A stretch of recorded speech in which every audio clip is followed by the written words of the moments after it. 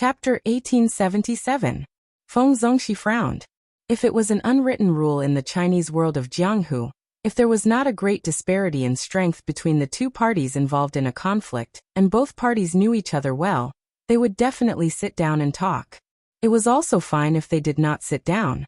Even if they still had to fight in the end, they would still stand and talk first.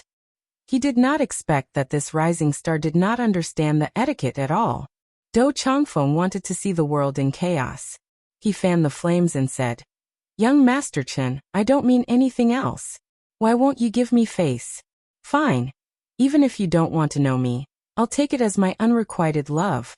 But my master, the leader of the Snow Hut sect, and Fairy Facian are all here.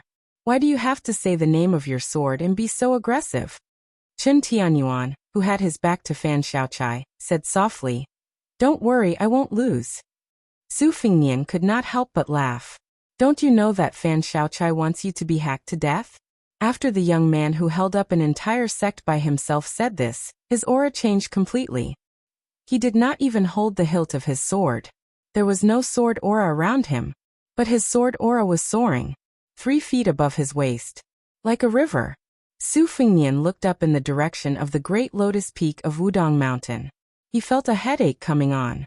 At this moment, Feng Zongxi's expression finally changed.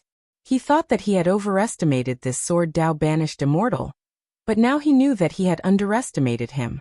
Even Lu Jiejuan of the Misty Peak, who was in her 50s but looked like she was 18, had to stand up and act as a mediator. She said in a hoarse voice, "Young Master Chen, it's fate that we met by chance. Why do you have to fight?" Chen Tianyuan said in a low voice, "I have the reason. The sword is at my waist." Lu Jiejuan smiled bitterly and said nothing. Young people really did not know the depth of the Jianghu.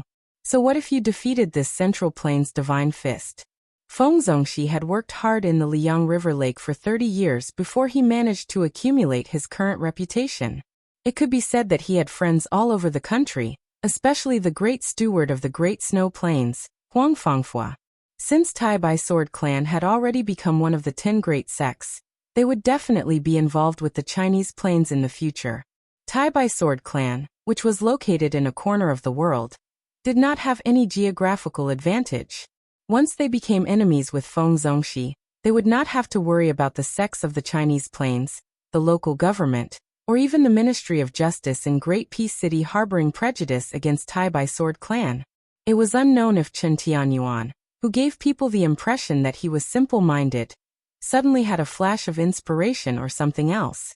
This time, he actually went straight to the heart of the people and said, "Since my Tai Bai sword sect is a sword sect, we should stand on the sword. Raise your sword and flatten the hills and ravines. Only aim straight for the center." Su Fingnian took a big gulp of wine and smiled. "Well said." Just as Feng Zongxi and Lu Jiejuan were hesitating, the solemn snow house spear Saint Li Chongho had already taken off his 2 large and small spear pouches and said indifferently, "The spear is called the Great Snow Cone." Su Fingnian suddenly said to Fan Xiaochai in a hurry, "I have to go first. Help me keep an eye on this guy. If you need to, then act. Of course, I'm not asking you to kill him, I'm asking you to help him. If you really can't do it, then tell me your identity." Su Fingnian had just stood up and was about to leave when a clear voice came from far above everyone's heads. Su Fingnian had a bitter expression and muttered, "It doesn't make sense. How can you see me from so far away?" Princess Sui Zhu Zhaofingya, who had already suddenly died of illness, just so happened to be on Mount Wudong, and the little mud man was also there. Even more coincidentally, these 2 princesses had been at loggerheads on the mountain in their early years. Su Fingnian could never have imagined that after entering Beiliang, Zhaofingya had steeled her heart to live in seclusion on Mount Wudong. Nor could he have imagined that the little mud man was even more determined to take care of the vegetable garden on the mountain. Su Fingnian didn't think that the 2 of them would empathize with each other, and would be thanking the gods if they didn't fight. Chen Tianyuan leaned to the side and raised his head. For the first time he grasped the firewood originally named Careless. He was a natural sword embryo that only appeared once in 100 years. That one was even more so. In Jianghu, when it encountered a great year that only appeared once in 1,000 years, it became unreasonable. Everyone looked up at the sky at the same time. A woman was flying through the air with a box on her back. She broke through the vast sea of clouds from Big Lotus Peak and flew over like an immortal descending to the mortal world. The old people always said that in Jianghu, one had to pay attention to style. With her style, she probably couldn't be any more impressive. A sword immortal of the land, flying 1,000 miles on her sword, traveling to Kunlun in the morning and arriving at the Eastern Sea in the evening. However, this female sword immortal's actions after landing in front of everyone's dumbfounded eyes were even more shocking. She didn't continue to ride her sword back into the box like an immortal. Instead, she held the great Liang Dragon Sparrow sword and pointed the tip of the sword at a guy who was forcing a smile. She said angrily, "Trying to run?" The guy sat back down on the bench and said confidently, "How is that possible? I was just thinking of bringing you a bottle of green ant wine." She widened her eyes. He stared back at her without showing any signs of fear. Her face was flushed red and she was fuming. They stared at each other. There was a large group of people beside them who were also staring with their eyes wide open. Finally, she glanced at the unopened bottle of green ant wine on the table and said with a straight face, "You can pay the bill yourself." Su Fingnian said with a cheeky smile, "I know that you like to bring money with you when you go out. Lend it to me first and I'll return it to you later." Seeing that she was about to raise her sword and slash him, Su Fingnian immediately lowered his head and took out a money bag. I clearly remember that I didn't bring any money." Chen Tianyuan saw this scene and felt that this person was really shameless. She snorted heavily and flew back on her sword. She came from the sky and left from the sky. He didn't forget to remind her loudly, "Slow down, the wind is strong." When her figure disappeared into the surging sea of clouds, everyone turned to look at that spineless guy. He slammed the table and said angrily, "What? Is it wrong for a man to love his wife?" Chapter 1878. Jiang Ni's trip back and forth on the sword undoubtedly gave Feng Zongxi and the others a way out. After witnessing the sword style of the young banished immortal, they no longer had the mood to exchange pointers. Feng Zongxi admitted that if they fought in pairs he would definitely lose to Chen Tianyuan, the rising star of Jianghu. If he joined forces with Lu Jiejuan, it would only become a joke. The two of them had lived for more than 90 years. How could they join forces to bully a young junior, who had not even reached 30 years of age? If they lost, they would lose their integrity. If they won, it would be dishonorable. It was not worth it. Even the Snow House spear sage Li Hongho, who had already announced the name of the Great Snow Cone, hesitated for a moment. After glancing at Su Fingnian, he put away the famous spear that was as famous as Wang Xiu's Cha Na and Chen Jibao's plum wine. This grandmaster, who was regarded as extremely powerful in Jianghu of the Central Plains, was originally known for his violent character. However, compared to Feng Zongxi and Lu Jiejuan, these two friends, who were more timid the older they got in Jianghu, Li Hongho had an inexplicable intuition. He was actually not afraid of Chen Tianyuan, who was unparalleled in Jianghu. On the contrary, he was more interested in the young master with the saber who had an average reputation. After entering the mysterious finger realm, one's heart would be connected. One would be able to predict the future. As for Li Hongho, he was a pure martial artist with a body of Vajra. His mysterious finger realm was solid and steady. He took one step at a time. He was the same as the Baoyang sword grandmaster Mi Fengjie, who was not well known in Jianghu. He was far better at predicting the enemy's moves than the Taoist immortals. Chen Tianyuan saw that the Snow House spear sage did not have the intention to fight to the death, so he sat back down. His mind was more focused on the woman who was riding the sword. He asked doubtfully, "When did Mount Wudong have a female sword immortal who lived in seclusion?" Of course, Su Fingnian wouldn't answer this question. There was no need for him to talk too much with a mere acquaintance. Admiring this young banished immortal was one thing, and dealing with him was another. Su Fingnian put away the money pouch, picked up a pot of green ant wine, and threw a look at Fan Xiaochai. The latter quietly took out a piece of silver and placed it on the table, ready to follow Su Fingnian up the mountain. The two of them walked towards the two mounts together. Because they were the superior Baoyang warhorses from the Qianli ranch, they did not need to be tied up, nor would they get lost, let alone be ridden by strangers. Qin Tianyuan hesitated for a moment. Just as he was about to say that they should go together, Fan Xiaochai turned his head and shot him a cold glance. The young swordsman, who was confident that he could take on 3 legendary Jianghu figures alone, immediately felt a little discouraged. He sat where he was and drank a mouthful of calming spirit soup, but it was tasteless. Suddenly, someone riding a donkey leisurely came along the post road. Compared to the majestic and dense sound of horse hooves, the sound of the donkey's hooves was somewhat soft and comical. Su Fengnian was stunned for a moment. He looked at the middle-aged man riding the donkey with a complicated expression. Fan Xiaochai did not know the middle-aged man, but she guessed the identity of the swordsman from the clues on the young lord's face. He rode a donkey, had a sword at his waist, and was able to make Su Fengnian stop and wait. The only swordsman in the world. Unexpectedly, when Chen Tianyuan saw the middle-aged swordsman, his expressionless face blossomed into a look of pleasant surprise. He suddenly stood up and strode forward, before Su Fengnian and Fan Xiaochai. He was extremely excited and said in a trembling voice, "Greetings, master." The middle-aged man jumped off the donkey and said helplessly, "How many times have I told you, I am not your master, and I only have one disciple?" Chen Tianyuan smiled brightly and said, "Whether or not you recognize me as your disciple is your business. Whether or not I recognize you as my master is my business, Chen Tianyuan." The middle-aged man said in a bad mood, "Fortunately, your swordsmanship can be considered a small success. Otherwise, with your stubborn temperament, you would have been beaten until your parents can't recognize you." He led the donkey to Su Fengnian, sized him up, and asked curiously, "Isn't it just a Hong Jingyan? Why is he so miserable?" Su Fengnian said softly, "It's already lucky that he didn't die from Bodhisattva Tuoba's all-out punch. Later on, Qin Jibao found me at Huayang Pass and we had a fight, which slightly delayed my cultivation of qi." The middle-aged man suddenly understood and said, "Oh." This time, it was the arrogant Chen Tianyuan's turn to be stunned.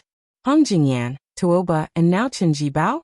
Su Fengnian thought for a while, and decided not to climb the mountain. He led the middle-aged man back to the tea stall and glanced at the sword at his waist. He asked with a smile, "The first time was outside Wuwu City in the East Sea, the second time was in Dunhuang City in Beimang, and the last time was in Taiyan City. I've seen you 3 times, but I've never seen you with a sword. What happened this time?" Dong Tai said seriously, "It's autumn, where can I get peach blossoms? Don't tell me there are still peach blossoms blooming in Beiliang?" Su Fengnian sighed. Whether it was the peach blossom sword deity or the banished deity Chen Tianyuan, why did these swordsmen always like to tell such unfunny jokes?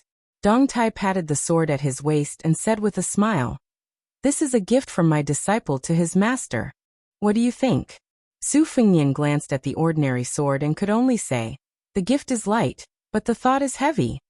Dong Tai shook his head and said, "It's 20 taels of silver.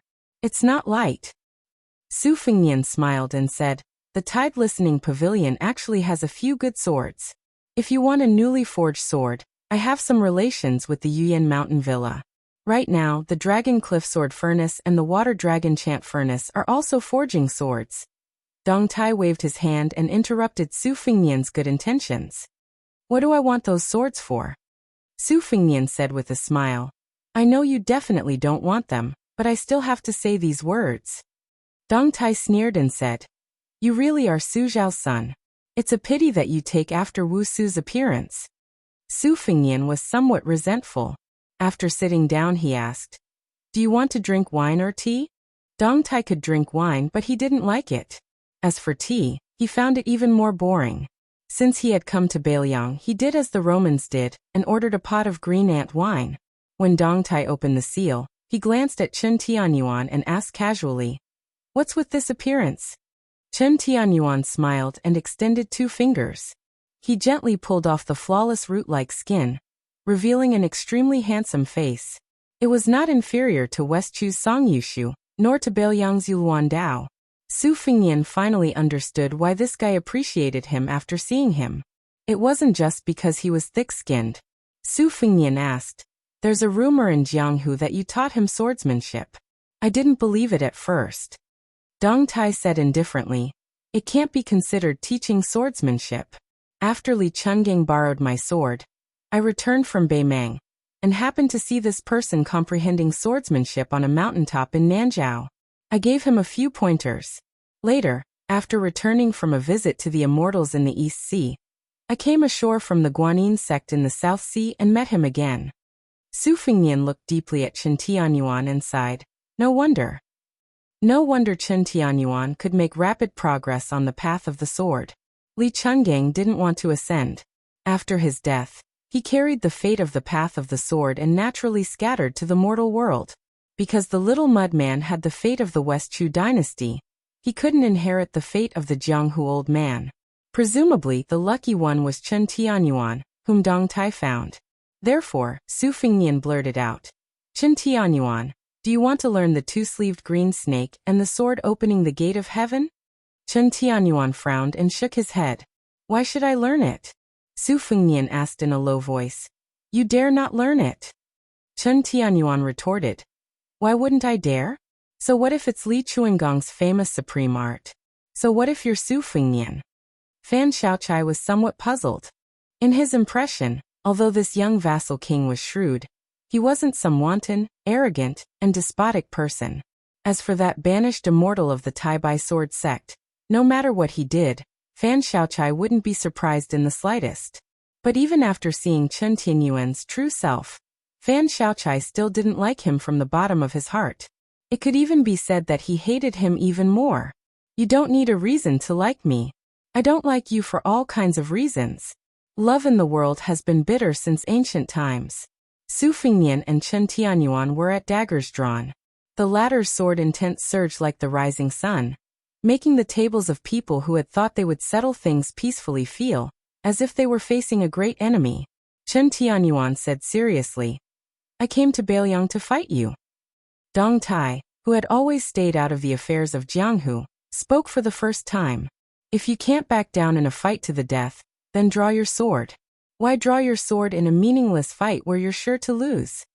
Chen Tianyuan gripped the hilt of his sword, his expression cold. He was the one who forced my hand first. Su Fengnian exhaled softly and said mockingly, If you don't want to learn, then don't. I reckon someone like you won't be able to learn the old man's two-sleeved green snake even if you wanted to. Chen Tianyuan sneered. There's no sword move in the world that I, Chen Tianyuan, can't learn. Su Fengnian turned to Fan Xiaochai. Don't you think this guy has a face that deserves a beating? Fan Xiaochai nodded. But she added with great disrespect. Just like a certain someone. Chapter 1879. Chen Tianyuan felt gratified. Women were indeed more loyal to him. Su Fengnian ignored Fan Xiaochai's defiant words and glanced at Chen Tianyuan. You're so ugly. You're far worse than Li Chungang. Chen Tianyuan sneered. You're the same. Su Fengnian took a sip of wine and said proudly, Who's the same as you? Do you have a legitimate wife, Chen Tianyuan? Chen Tianyuan looked at Fan Xiaochai, who was so close but seemed so far away. He looked at the young vassal king and felt a little depressed. For the first time in his life, he wanted to drink to drown his sorrows. Dong Tai poured some green ant wine into his palm and turned around. The old donkey immediately came over and licked the wine. Su Fengnian asked, Why are you in Beiliang? Su Fengnian did not think that a Wudong martial art discussion would be able to make this peach blossom sword deity, who was detached from worldly affairs, rush over after hearing the news. Dong Tai said calmly, I don't care how Liang and Beimang fight. I don't even care how Liang Mang fights to the death. Su Fengnian waited for a long time, but Dong Tai did not give an answer. Dong Tai finally realized that the young vassal king was waiting for him to speak. He clicked his tongue and said, This green ant wine is really strong. Let me take a break. Then Su Fengnian and Dong Tai raised their heads at the same time, but they raised their heads in opposite directions. In the direction of escape Summertown were Chai Qingshan of the Dongyue Sword Pool and Qi Xianxia of the Dragon Tiger Mountain. At that time, the two grandmasters had secretly gone up the mountain together and temporarily stayed in the newly opened Qingshan Taoist Temple of Wudong. They were not as eye-catching as many Jianghu bigwigs. On the east side of the road, there was a carriage. The old coachman carried a long sword on his back instead of a sword at his waist. Cai Qingshan and Qi Xianxia came together and were quickly recognized by Feng Zongxi and Lu Jiejuan. Especially Feng Zongxi, who had visited the Dongyue sword pool many times, and was familiar with the previous sect master, Song Nianqing. However, when facing Song Nianqing, Feng Zongxi, who was only 40 years old, naturally regarded himself as a junior. After Cai Qingshan entered the Dongyue sword pool from the Spring Snow Building's head guest elder, Feng Zongxi was one of the first guests. He had to address Cai Qingshan as Mr., and was extremely respectful towards this former #1 expert in the southeast of Liang. Lu Jiejuan recognized Cai Qingshan because of the deep relationship between the Misty Peak and the Ministry of Justice. When Chao Chongqing attacked Great Peace City, Lu Jiejuan should have fought side by side with Cai Qingshan. It was only because of his closed-door training that he missed the soul-stirring event. However, Lu Jiejuan had been spreading the word in the Jianghu that the Dongyue sword pool was superior to the Wu family's sword tomb in terms of both its heritage and the way of the sword. Therefore, when Cai Qingshan appeared, Feng Zongxi and Lu Jiejuan quickly stood up with respectful expressions. Dou Chongfeng and the other disciples of the Misty Peak did not dare to sit down, just like the officials of the local government meeting the Purple Emperor. Cai Qingshan was not the kind of martial arts master who kept people at arm's length. In the face of Feng and Lu's eagerness, he greeted them politely and introduced Qi Xianxia, who was his friend despite their age difference. Qi Xianxia's expression was warm and genial. He was originally waiting at the foot of the mountain for Mr. White Lotus, who was also from the Dragon and Tiger sect. He only came here with Cai Qingshan after sensing the dense sword aura. At this moment, the 4 grandmasters of the martial arts evaluation included Su Fengnian and Dong Tai. The 4 grandmasters of the new martial arts evaluation also included Chen Tianyuan and Qi Xianxia. At the same time, the masters of the Dongyue sword pool and the Wu family's sword tomb had also arrived. Cai Qingshan Wu Jian. The carriage stopped at the side of the road, and Wu Jian got off slowly. Dong Tai, who had his back to the old man, snorted. He was the peach blossom sword god who appeared out of nowhere, but he did not like the sword tomb at all. In the 100 years of Jianghu, only 3 people were able to walk out of the Wu family's sword tomb. The first was Li Chenggang, who swaggered away with the wooden bull. Then the previous generation's sword crown, Wu Su, broke off all ties with the Wu family. Finally, Dong Tai left with an invincible aura. The old man sat on the bench next to Su Fengnian and said with a smile, "Little Tai Yi, how many years has it been since we last met?" Dong Tai lowered his head and drank with a straight face. He was unwilling to talk. Su Fengnian looked at this elder from his mother's family. He wanted to say something but hesitated. He felt strange. The old man stretched out his withered hand and patted the back of Su Fengnian's hand. Then he smiled amiably at Dong Tai and said, "We were born in different ancestral halls. Indeed, the Wu family has wronged you first. When you left home, you said that you would never share the same grave. Do you really want to do that?" Dong Tai sneered and said, "What, does the Wu family sword tomb need an outsider with the surname Deng to hold up its face?" The old man chuckled and said, "If you are willing to acknowledge your ancestors, that is also possible." Dong Tai was on the verge of swearing. Fortunately, he swallowed it back down and took a big gulp of wine. The old man's eyes seemed to be in a trance. At the peak of the Wu family's sword mountain, there were once 4 swords: Wooden Bull, Tai Yi, Great Liang Dragon Sparrow, and Heart. The old man took the wine bowl that Su Fengnian handed over. He lowered his head and took a sip. Then he looked at Wudong Mountain and said, "Wooden Bull was taken away by Li Chenggang. It is broken. Fortunately, the Great Liang Dragon Sparrow that little Su took away is still intact and has an heir. The Su of Gojoseon sword was originally my sword. Later on, I borrowed the hands of Lu Ding to give it to that child, Cui Hua. Only the ancient sword Heart did not recognize an owner. Until today, it is still stuck at the peak of the sword mountain." Not only did Su Fengnian, Dong Tai, and Cai Qingshan, the sword Dao grandmaster, even Lu Jiejuan and Feng Zongxi heard the sound of a sword in the distance. It was obvious that there was definitely a peerless sword hidden in a box nearby. Moreover, it was trembling nonstop. Dong Tai's expression was cold and indifferent. The old man sighed and did not continue to persuade Dong Tai. Dong Tai put down the wine pot and said, Wuxia saved my life at the Sword Mountain. I have already repaid the debt by saving Su Fengnian's life at the Eastern Sea's martial emperor city. Wuxia imparted the Wu clan's sword arts to me. I have also given the 12 flying swords to Su Fengnian. We are even. The old man seemed to be a little tired. Whatever you say. I just feel sorry for the Taya sword. Isn't it also an abandoned child? Dong Tai finally raised his head and looked at the old man for the first time. When he was still a child, he lived alone on the Sword Mountain that was as silent as hell. Only when he was hungry would he go down the mountain to look for food. Otherwise, he would stay in the 10,000 sword forest and let the dense sword chi invade his body.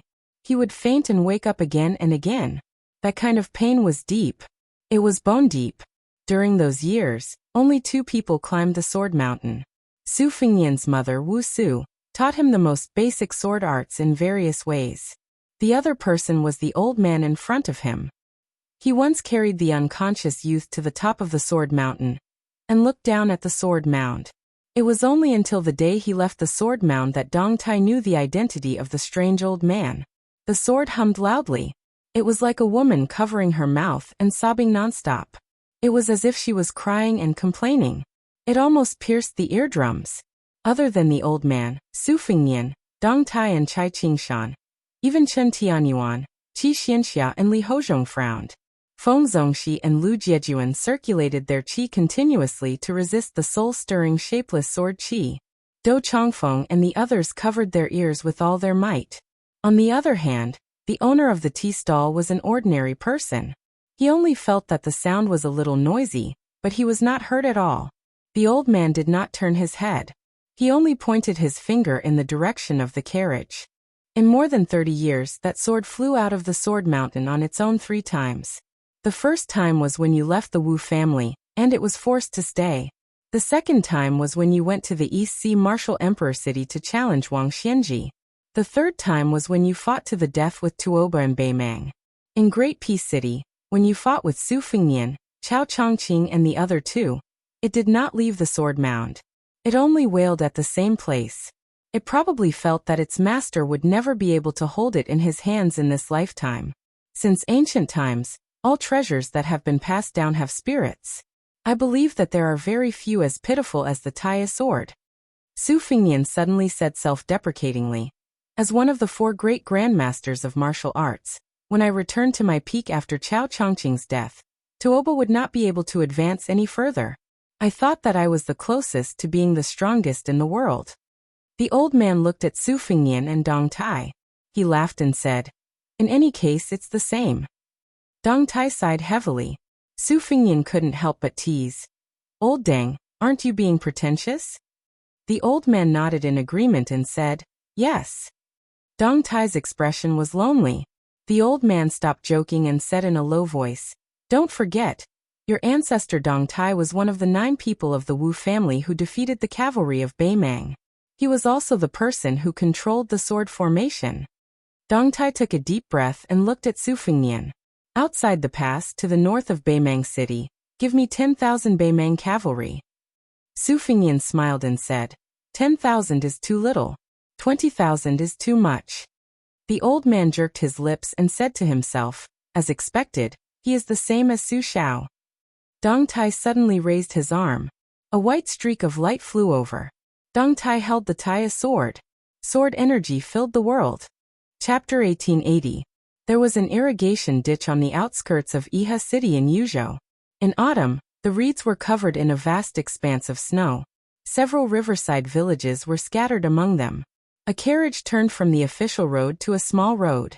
The coachman was a young man in strange clothes with a dull expression.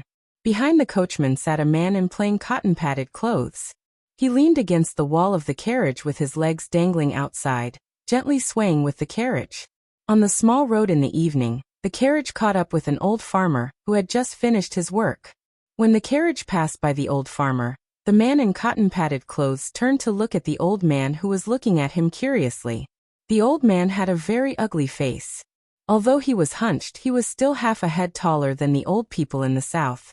His footsteps were also quite vigorous. It was obvious that the old man must have been a good fighter when he was young.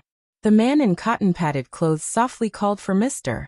The coachman pulled the reins and the carriage slowly stopped.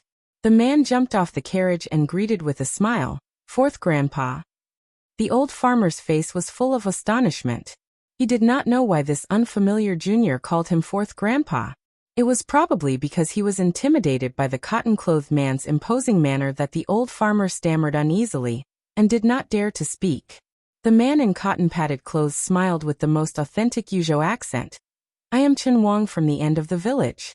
Fourth Grandpa, don't you recognize me?" The old farmer widened his eyes and looked at the young man who claimed to live at the end of the village. Then he suddenly realized and a smile bloomed on his wrinkled face. "Little Wang." Chen Wang grinned and said, "Yes." The old man sighed and then wondered, "Why did you come back?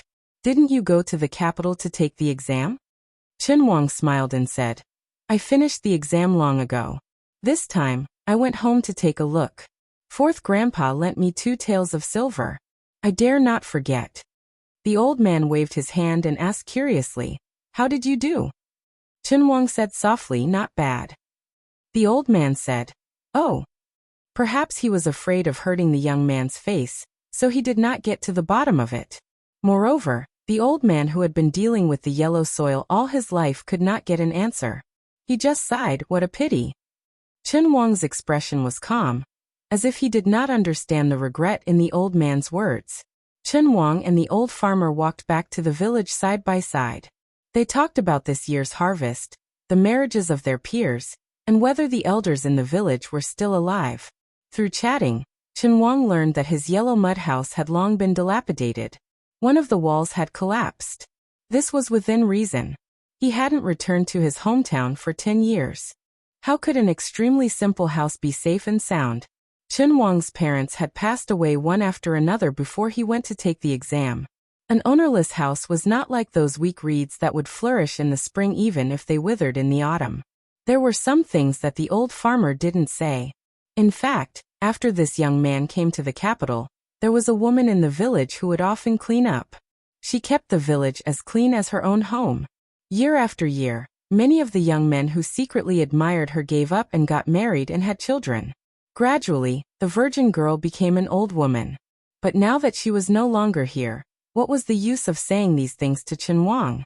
Moreover, Chen Wang had stayed in the capital for so many years. Perhaps he didn't remember her? Otherwise, if he really cared, why didn't he send a letter back even if he couldn't return home for so many years? When they were close to the entrance of the village, the old man raised his head to look at the village with smoke rising in spirals. He couldn't help but sigh.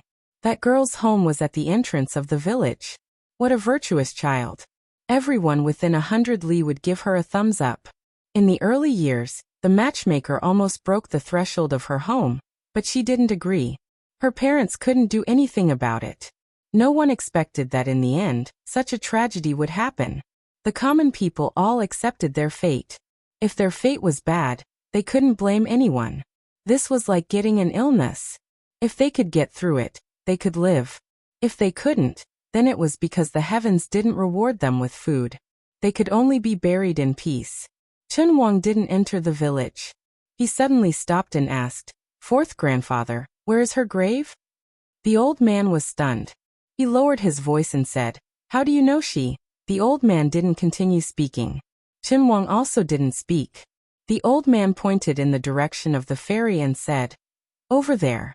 The grave mound is small, but easy to find." Chen Wang took out a heavy money pouch and a letter. "Fourth Grandfather, please help me pay off the village's debt. Give it to Li Zheng or the teacher from the nearby private school. It's written clearly on there." The old man hesitated but didn't refuse in the end. He carefully took the letter and money pouch and asked, "Are you not going back to the village to take a look?" Chen Wang shook his head and said, "I won't go. After visiting my parents' graves, I need to immediately return to Jing." The old man sighed emotionally. "You're in too much of a rush." Chen Wang smiled. The old man had just walked a few steps when he suddenly turned back and asked, "Little Wang, you're really a high-ranking official in Jing?" Chen Wang didn't seem to know how to answer. A high-ranking official in Great Peace City? High-ranking official Huangzi? In the center of power, a ruler of a dynasty? So he could only smile and say, "It's not that big." The old man said with relief, "Then it's very good. Fourth grandfather knew a long time ago that you wouldn't be bad." Chen Wang's smile was light. The old man didn't forget to glance at the young person standing next to Chen Wang. When he turned and left, he was full of suspicion. That person's clothing was very strange. Chen Wang and the young eunuch, of the same age as the country, slowly walked forward. His parents' graves were not far from the village. Chen Wang raised his hand and brushed the reeds. When he had studied hard, he didn't even dare to think about becoming a grand scholar or getting a place in the imperial exam. His parents didn't have such hopes. They only felt that their son being able to read and write was a good thing to bring glory to their family. Baoyang was very cold. It was very good if each family could produce a scholar. It was very different from the Central Plains, especially the rich Jiangnan. That place was very particular about passing down the family through farming and studying. In Baoyang, it was common for young people to join the army, but it was rare to find someone with a book in their hands. When he had just entered the capital to participate in the imperial examination, Baoyang was the only one that had not set up an examination hall in Great Peace City. He was unfamiliar with the place and did not have the care of the seniors from his hometown in the imperial examination. He could only stay in a small temple. Baoyang's accent caused him to run into resistance everywhere. The same ancient book was sold to him at a much higher price. Even after he had participated in the court examination, he still did not have any friendships in his generation. Baoyang was the only one. Jean Lanting's meteoric rise in Great Peace City, and Yan Jiexi's rise to become a relative of the imperial family, were due to personal grievances, and did not change this. Even though Yao Baifeng was the left chancellor of the imperial college, he did not have the ability to change this. And he, Chen Wang, the Chen Xiaobao in the eyes of all the civil and military officials, was the left scattered cavalry of the province, and the future grand secretary that the emperor relied on the most. He had the heart and the power, but he could not do it. Chen Wang walked slowly. On his two sides were reeds that were taller than a person's head. The large and soft reed flowers were blown up by the autumn wind and landed somewhere unknown. Chen Wang arrived at the grave mound and pulled out the messy weeds. Then he straightened his clothes and knelt down to kowtow 3 times. The son wanted to take care of his parents, but the parents did not wait.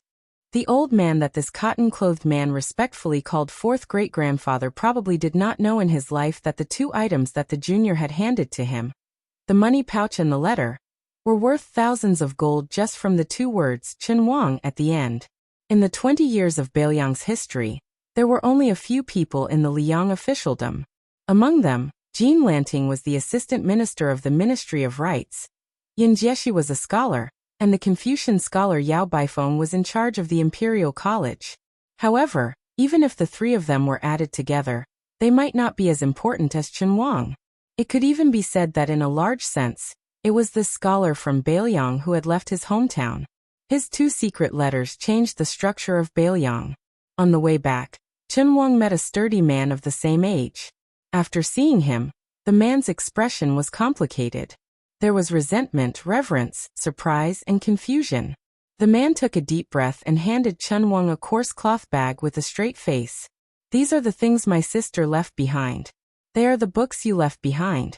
I'm returning them to you." Chen Wang took the cloth bag and was lost in thought. The man turned around and strode away. He stopped and said with a hoarse voice, "Wang, although my sister, don't think that she died in a dubious way.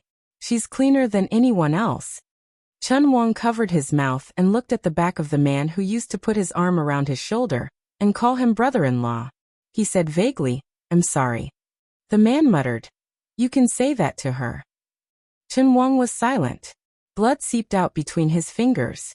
He did not move for a long time. Chen Wang carried the cloth bag to the ferry and found the small grave. The eunuch was nowhere to be found.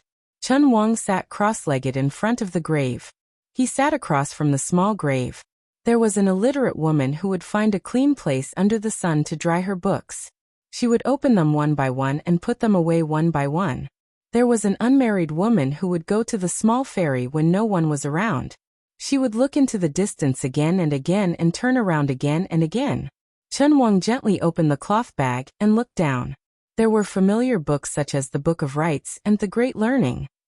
There were also older books such as 3,000 books of elementary learning.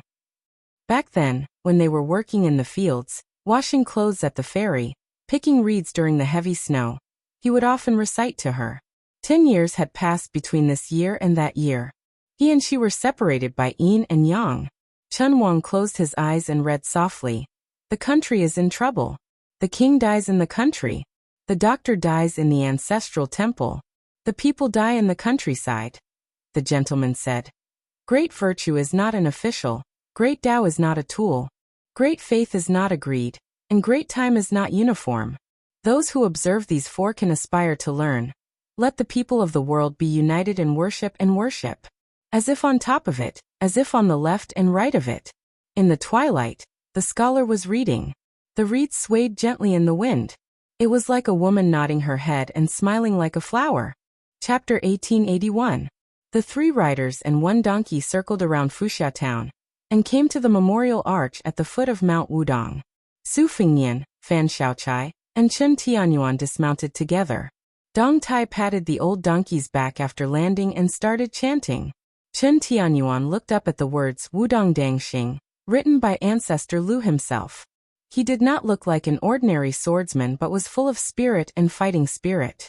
Su Fengnian suddenly turned to Fan Xiaochai and said, Go to the southeast of Liang. If you can find that guy in 2 years, help me pass a message to him.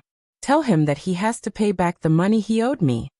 Fan Xiaochai frowned and said, According to the spies of Fu Shui room, the villages and towns there are scattered all over the place. It's not easy to find him with the scattered clues from before. Su Fengnian nodded and said, Finding a needle in a haystack depends on fate. Just think of it as doing your best. I don't expect you to find that guy. Fan Xiaochai asked with a straight face, Can you change the spy? I'm good at killing and only killing. There are many people in Fu Shui room who are more suitable for finding people. Su Fengnian smiled and said, No. There was a hint of anger in Fan Xiaochai's eyes. It swayed like water plants in her limpid eyes. She was angry but did not dare to say anything. Su Fengnian teased, Maybe in less than 2 years you'll hear the news of my death. Won't that save you a lot of trouble? Fan Xiaochai said stiffly, The happiest thing in the world is cutting off the head of one's enemy with one's own hands. Su Fengnian sighed and said helplessly, You only dare to show your true feelings in front of me. If Wuxia was here, would you have the courage? Fan Xiaochai smiled sweetly and asked, Is Chu Lushan here? Su Fengnian said unhappily, That's why I said that evil people can only be dealt with by evil people. Fan Xiaochai took a deep look at the young lord and mounted his horse again. After a moment of hesitation, he reached for the hilt of the saber at his waist. This pawn of crossing the river? Su Fengnian smiled and said, It's just a temporary loan. You still have to return it. Fan Xiaochai sped away on his horse. Chen Tianyuan had been immersed in the magnificent sword intent of ancestor Lu's 4 words. He was awakened by the sound of horse hooves gradually fading away. He asked doubtfully, Why did she leave? Su Fengnian said indifferently, I sent her to the Central Plains to do something. Oh, Chen Tianyuan replied. He waited until the woman and her horse had completely disappeared from his sight, before he mounted his horse, and looked in the direction of her disappearing figure. His heroic spirit overflowed as he laughed heartily. May the world know of my sword. There are only 3. Qingshan, Qingshui, and Fan Xiaochai. Su Fengnian sneered. If you have the ability, say that to her yourself. After Chen Tianyuan mounted the horse, he slightly straightened the famed sword at his waist. Why should I say such annoying words? Su Fengnian said, But you're half-master and I don't like to hear them either. After Chen Tianyuan covered his face with the raw skin, he spat out, What does it have to do with me? And galloped away. Dong Tai smiled. I'm fine with it. Su Fengnian rolled his eyes. I really can't stand this young banished immortal's temper. Dong Tai sighed with emotion for no reason. Perhaps when Li Chenggang first came out, he was also this annoying. As far as I know, the heroines and fairies of Jianghu just happened to fall for this. Su Fengnian grimaced and said resentfully, That can't be right. Dong Tai dismissed it with a laugh. Su Fengnian sighed heavily and muttered, Right now, I'm a little depressed. Dong Tai asked, "Are you waiting for someone?" Su Fengnian sighed and said, "Although Song Nianqing once tried to kill me with the 14 new swords, it didn't stop me from having a good impression of the Donghua sword pool.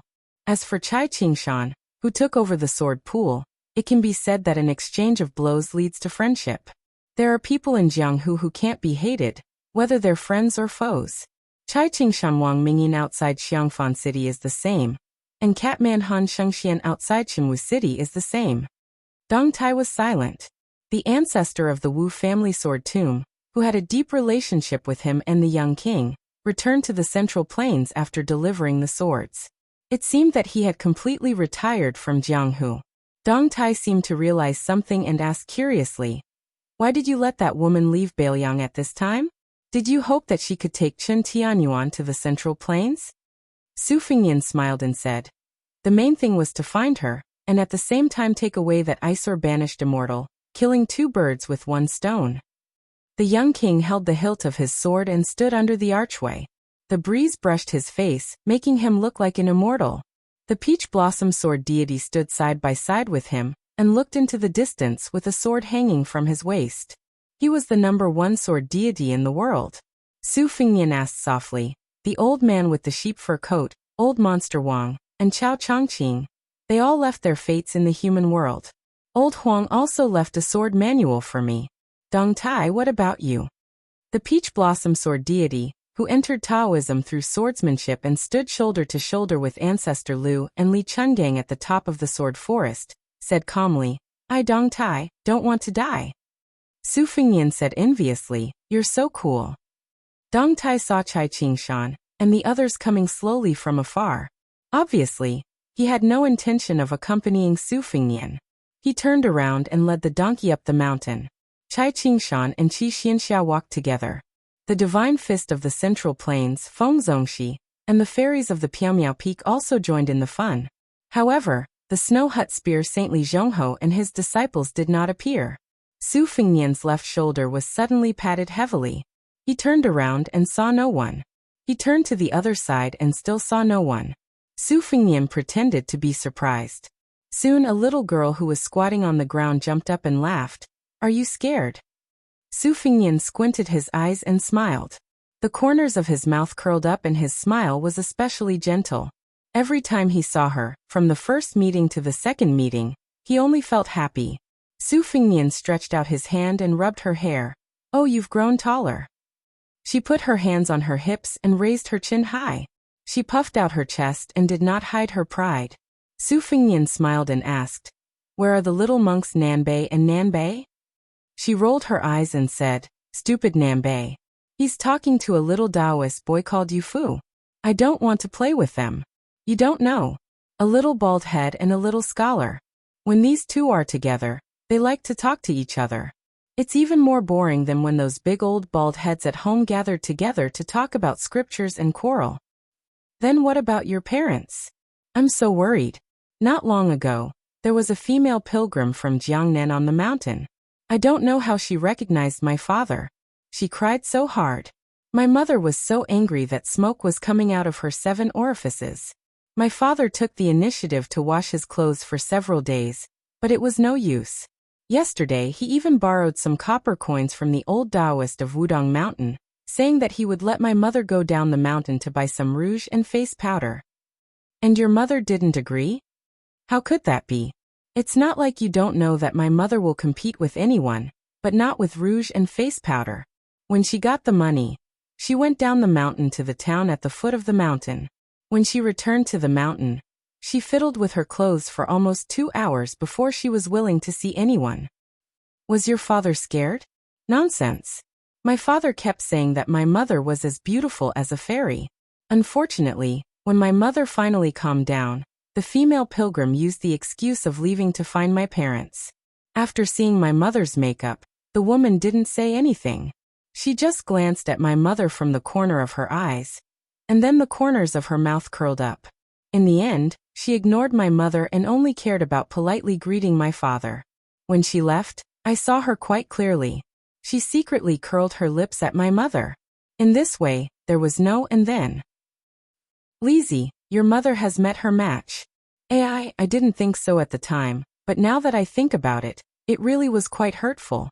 Actually, it's my fault. When my mother was fiercely applying rouge and face powder, I didn't pay much attention. Otherwise, my mother would definitely look better. It's fine. As long as your father thinks your mother looks good, it's fine. That's true, but he has a disciple called Nanbei. At that time, my father really had no other choice, so he asked, Nanbei, do you also think that your master's wife is the most beautiful woman in the world? Guess what? Nanbei replied. Master, you said that monks don't lie. After that, my mother pulled my father's ear, and my father pulled Nanbei's ear. These three are really too much. They're like children who can't grow up. It makes me very worried. Su Fingnian, why don't you take me to Mount Qingliang to play? Liangzhou City's meat buns are delicious, but they're a bit expensive. Su Fingnian didn't know whether to laugh or cry as he looked at the girl with her head tilted. He didn't want to disappoint her, so he bent his finger and lightly tapped her forehead. You can go to Mount Qingliang to play, but you have to get your parents' permission. She nodded her head like a chick pecking at rice. Then, she tugged on Su Fingnian's sleeve and said in a low voice, when you get to the mountain, see my father. Remember, if you see my father turn around and go back to his room, immediately run away. Su Fingnian was confused. The girl said embarrassedly, these past few years, my father has liked to sharpen his knife when he has nothing to do. Su Fingnian was speechless. Chapter 1882. At this time, Chai Qingshan and his party were approaching the archway. Chai Qingshan was standing under the steps. The old man nodded to greet him. Feng Zongxi and Lu Jiejuan, the two famous Jianghu bigwigs, were actually rising stars compared to Chai Qingshan, a martial arts grandmaster who was truly famous in the imperial court. At this time, the two of them respectfully cupped their fists and saluted to the young lord, loudly announcing their names. Su Fingnian stretched out his hand and said with a chuckle, this king is only a pilgrim of Wudong Mountain today. You don't have to be so polite. The Li Thing secretly made a face. Su Fingnian smiled. She coughed lightly and winked at him. Su Fingnian held back his laughter and said seriously, let me introduce you. This is Miss Li. She is the most chivalrous and righteous. She is also good at martial arts. People call her. Su Fingnian paused for a moment, and quickly turned his head to look at her and winked at her. Back then, when they were roaming Jianghu together, one of their favorite things was to give themselves nicknames. At that time, except for Huang, the other three fledgling Jianghu birds were all short-sighted. The only nicknames they could come up with were probably Feng Zongxi's, Divine Fist of the Central Plains. They could come up with anything to scare people, and the bolder it sounded, the better. That year Miss Li Zi, who ran away from home, gave herself no less than 20 nicknames. She even lectured Su Fingnian, and the guy with the wooden sword. We Wulin heroes can only give wrong names, but not wrong nicknames. Therefore, people in Jianghu must be very careful when dealing with nicknames. After Su Fingnian read her lips clearly, he continued without leaving a trace. Jianghu people call you Fairy Tongxian. It's only because Miss Li is proficient in all of the sabers, swords, spears, and staffs that you're proficient in, that you're able to form your own sect. The girl didn't care about the posture of a heroine and hurriedly reminded, my Qinggong, don't forget to tell me about it. Su Fingnian could only obediently fill in the gaps and said, Fairy Li's Qinggong is also very good. It can be said that you are unparalleled in Jianghu. Feng Zongxi and Lu Jiejuan, who were experienced in Jianghu, had sharp eyes. Although they didn't know what the young king was singing, they still did a full set of Jianghu etiquette with the girl. After a full set of etiquette, she, who was addicted to being a heroine, was so happy that she couldn't close her mouth. Suddenly she whispered, Su Fingnian, do you still remember our agreement? Su Fingnian smiled and nodded. Living if you can lie, never stand. Jianghu if you can fly you. She patted Su Fingnian's shoulder rudely. This king will go first, this king will Jianghu. To everyone. To go. To go Jianghu head. Then he crouched down and carried her on his back. His figure flew up like a rainbow. The two of them arrived at the top of Big Lotus Peak. Su Fingnian still carried the heroine on his back, just like when she was tired and wanted him to carry her. She leaned on his back and whispered, Su Fingnian, you have always treated me as a sister, right? Su Fingnian nodded. She suddenly smiled. It's okay. Su Fengnian turned his head slightly and said with a bitter face, You hurt my feelings. She bumped her forehead against his. Su Fengnian turned his head again, full of smiles. She hugged his neck and carefully asked, Su Fengnian, if I take stupid Nanbei and leave Bailiang, will you be angry? Su Fengnian shook his head. Of course not. You are a heroine who roams Jianghu. Nanbei is a monk who chants Buddhist scriptures. Why should you get involved? She sniffled.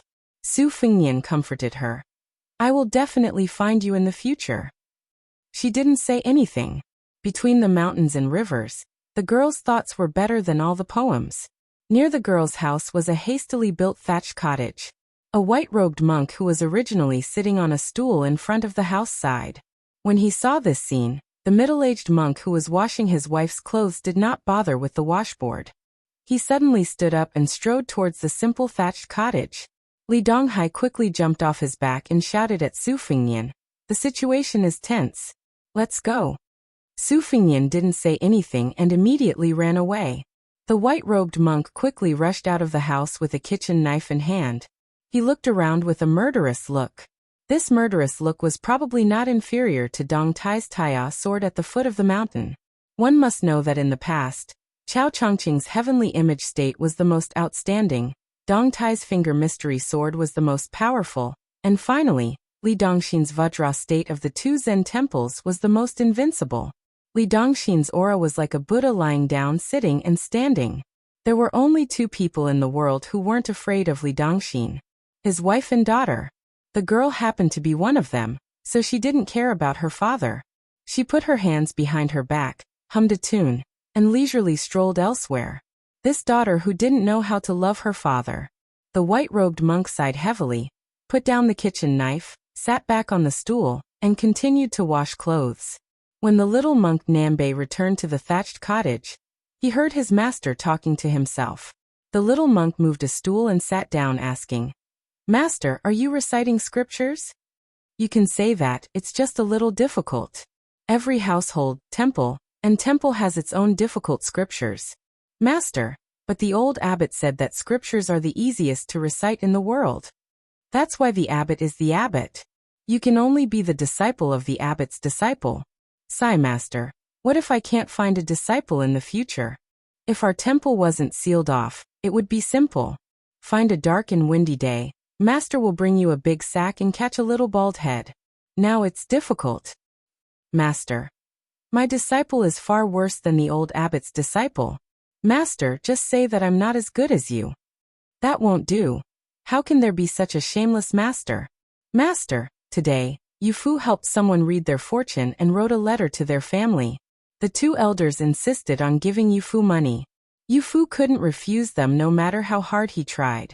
Yufu knew that us master and disciple need to spend money frequently. So he gave the money to disciple. Disciple will return the money to him now. Nanbei, Master is actually very proud to have a disciple like you. Master, I'll definitely give this money to Master's wife. Oh right, where is Master's wife? Your Master's wife sleeping. Everyone loves to sleep, but there are very few people who understand the samadhi. Otherwise, why would the ancients say sleeping together is the most virtuous? Your Master's wife is even better than Master.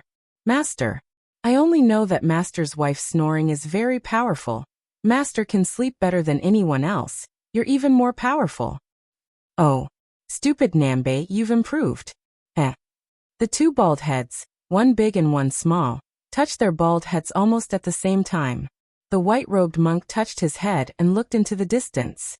He said softly, The black hair on your Master's wife's head is the temple in Master's heart. The wrinkles at the corner of her eyes are the scriptures that Master never gets tired of looking at.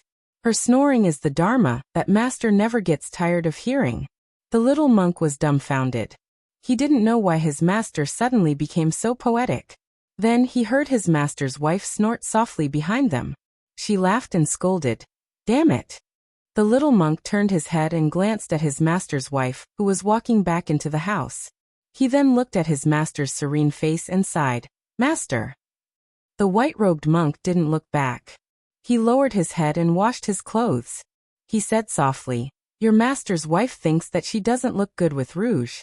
She just wants to hear master say that she looks good. But she doesn't know that in master's eyes, she's always so beautiful. The little monk stammered, Master's wife has already gone far. The white-robed monk murmured, Is peace and quiet far away? Not far. Is the city far away? Not far. Is life and death far away? Not far. Then master's wife and master will naturally be very close. The little monk was confused. He said with heartfelt admiration, Master, you really have the root of wisdom. The white-robed monk tipped a chestnut on his stupid disciple's bald head.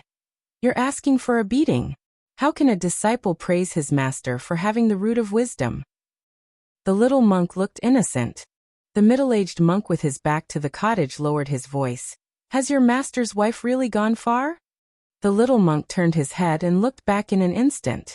Obviously, he was already very familiar with this action. He nodded and said in a deep voice, Master's wife has closed the door. The middle-aged monk said, Oh. The little monk sighed and moved the bucket and washboard. The white-robed monk smiled and praised, Disciple, you also have the root of wisdom. The little monk didn't say anything. The white-robed monk folded his hands on his knees and leaned back a little. He looked up at the sky. This poor monk has comprehended all the scriptures and dharma in the world. This poor monk has seen all the beautiful scenes in the world. Only that face that is often covered with thick rouge can never be enough. The white-robed monk smiled and touched his head. You've become a Buddha. Chapter 1883.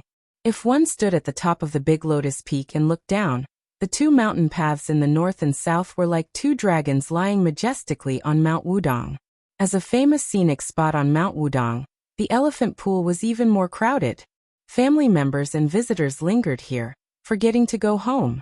There was a Jianghu man with a loud voice standing on the bluestone beside the pool, talking loudly about the various wonders and anecdotes of the elephant pool. He said that the Wudong senior sword maniac Wang Xiaoping had once secluded himself to comprehend the sword here, which led to the soul-stirring battle with Wang Xianji of the martial emperor city. He also said that the current Prince Liang had practiced his blade here for many years. Before he left the mountain, he was able to force the waterfall to reverse its flow with one strike, which was so powerful that it could reach as far as 10 miles away. The young men and women who listened were all swayed. They were still inexperienced but still looked forward to the young heroes of Jianghu. Everyone was overwhelmed with emotion, as if they had personally witnessed the peerless demeanor of the young martial arts master. There was a pavilion near the elephant pool. Between the elephant pool and the pavilion, there were many stalls selling incense and candles, fortune-telling for people, and all kinds of clever items. There were even hawkers who cooked on the spot, selling Wudong sesame seed cakes, Taoist stir-fried vegetables, calming soup and so on. A young man with a bucket on his shoulder stood dumbfounded outside the dense crowd. If he wanted to carry 2 buckets of water, wouldn't he have to fight his way out? He could only follow a deep bluestone path back to the cottage where the mistress was temporarily missing. He put down his shoulder and bucket, took a gourd ladle and bent down to scoop up a ladle of water from the bottom of the water tank. He slowly walked to the vegetable garden and leisurely watered it. After autumn, the greenery of the vegetable garden was not as rich as in spring and summer. It looked a little lonely. He finally squatted at the edge of the vegetable garden with the gourd ladle and wandered thousands of miles. The peach blossom sword deity stood up and walked toward the hut after sensing a familiar aura. He saw Dong Tai, who was leading the donkey, standing outside the short bamboo fence. The peach blossom sword deity didn't push the donkey away until he saw its owner. He fastened the reins and sat down on the small bamboo chair the young man brought over, his buttocks cold. Because Su Fengnian was carrying Li Ti on his back, he was able to reach the summit earlier than Dong Tai. Have you been to LV Zuding? He asked with a smile. Dong Tai nodded. If it wasn't for that tablet, I wouldn't have recognized it. Su Fengnian asked again, how's the calligraphy? Dong Tai said indifferently, boring. Su Fengnian said with a clear conscience, when I left the mountain, I wasn't even in the first rank. It's normal for me to be lacking in spirit. It turned out that the simple LV Zuding was built 700 years ago. According to the records of the county, before the young LV Zuding made Mount Wudong a place of cultivation, He climbed the mountain alone with a sword. When he was halfway up the mountain, he looked into the distance. An old man holding a walking stick appeared and asked Lvzuding, who was not famous at the time, about the way of immortality. Lvzuding gave him a prophecy and helped him to attain immortality. In the end, there was a poem that spread widely. It was said that it was written by Lvzuding. Walking alone, sitting alone, I don't know the world. Only the old locust spirit knows that the immortals have passed. The poem was carved on an ancient tablet by the Wudong Taoists, but the writing was eroded by time. Before Su Fengnian went down the mountain to practice his saber, a young martial granduncle riding a bull was pushed out by his senior brother. He asked Su Fengnian for the tablet inscription that was changed to cursive. Dong Tai looked around, happy and content. Su Fengnian joked, "There are so many martial arts masters on Mount Wudong now. Just in Nanjiang, there's the master saber master Mao Shulang, Cheng Baishuang, who's trying to become the scholarly sage, Ji Luan and Wei Miao and Xue Songguan and Xuan Zhao." Dong Tai's words were shocking. "When I was climbing the mountain just now, I saw Gu Jiantang, and then I saw Xianyuan Qingfeng and the Lvzuding." Su Fengnian frowned. "It's not strange that I didn't notice Gu Jiantang climbing the mountain, but Xianyuan Qingfeng was close at hand." Dong Tai hit the nail on the head. During the battle outside Great Peace City, Chao Chongqing seemed to favor this woman who blocked the way. Xianyuan Qingfeng benefited greatly from this, and now he's only a step away. Su Fengnian sighed. "So that's how it is. The opportunities of this woman in charge of the Great Snow Plains can't be explained with common sense." Lu Songtao, Zhao Huangchao, Wang Xianji, and Chao Chongqing, they either taught her everything or enlightened her. In the end, she became one of the few masters in the world. Dong Tai said with a bit of sarcasm, "You missed out on the most important person, didn't you?" Su Fengnian's face was immediately filled with embarrassment. Dong Tai suddenly asked, "Do you need me to help you block Gu Jiantang, whose intentions are unclear?" Su Fengnian only felt confused. He didn't know why this aloof peach blossom sword god would suddenly be so kind.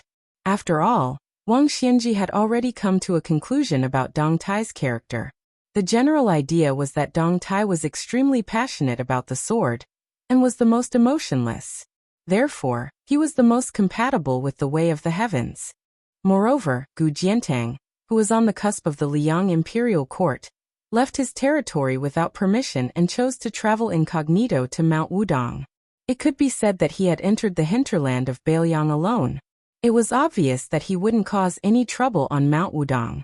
Even if Su Fengnian wasn't at the peak of his realm, he still had a high chance of winning against Gu Jiantang, who had been hiding his strength for many years. Just as Su Fengnian was puzzled, Dong Tai coughed softly and disappeared in an instant. Su Fengnian subconsciously looked towards the purple bamboo fence, and found that even the old donkey had disappeared. With an ashen face, Su Fengnian turned his head stiffly and looked over. Sure enough, in the garden at the northeast corner of the thatched cottage, some of the greenery that had been growing well had been eaten away. It was like a landscape painting by a famous master that had been dug out by an ignorant child. Previously, a white-robed monk had turned around and walked into the cottage with a kitchen knife. Su Fengnian did the same. Gnashing his teeth, he ran back to the thatched cottage, and quickly took down the cold knife hanging on the wall.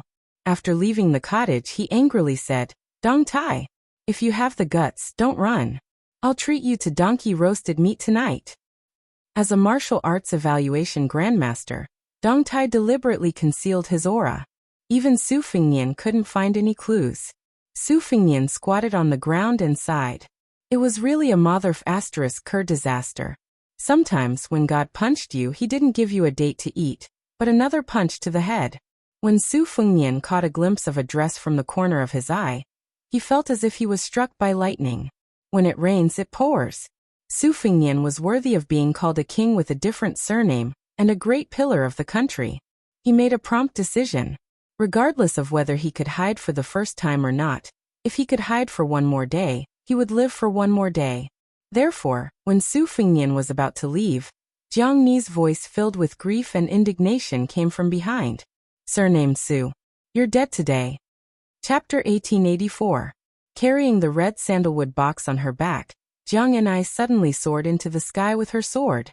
She stepped on the great Liang dragon sparrow sword. After the flying sword suddenly stopped, she looked down at the entire big lotus peak with her red eyes. Her murderous aura was shocking. It was unimaginable that a small vegetable garden could make two grandmasters regard it as a pool of thunder. Su Fengnian was out of Jiang Ni's expectations. Not only did he not directly slip down the mountain, he did not even go too far. Instead, he slyly hid in the crowd near the elephant washing pond. He squatted behind a crowded stall and bought 2 pieces of wudang sesame seed cake from the still charming lady boss. He chewed and swallowed very slowly, as if he was tasting his last meal. The lady was also curious about why this handsome young man squatting by her feet was not willing to sit down. She blushed. Could it be that he had that kind of thought? She did not have too many ripples in her heart. She only felt that if she knew the situation would be like this, she would have asked for 2 more copper coins from him. Next to this stall was an old Taoist with a goatee, who was interpreting the marriage fortune sticks for people. He was wearing an old Taoist robe that was heavily mended. Looking at the style, it was obvious that he was not a Taoist from Wudang Mountain. On the small table, there was a large bamboo pot that was polished until it was shiny, allowing customers to draw lots and then interpret the fortune sticks to receive money. Su Fengnian looked up and was surprised that this stall's business was booming. There were no less than 30 to 40 devotees waiting to draw lots. The old Taoist calmly sat behind the table, squinting his eyes and twirling his beard. The customer opposite the table was a graceful young woman. She was probably a pilgrim from Gangnam-do who came all the way to Wudang Mountain to burn incense. Although she was not tall and her face was slightly immature, the weight of her chest was very heavy. The old Taoist calmly lifted his, but slightly to glance at her waist. TSK, what a small waist. He was worried that her waist would be blown apart by a gust of wind. Su Fengnian couldn't help but curse silently. When he was down and out, he had also done this kind of business without any capital, but he had never encountered such a good situation. Often when the bustling temple fair was over, there were no customers with a pair of hands. Looking at Su Fengnian's expression, the woman chuckled softly and said, Gongzi, although this old immortal Wu is not a Wudang Taoist, within a radius of 100 li, I have heard that his marriage fortune stick is extremely effective. I have seen with my own eyes that quite a few rich young ladies from Liangzhou came here to draw lots. There were even people who rushed over to give money to elder immortal Wu after they got what they wanted. At most, each person gave 10 taels of silver. It was truly a sincere heart. Su Fengnian took a big bite of Wudang spring sesame seed cake and said snappily, If I set up a stall here to ask for money, I would also be willing to spend money to hire some women to act. Over time, even if it doesn't work, it will still work. The woman didn't know whether to laugh or cry. As a widowed lady, she also went next door to draw lots with more curiosity than hope. After hearing this young customer boasting so much, she couldn't say anything unpleasant. She could only say, Gongzi, you really love to joke. Su Fengnian dismissed it with a smile. After the young lady with a slender waist and spectacular breasts shook a lot, she held it tightly in her hand and looked down timidly. She was at a loss. She stretched out her hand to hand the marriage fortune stick, and asked delicately, Taoist priest, what is the meaning of this stick? Perhaps she was a woman from a big family. When she handed over the stick, her 2 fingers carefully clamped the end of the stick. She was a bit regretful that he couldn't take advantage of the opportunity to take advantage of the old Taoist priest. He lowered his head to look at the stick in his hand, and then solemnly looked up at her. He then picked up the teapot and drank a mouthful of tea to moisten his throat. He then slowly said, This is the 28th stick. The young lady was uneasy and waited for him to continue. The old Taoist priest smiled. Young lady, don't worry. Although it's not the best stick, it's still a good stick. It means that if you can't get the person you like this time, you must remember not to be discouraged. There will always be a day when you see the light at the end of the tunnel. The young lady, whose forehead was already sweating, was relieved. She was full of smiles. Her rare graceful bearing of a Baoyang almost made the old Taoist priest infatuated. The young lady let the maid beside her take out an extra 100 copper coins. She happily turned around and left. The next guest was a young man with a sturdy body. He grabbed the stick pot and shook it vigorously. After a stick fell out, He grabbed it and slammed it on the table. "Look at what stick it is." The old Taoist priest's eyelids trembled. He picked up the stick with a straight face and concisely said, "Fei Changfeng's endless yearning place. The 16th stick, the worst stick." The young man was stunned and angrily said, "Even the 20th stick of that little girl is a good draw. Why is my 16th stick a dog's fart bad stick? Old bastard. Are you looking for trouble?" The old Taoist priest turned a deaf ear to this and slightly shifted his gaze. "Next." The young man angrily said, "I'm not paying." The old Taoist priest was indeed an otherworldly immortal. He indifferently said, "There is a rule when I interpret sticks for people. No matter the stick is good or bad, if you believe it, you will get 100 copper coins. If you don't believe it, you can leave. I will not make it difficult for you." The young man was obviously shocked. His momentum suddenly decreased and he asked, "Who is this Fei Changfeng?" The old Taoist priest coldly said, "He is a famous Taoist immortal Zhenren of the Dafeng dynasty." The old Taoist priest paused for a moment. With a solemn face he said in a low voice, "This Master Fei is also a good friend of my sect's founder." In the end, they even agreed to ascend together. There is nothing more grand in the world than this. The young man was speechless. In the end he obediently took out 100 copper coins and gently placed it on the table. He left with a heavy heart. After this small storm, the old Taoist priest had the demeanor of a Taoist master. Even the tattered Taoist robe on his body seemed to have a sense of vicissitudes. Su Fengnian watched from the beginning to the end. He was quite impressed. The old liar did have some Taoist skills. The more he watched, the more interested he became. The following words from the customers were relatively ordinary. There was neither extremely bad nor extremely auspicious. However, what was interesting was that many of the words were taken from Wang Chudong's The First Snow.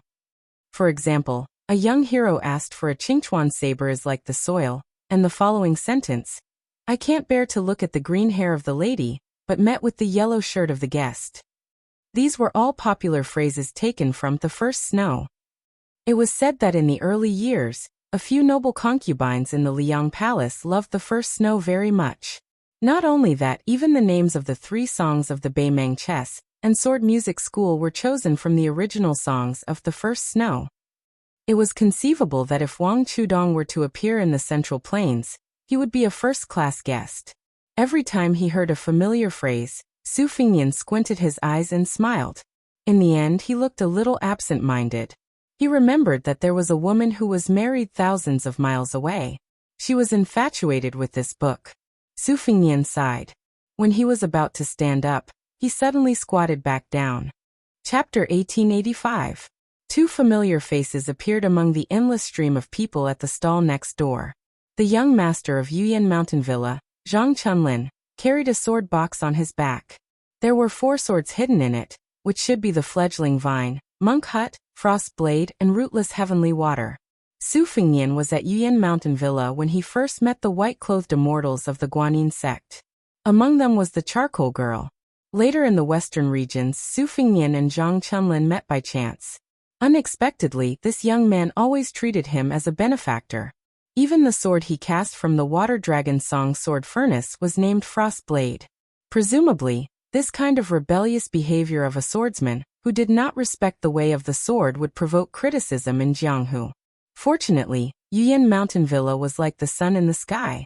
The Dragon Rock Sword Furnace and the Water Dragon Song Sword Furnace had successively cast more than 10 famous swords, making Yuyan Mountain Villa one of the top 10 gangs in Liang. Its ranking was even higher than Jiangnan's Drum Platform and Bailiang's Fish Dragon Gang. The other was the young master of the Quick Snow Villa by the Spring Lake, Yuchi Nyochuan.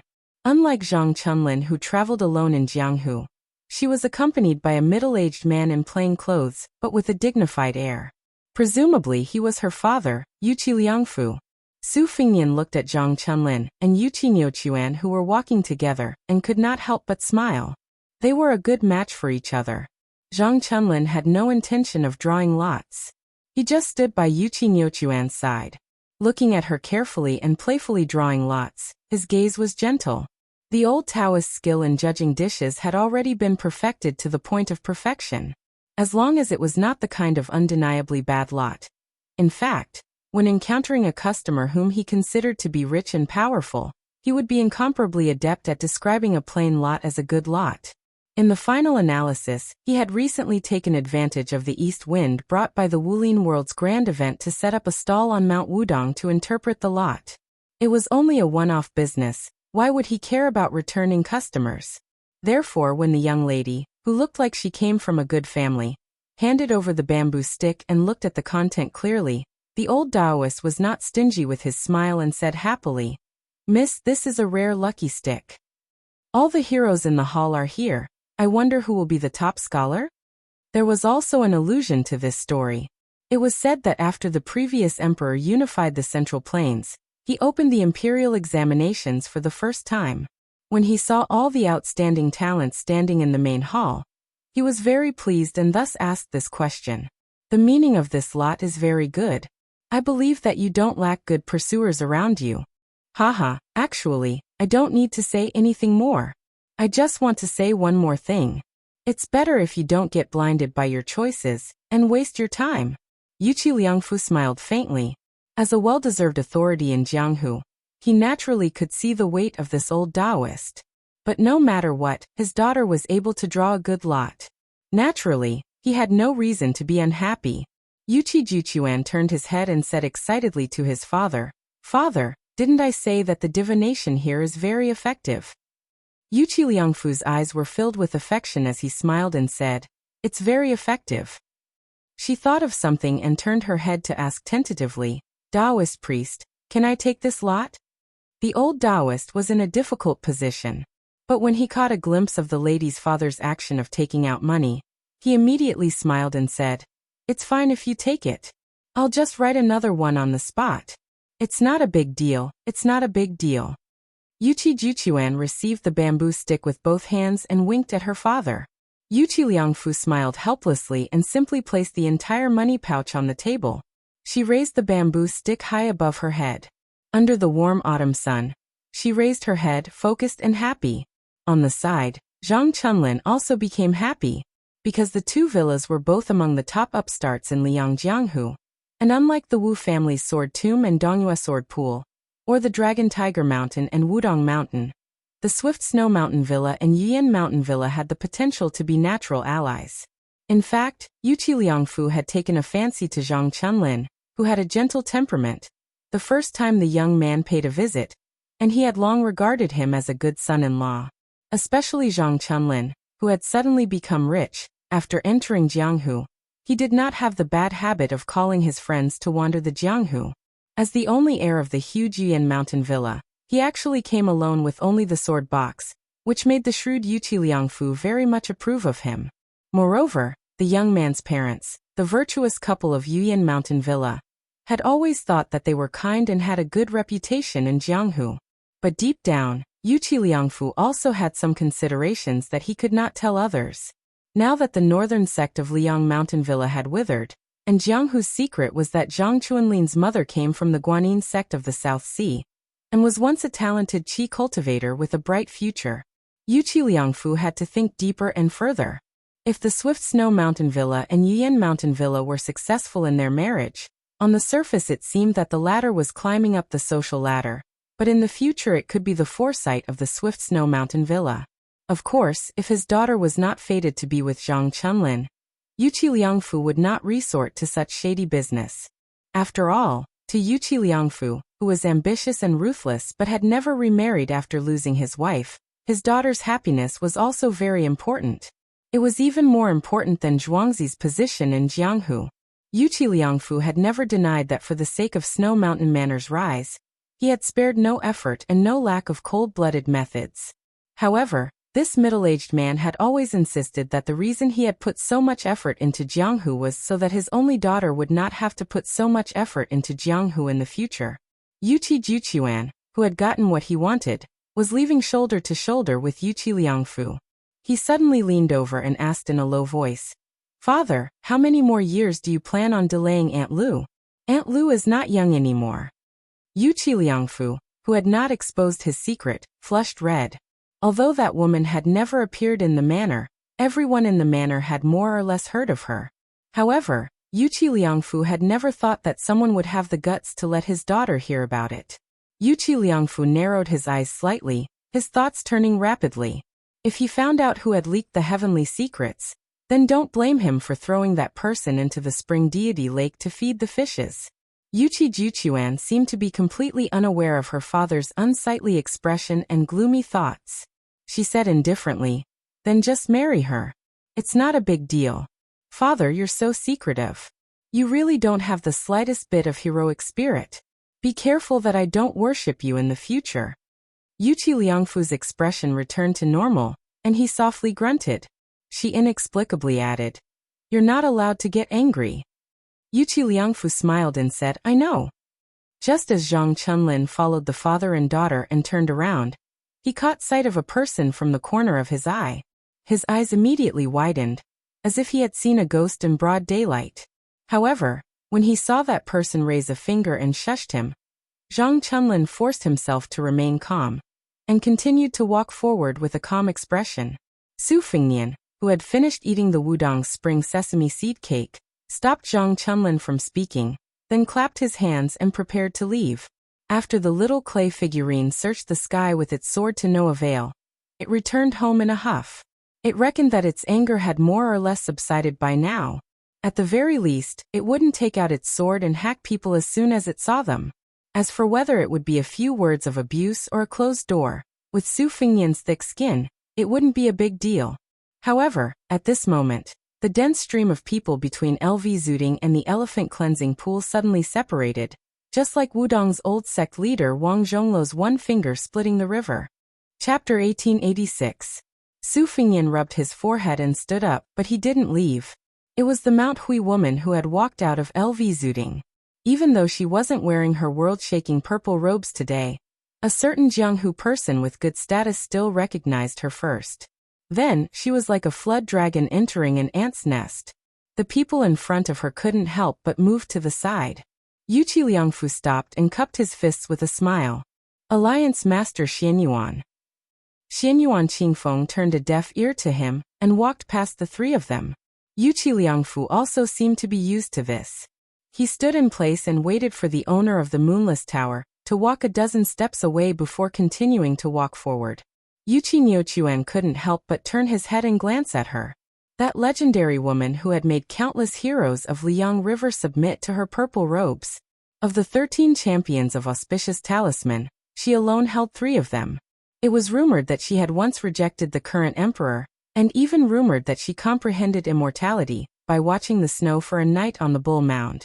Yuqi Niochuan murmured in a small voice, "She really is a beautiful woman but cold as ice." Yuqi Liangfu hurriedly glared at his daughter. Xianyuan Qingfeng walked straight to the old Taoist stall. The latter swallowed his saliva and didn't know what to do. She looked down at the silent elder Immortal Wu and calmly asked, "Is it effective?" The old Taoist wasn't blind, nor was he deaf. After learning of this beautiful woman's unique identity, he didn't have the guts to have any devious thoughts even if he were to suddenly become a true Taoist master. Xianyuan Zi's mood swings in the Great Snow Plateau were known to almost everyone in Liang. She dared to obstruct Wang Xianji of Martial Emperor City on Guangling River. She dared to obstruct the king of Beiliang, Su Fingnian, outside Great Peace City. She dared to obstruct Chao Changqing outside Great Peace City. She dared to act so crazily because she was Xianyuan Zi. No matter how big Liang River was, how many people could be so unreasonable and crazy? Thus, when the old Taoist heard her question, he braced himself and replied with trepidation, reporting to Alliance Master, "It's not very effective." He really didn't dare to boast. If he didn't meet her requirements, wouldn't he be digging his own grave with a hoe? Xianyuan Qingfeng's lips twitched. Oh. The old Taoist knew that things were not going well. He quickly said, "It works most of the time, but I can't guarantee that it will work every time." Su Fingnian, who was watching from the side, admired the old Taoist's quick-wittedness from the bottom of his heart. In any kind of swindling in the world, the most important thing was to be able to make the word sound. Only then could one be in an invincible position. Ordinary people couldn't do technical work. Unfortunately, he was embarrassingly short of money and had no way to reward her. Xianyuan Qingfeng's face was expressionless. He reached out and grabbed the bamboo tube that contained 108 marriage sticks. He raised his arm slightly and shook it gently. Her wrist, which was as smooth as jade, slowly twisted. Every time the pot turned, the old Taoist's heart would tremble. In the past, it meant that he would receive 100 copper coins, but now it was very likely that he would lose his life. Finally, a stick jumped out of the bamboo tube. After she twisted it, she slowly said, "2 lives in one body, a lonely shadow. What number is it?" The old Taoist even had the thought of dying. Did this lousy stick still need him to interpret it? The old Taoist almost collapsed on the bench. He said with a trembling voice, "It's the 84th lot."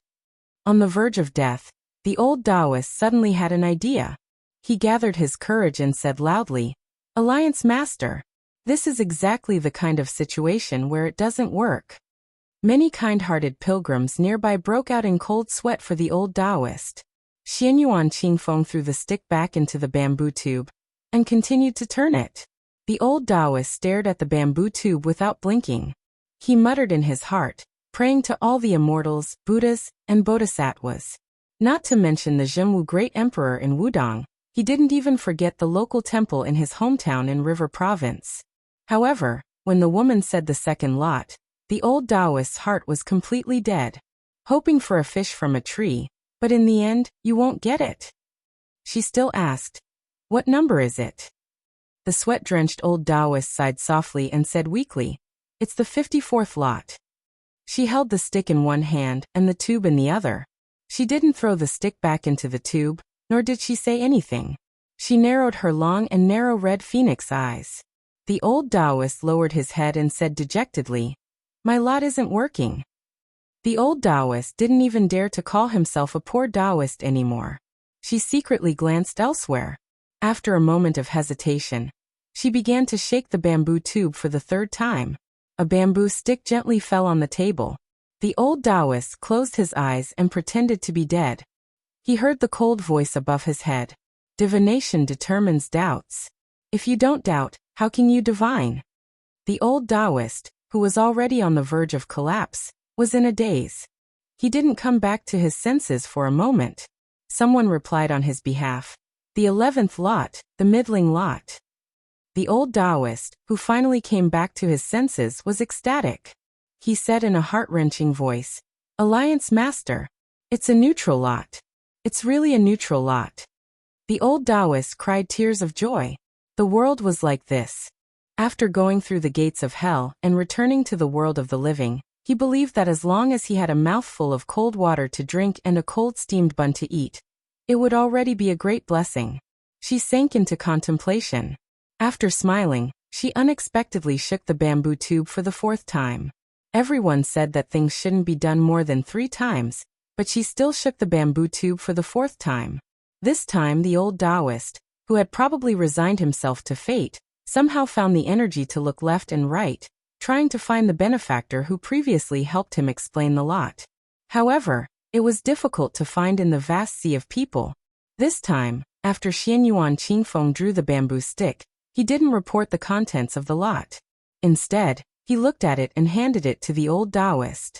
Like the most ordinary person who asked for a lot, he asked, "What's the meaning?" The old Taoist trembled as he took the bamboo stick. He answered loudly, "Winning lot. Winning lot. Winning lot." The old Taoist only repeatedly signed the 2 words in a loud voice. She didn't get angry.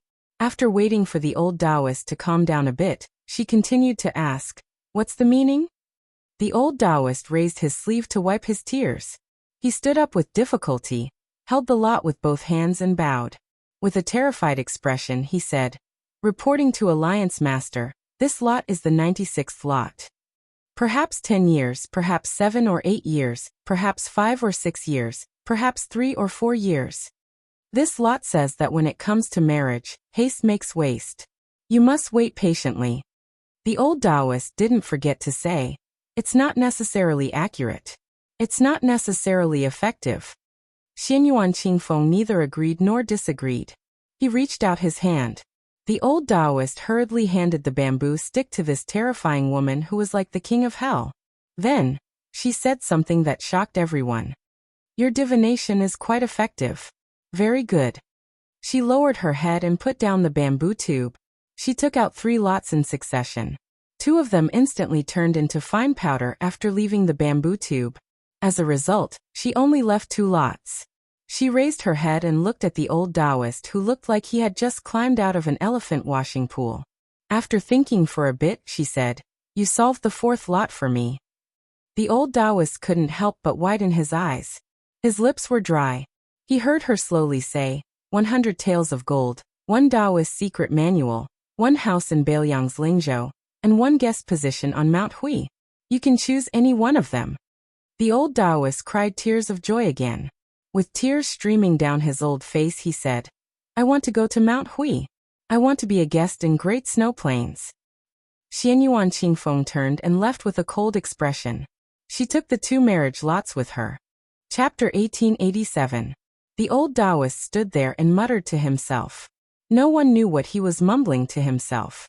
Suddenly, he kicked the bench away and laughed out loud. Why would I want to be a Taoist priest? From today onwards, I'm a guest of Mount Hui. A first-class one.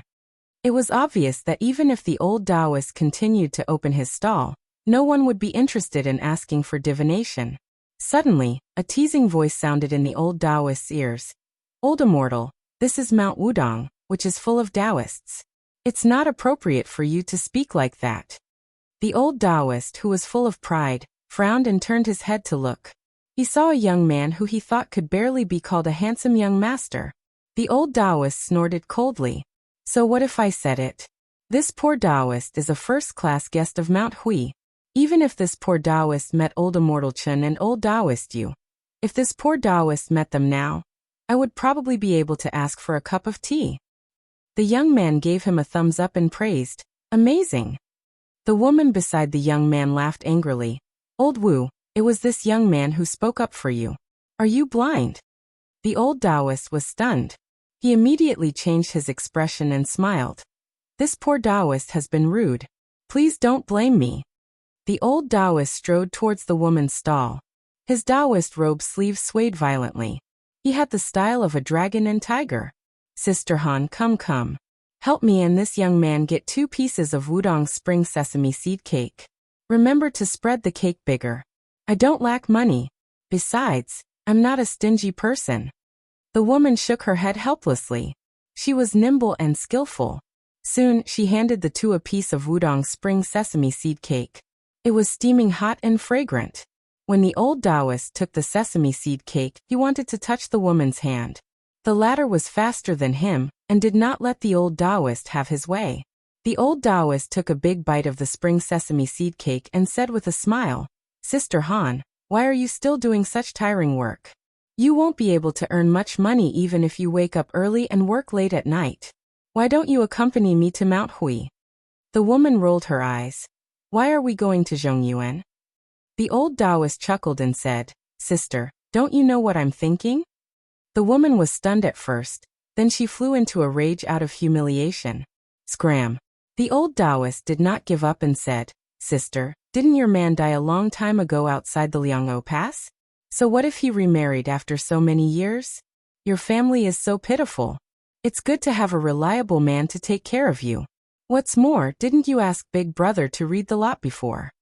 The woman, who was already extremely angry, turned pale.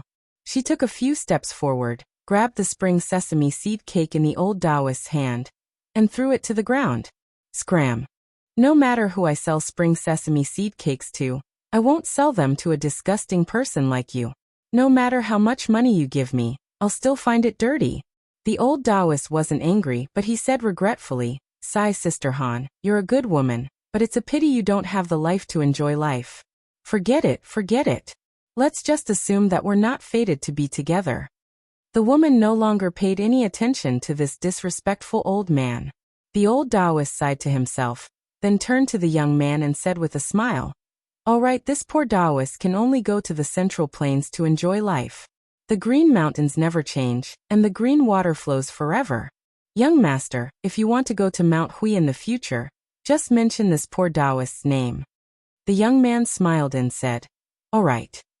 The old Taoist left in a carefree manner. The young man asked, Old Taoist, you don't even want the stall anymore? The old Taoist didn't turn around. He waved his hand and said in a seemingly magnanimous manner, "Why would I want those worthless things? If you like them, they're yours." After the old Taoist had walked far away, the woman said to the young man softly, "He didn't even tell young master what his name is, and even mentioned his name. I've seen thick-skinned people, but I've never seen someone as thick-skinned as him. Fortunately, I heard that this old man is from Huzhou. Otherwise, he'd really embarrass our Bailiang." Su Fingyan smiled and asked, "From your accent, you're from Bailiang's Lingzhou?" The woman had a strange look in her eyes. After a while she said, "Young master, why are you asking this?" Su Fingyan, who was swallowing Wudong's spring sesame seed cake, almost choked. The woman covered her mouth and laughed. "Look at how scared you are, I'm just teasing you." Su Fingyan didn't know whether to laugh or cry. He ate the spring sesame seed cake as he walked to the stall next door. He lifted the bench and turned his head with a smile. "Sister-in-law, the guy who treated me to spring sesame seed cake ran away. Why don't I help you solve the lot and treat it as money for the cake?" After the commotion caused by the woman with a frightening aura, the business of the woman's stall had become cold and cheerless. She sat on the bench and gently patted her waist. She looked at the young man with a gentle smile and asked suspiciously, "You know how to solve the lot?" Su Fingyan nodded and said, "It's my old profession." The woman shook her head and smiled. "Young master, you're not as good as that old man. I won't fall for it. Don't worry, I'll treat you." Su Fingyan asked curiously, "Sister-in-law, why did you come from Lingzhou to Wudong Mountain to set up a stall?" The woman said calmly, "My family is here. I came to the mountain to burn incense and pray for blessings a while ago. After seeing the scene here, I thought that I know how to do these things. Since I have nothing to do, I thought that I could earn more money by setting up a stall." Su Fingyan smiled and asked, "I'm guessing that your children are all studying in Mengguan school?" "That's right, in Bailiang, books are expensive. They eat money the most." The woman stopped talking and stared at Su Fingyan in a daze. Su Fingyan, who was feeling aggrieved, said helplessly, "Sister-in-law, I'm really not that kind of person." The woman couldn't help but laugh. "You really can't take a joke. You're not like the men in Bailiang." Su Fingyan pretended to be angry. "Sister-in-law, don't scold me." The woman waved her hand and brought over a small stool and a bowl of calming soup. She sat opposite Su Fingyan and smiled. "The biscuits are for you. This bowl of calming soup can be considered the payment for clearing the sign. Sister-in-law, you can't read, so you can't lie to me." Su Fingyan finished eating the spring sesame seed cake and leaned over to take a big gulp of the calming soup. "How can I?" The woman held the bamboo tube with both hands. Her eyes were sincere. Su Fingyan sat upright and still. He smiled and didn't say anything. After placing the sign on the table, she used both her thumb and index finger to hold the head and tail. Since she couldn't read, she didn't need to take the extra step of looking at it carefully. She also used both hands to hand the sign to Su Fingyan. That silent solemnity seemed to be handing over her life. The common people who had no fate with history always believed that there was a deity above their heads. They would be willing to believe that there would be blessings in the next life. Only then would they painstakingly climb high and burn incense to pray. Su Fingyan took the bamboo stick. After reading the sign, the corners of his mouth curled up. He said softly, "Forgetting my feet, it's appropriate to wear. Forgetting my waist, it's appropriate to wear. The 72nd lot, the top lot." The woman couldn't read, but she could roughly understand the contents of the sign. As for the two words top lot, it was concise and to the point. There was no need to doubt it. She smiled in relief. Su Fingyan took back the bamboo stick and put it back into the bamboo tube. He drank a mouthful of calming soup and smiled. "Sister-in-law is a good person. Good things will happen to you." Her smile was tranquil. Chapter 1888. After that, the two of them chatted casually. Most of the time, she talked while he listened. She talked about the scenery of Lingzhou in her eyes. Of course, most of it was about the education of the two children in her family.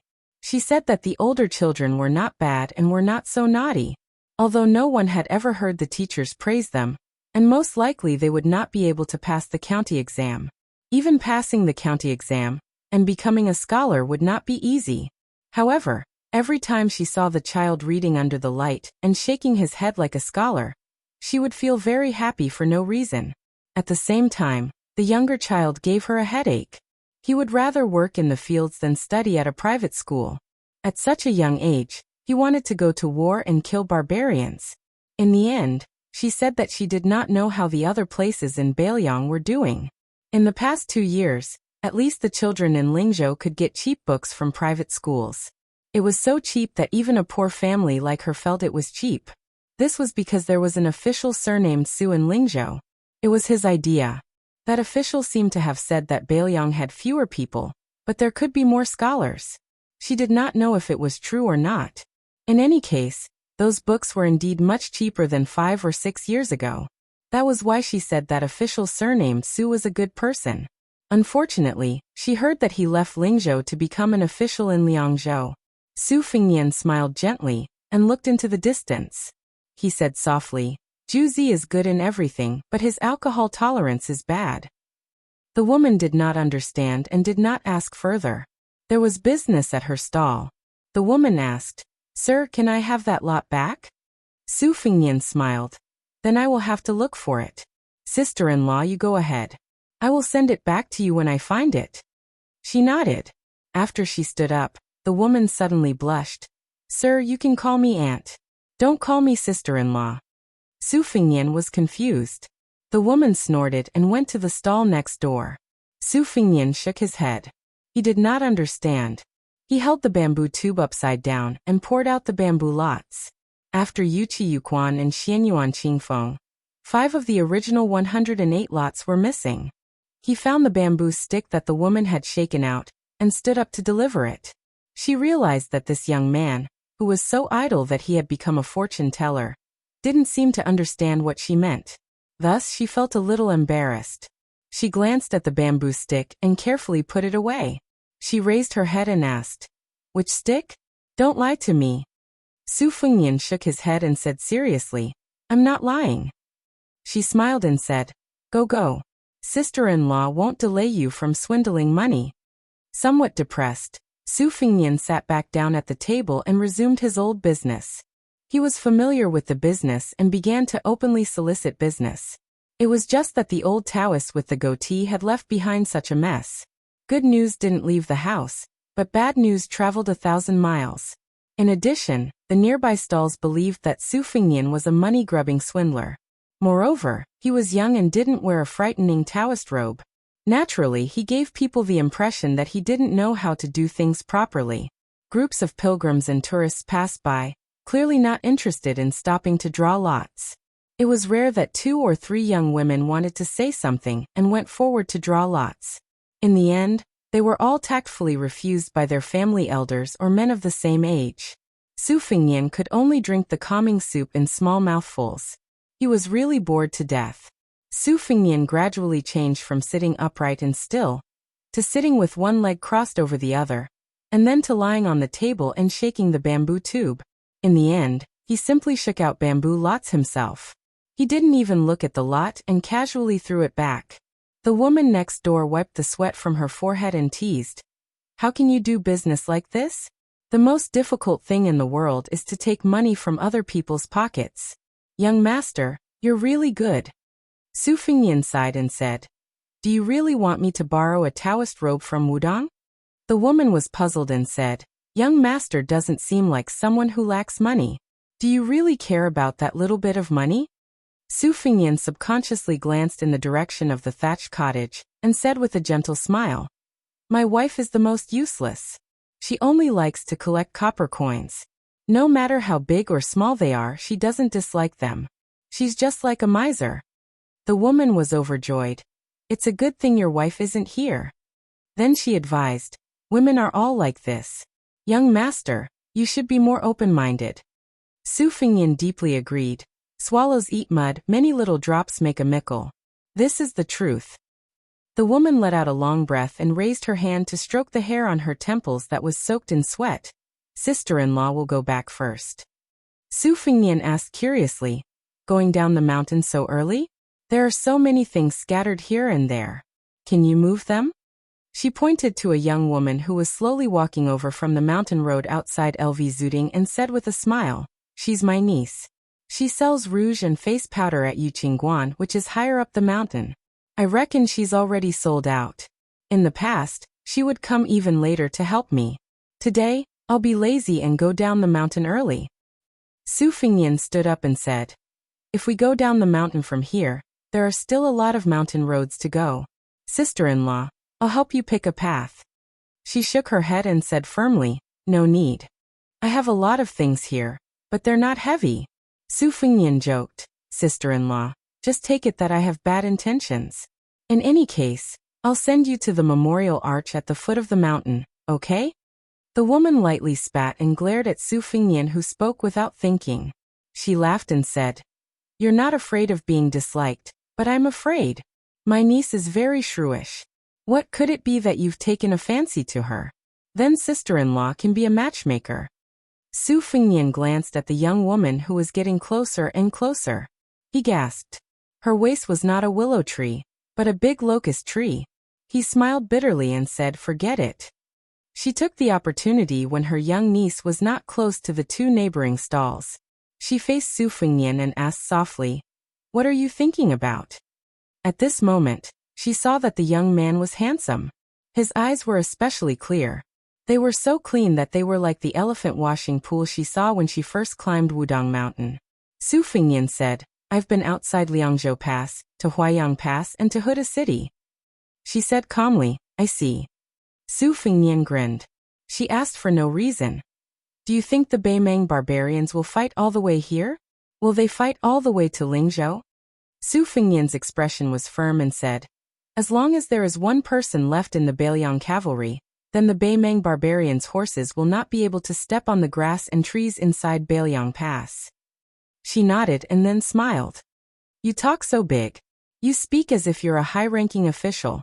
Su Fingyan laughed and said, "I'm not a high-ranking official." She said unhappily, "Do you even need to say that?" Su Fingyan was still unwilling to give up. "Sister-in-law, you really don't need to help carry the burden?" Her following words made Su Fingyan dumbstruck. "Don't call me sister-in-law. I've seen many Jianghu people these days. I heard them say that when our young prince roamed the Jianghu, he had a catchphrase. It was something like, 'Nothing is better than dumplings. Nothing is better than sister-in-law.'" Su Fingyan wiped his face with his hand. He was devastated. "Did no one mention the phrase, 'Return my ass,' I said at the top of the snowfield to you? Isn't it more arrogant than this catchphrase? Besides, this phrase was also heard by a sloppy wooden sword ranger somewhere, and then he insisted on teaching me." The woman's eyes were mischievous. She didn't say anything else and turned around to pack up. Su Fingyan looked at her back, and finally didn't dare to call her sister-in-law. He only asked, "Did the government embezzle or delay the payment of the pension?" She paused and didn't turn around. She shook her head and said, "No. His old sergeant often sent us extra money a few years ago. It wasn't last year." She paused and then said softly, "I only heard this spring that the old sergeant died in Huta City." She didn't turn her head after that. She knew that the first marriage lot she shook wasn't the bamboo lot in her arms. She didn't know how to read, but she remembered the number of words on the lot. But this wasn't an important matter. Commoners, no matter how hard their lives were, as long as there was hope, they could grit their teeth and live. Her hope was the two children. As for whether the lot she shook today was good or bad, it didn't matter.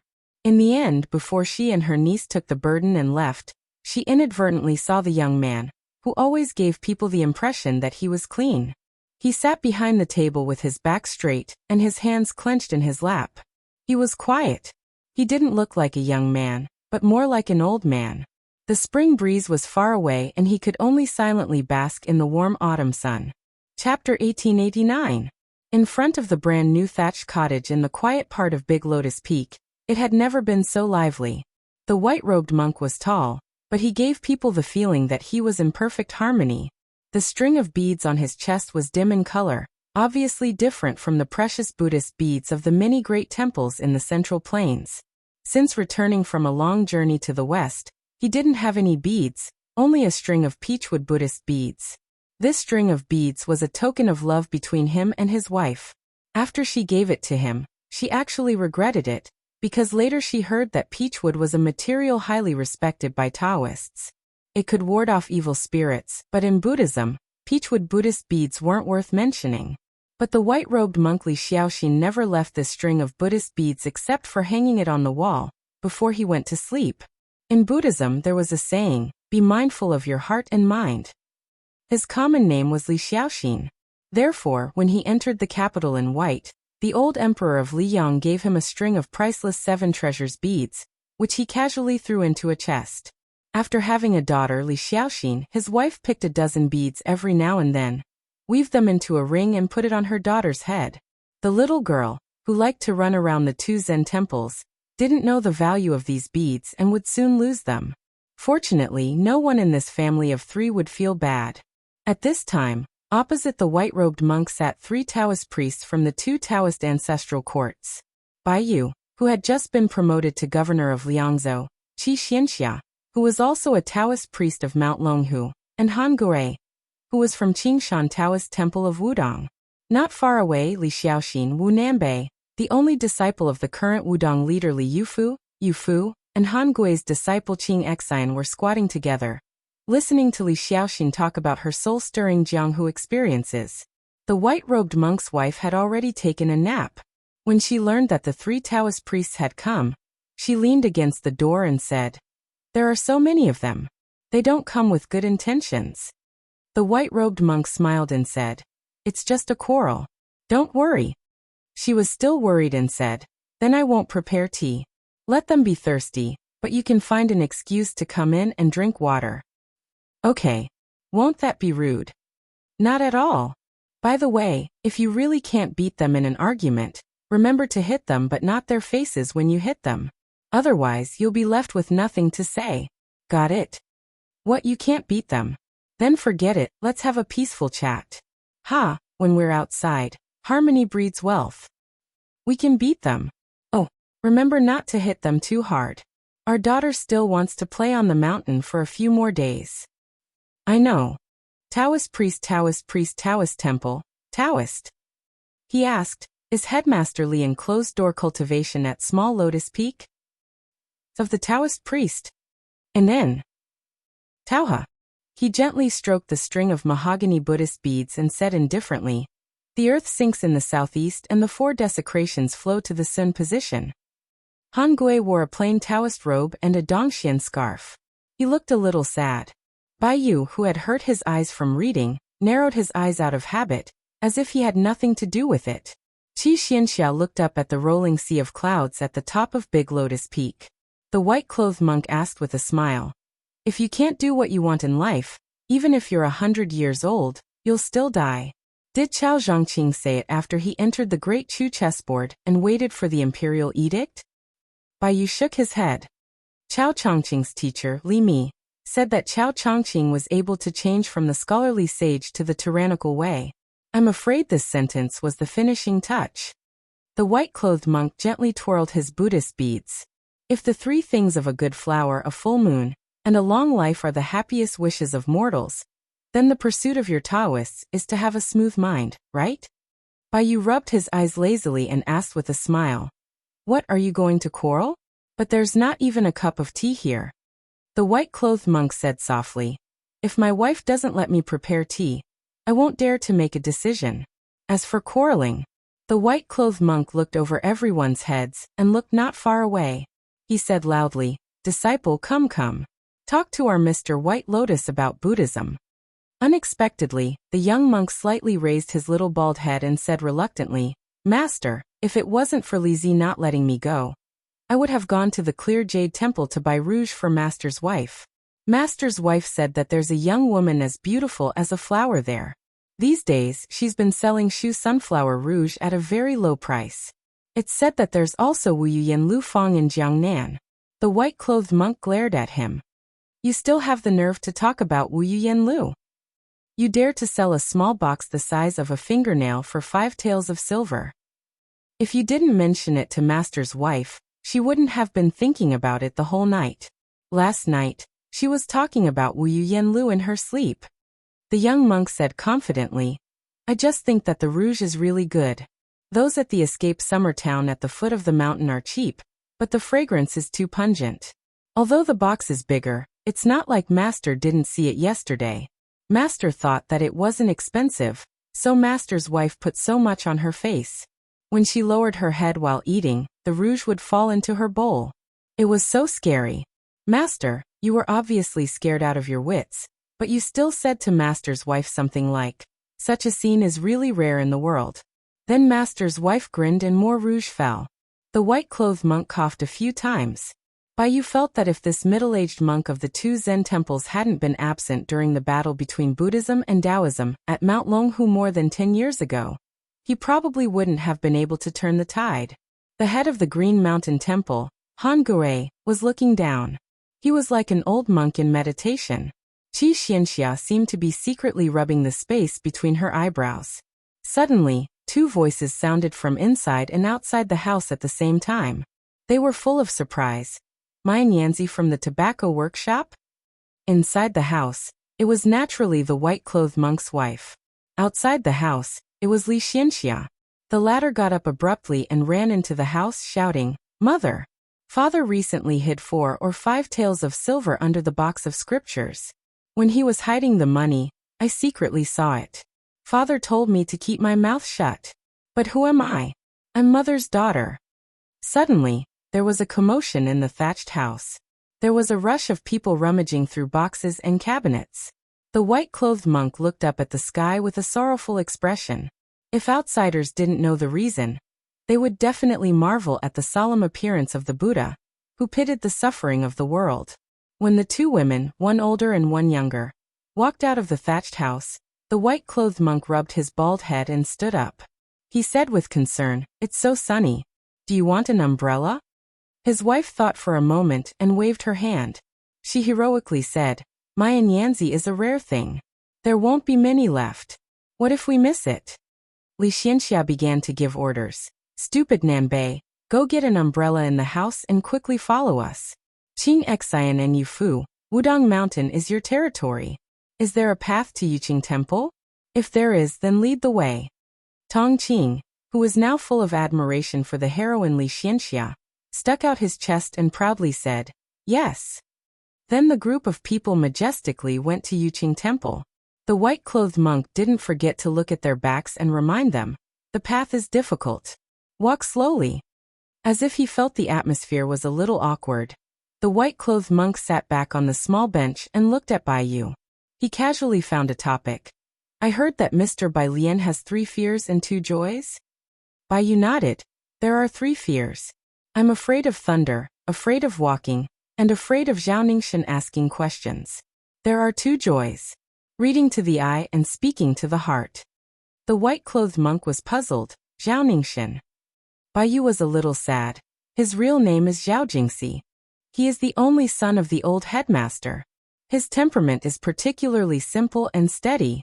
After leaving the mountain, he experienced several tribulations and gained a blessing in disguise. Now his heart is close to the Tao. The white-clothed monk said, "Oh, is he the young Taoist who invited the Taoist Master Mansion's ancestor to come down to the mortal world?" In the end, Su Fengnian smashed the Zhenwu Great Emperor's image with one slap? Baiyu smiled bitterly and said nothing.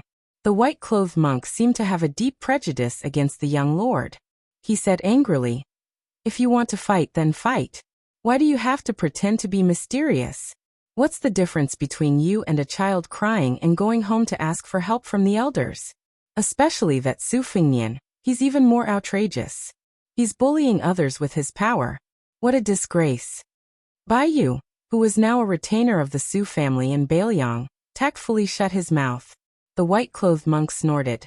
"My daughter has never complained in front of me. Every time she fought, she beat those little baldies until they cried and ran back to their masters." Han Gui smiled knowingly. He seemed to be thinking of his disciple Qing Xian, and the little Taoist boy Yufu, who was brought back to the mountain by the headmaster Li Yufu. People outside the world may not be heartless. At this moment, Qi Xianxia, the only one of the 3 Taoists who cultivated, suddenly stood up. He turned around and looked as if he was facing a great enemy. The white-clothed monk was still sitting on the small bench calmly, slowly twirling the Buddha beads. A man with white hair on his temples appeared in everyone's sight. He was empty-handed. He smiled and said, "Since the thunder of mind, I have comprehended 2 more moves in the past 20 years. I want to learn from the 2 of you. Now that Wang Xianji is dead, I can only come here to disturb you." Li Dongxin slowly stood up and said indifferently, "Hurry up and fight while my wife is not here. But let's make it clear in advance. Whether it's a fight or a battle of life and death, don't destroy the hut. Otherwise I will really be angry." Chapter 1890. After hearing the monk's harsh words, he smiled and said, "I only care about the blade. I don't care if you're angry or not." Li Dongxin dismissed it with a smile and gently clasped his hands together, greeting him politely. Black Buddhist beads, white kasaya. It was truly out of this world. Qi Xianxia pulled by you under the roof of the thatched cottage. Han Gui followed closely behind. The 3 of them had guessed the identity of the visitor. It was unexpected, but it was also unexpected. Thunder Square.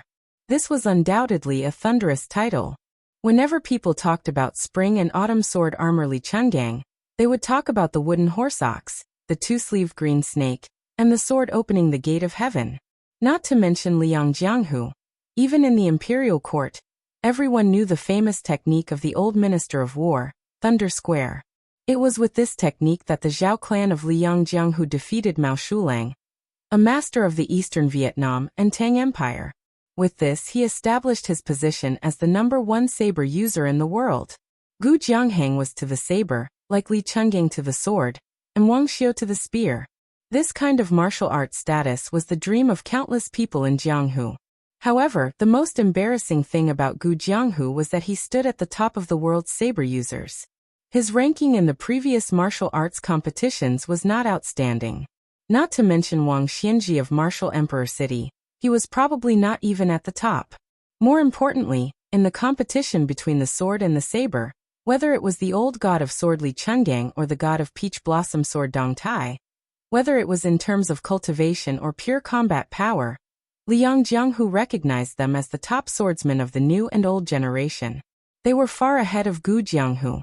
When His Royal Highness first entered the world of martial artists, Wang Xianji, Dong Tai, and Chao Chongqing were known as the only 3 outstanding people in the world.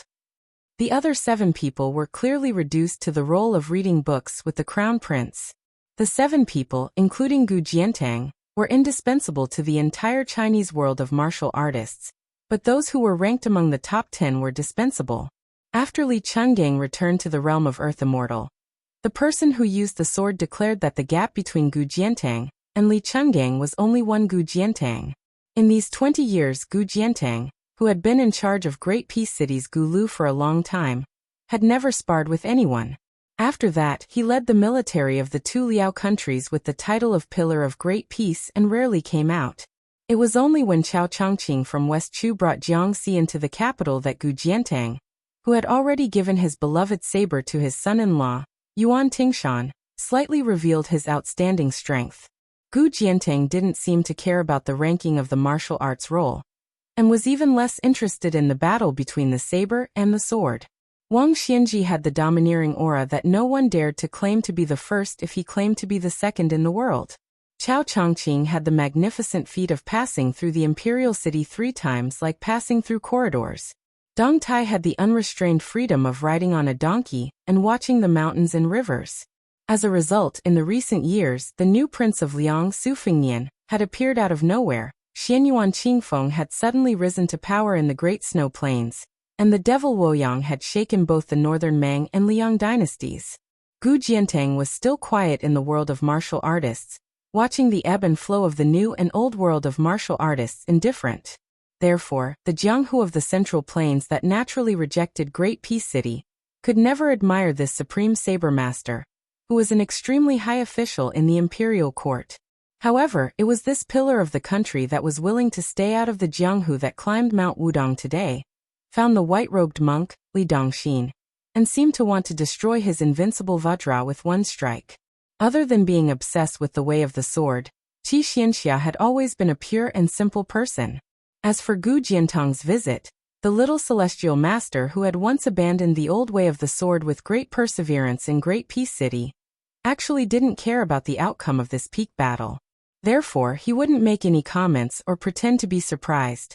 Han Gui was praised by the old chief, Wang Zhonglo, as a sincere heart, a late bloomer, and was regarded as a good friend by the former chief, Hong Shixiang. At this moment, he was a little worried, afraid that if the commotion became too big, Wudong wouldn't be able to clean up the mess, adding unnecessary trouble to the young king. Mr. White Lotus, who only had 3 fears and 2 pleasures in life, was even less interested in fighting and killing. He moved a small stool and sat under the eaves, in a daze, his mind wandering thousands of miles away. Now that the 2 kings had joined forces to stir up the Central Plains, the imperial court originally promised to give Bailiang the grain, but there might be new problems. Chang Sui, who was in charge of the grain with his identity as the provincial governor of Lingzhou, had already sent a secret letter to Mount Qingliangshan, requesting to use the Fish Dragon Gang's power to infiltrate the grain transportation of the Guangling River from Xiangfan City to Lingzhou. If there was no other choice, they would need the blood of more than 20,000 gang members. To open the way, they would win millions of stones of blood-stained grain for the Bailiang border cavalry. As a result, the 3 of them didn't care why General Gu didn't carry a saber. Gu Jiantong's talisman saber, Nanhua, and Wudong's sword maniac, Wang Xiaoping's talisman saber, Shenshu, were equally famous in the world. Gu Jiantang was tall and had the typical physique of a northerner. His green robe was elegant, and he had the temperament of a southerner. Gu Jiantang. But he used a saber. After defeating Mao Shulang, he was at the peak of Jianghu's reputation, and he was also praised as the saber saint. It was hard to say whether the nickname was wrong, but the name seemed to be wrong.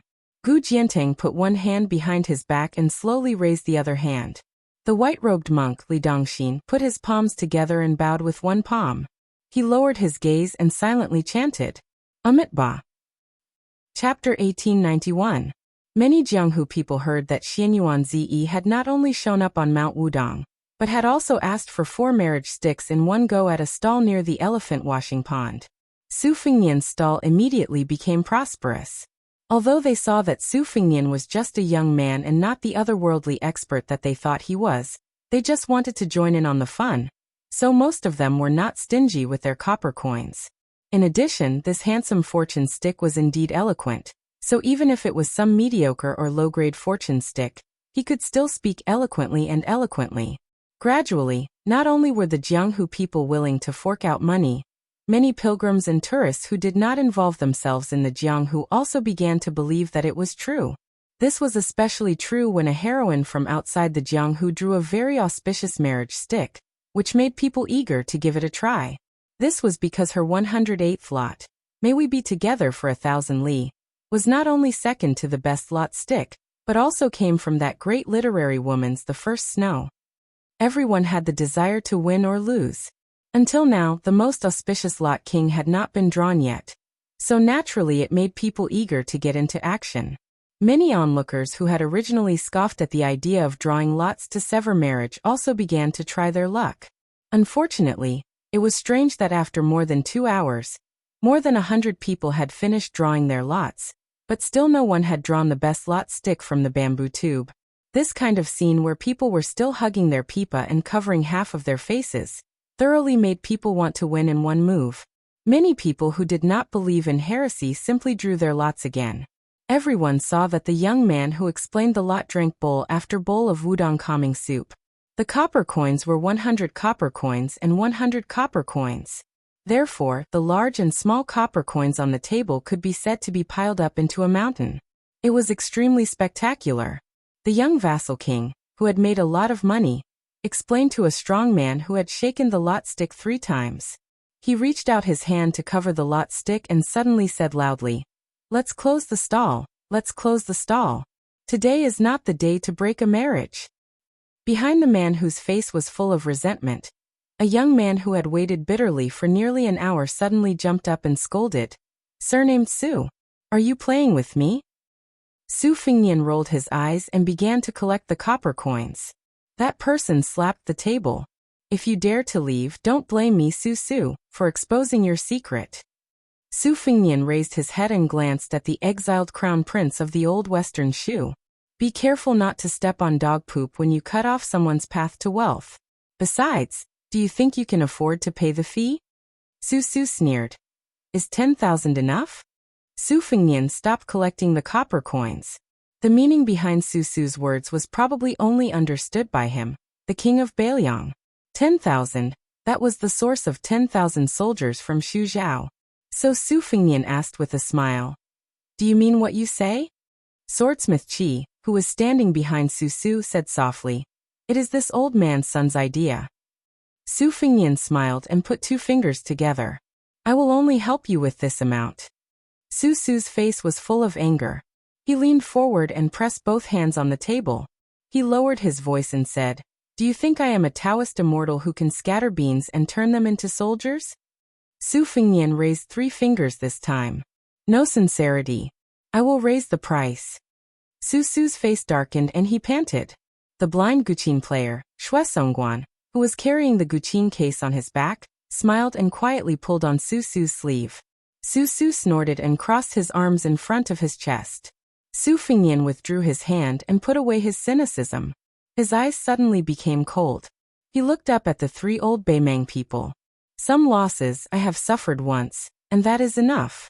For the sake of our past friendship, I will advise you not to learn from those spring and autumn clans. This old man, Zhao Dingxiu, knows better than you how our Su family deals with them. Su Su's face was red. He was so angry that his whole body was trembling. He was extremely ashamed. Xue Songguan, who was familiar with the inside story, sighed slightly and then gently held his hand. Su Su's eyes were vaguely moist. He held his hand tightly and turned his head away. It was unknown whether he didn't want to see the young king's face, or he didn't dare. When this old man fled to the streets of Beimang, he had almost given up the idea of reviving Shishu. The reason why he made a comeback and made up his mind to return to the Central Plains was all because of this young king. Even their early smooth sailing was largely attributed to the various death soldiers that Beiliang buried in Shu and Zhao.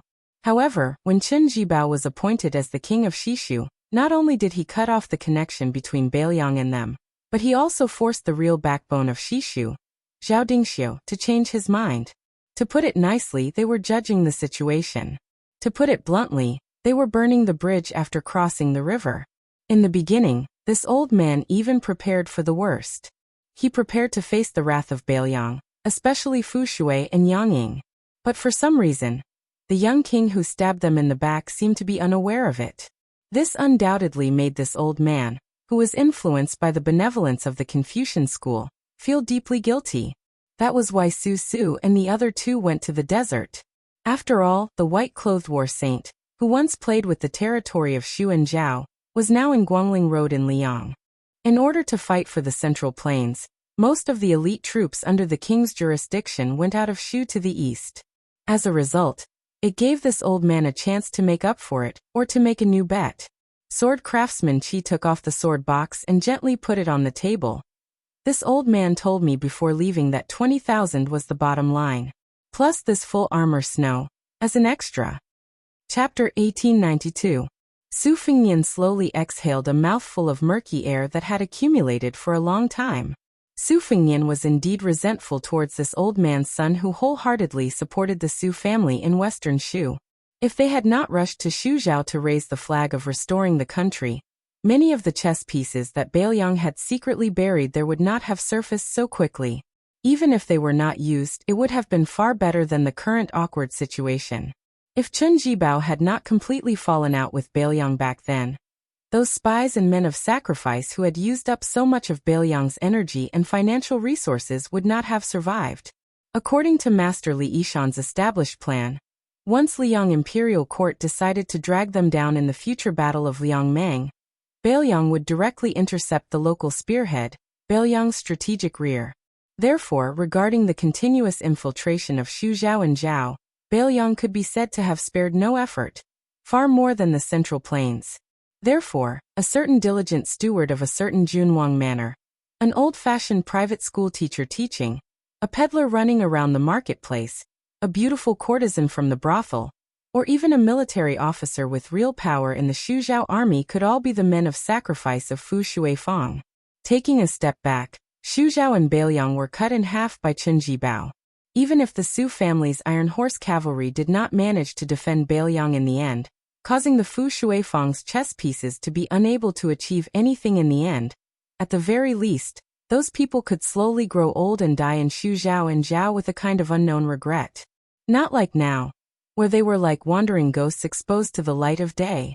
Not only did Chen Jibao know their identities, even Li Yang and Zhao Go had probably begun to secretly record it, so that they could settle the score with them in the future.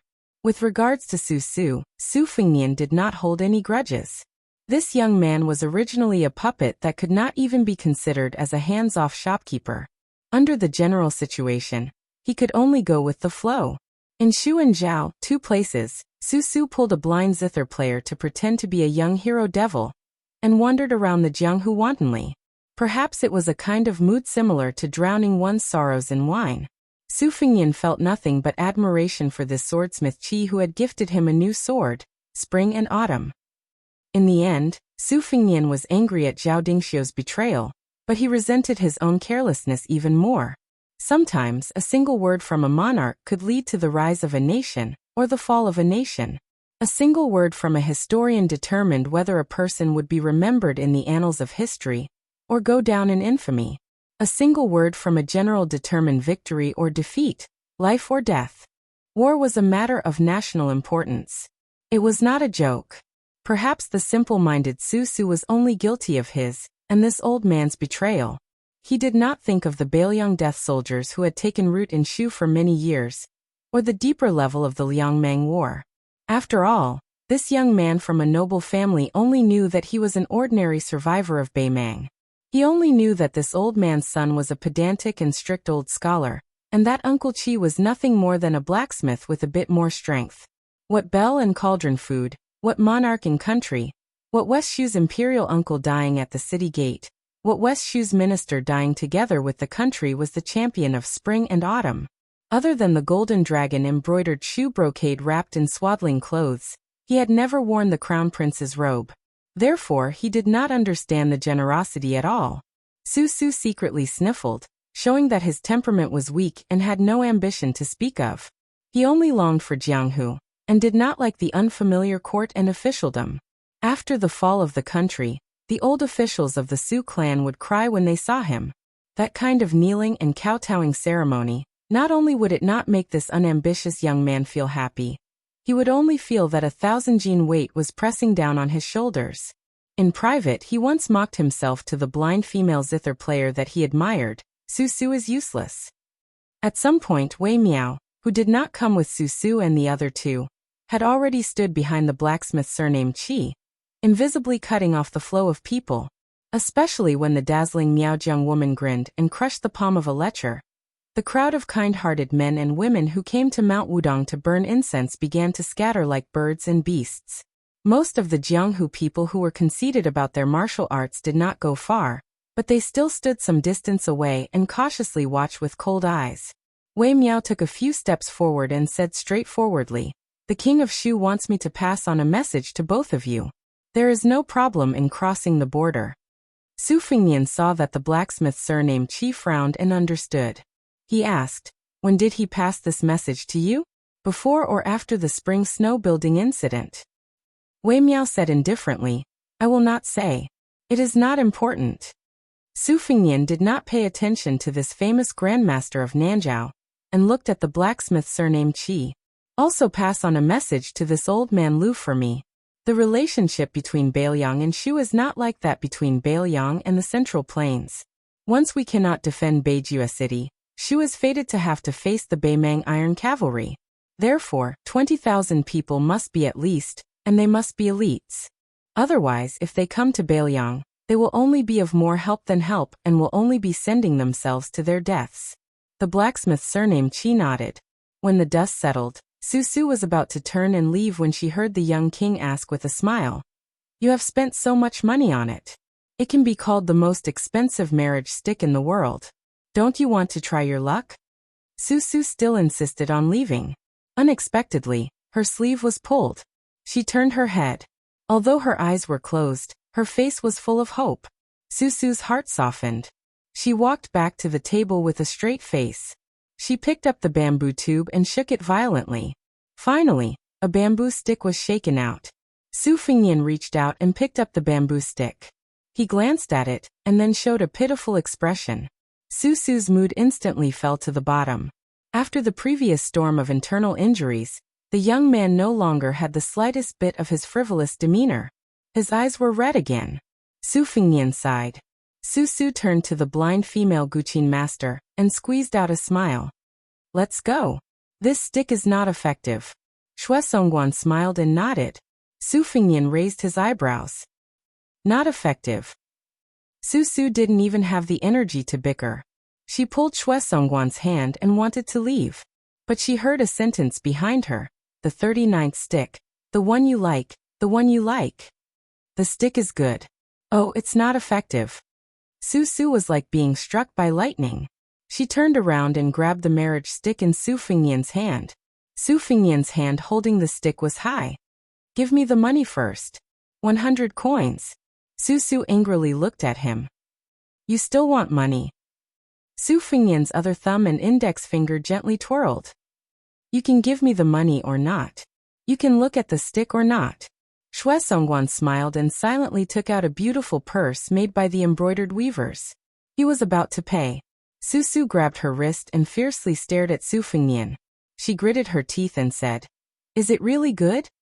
Su Fingyan said lazily, Believe it or not, it's up to you. Even the wooden swordsmith surnamed Qi couldn't bear it.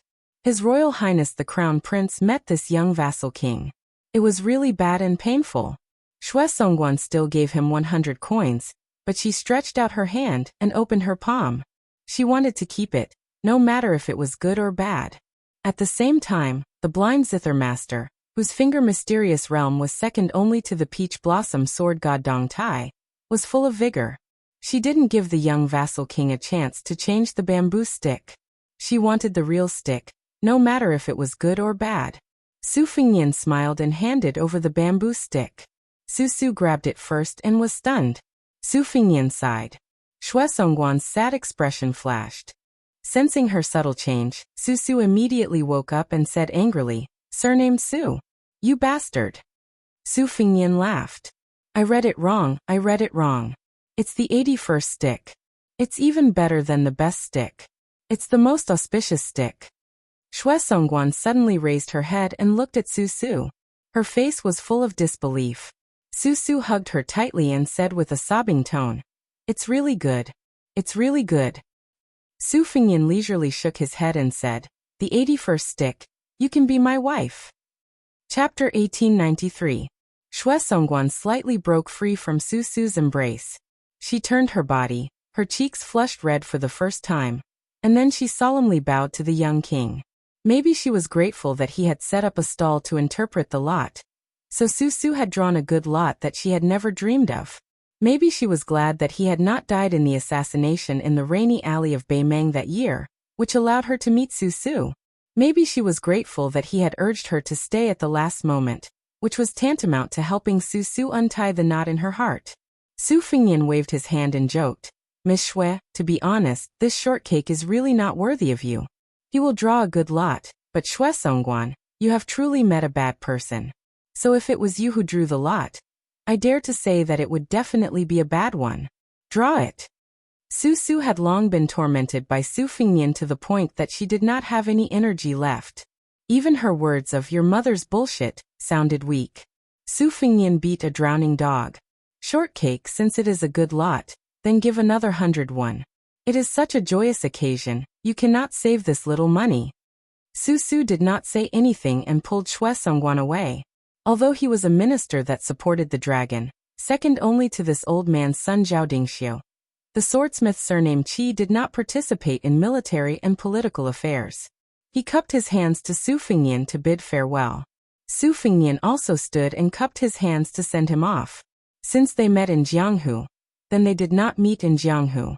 There was only Jianghu, no court. After the spring and autumn period, there were two battles between grandmasters that fascinated Liang Jianghu. One was the battle between Li Chungang and Wang Xianji on the Eastern Sea. The other was the battle between New Liang Wang Su Fingyan, the peach blossom sword god Dong Tai, and the great Guanzi Chao Chongqing. The three fought in Graydon City. As for the battle between Tuoba and Dong Tai, or the battle between Su Fengnian and Tuoba, which took place over 1,000 li in the western regions. Because there were not many spectators, it was far less impressive than the former. Today, in front of the straw hut, it was even more lonely. There were only 3 spectators, and they were not the kind of Taoists who liked to gossip. Presumably, in the end, most of the Jianghu would not hear about this peak conflict. However, between the 2 sides, one was an eminent monk who had entered great peace in white robes and enjoyed the highest reputation in the world. The other was a pillar of the country who held half of the dynasty's military power. Neither of them would care about the false reputation of the Jianghu. Gu Jiantang suddenly laughed involuntarily. He withdrew his palm and shook his head. He wanted to say something but stopped himself. Narrowing his eyes, Baiyu asked curiously, "Why aren't they fighting?" Qi Xianxia said indifferently, "It's over." Baiyu was taken aback. "What? Fighting is popular in the Jianghu now?" Qi Xianxia stood ramrod straight under the eaves. From his position, although he could only see the back of the white-robed monk, Qi Xianxia could still rely on the slight trembling of the snow-white kasaya. It was just that Qi Xianxia was forcefully suppressing it. The world of Fangzhong. A kasaya was equivalent to a small kiliacosm. Only Baiyu and Han Gui could not see that world clearly. Once they entered it, the world would be turned upside down. To put it simply, Gu Jiantang's slash seemed to be casual, and did not seem to have any power behind it. If it were someone else who was at the foot of the mountain would have been split open.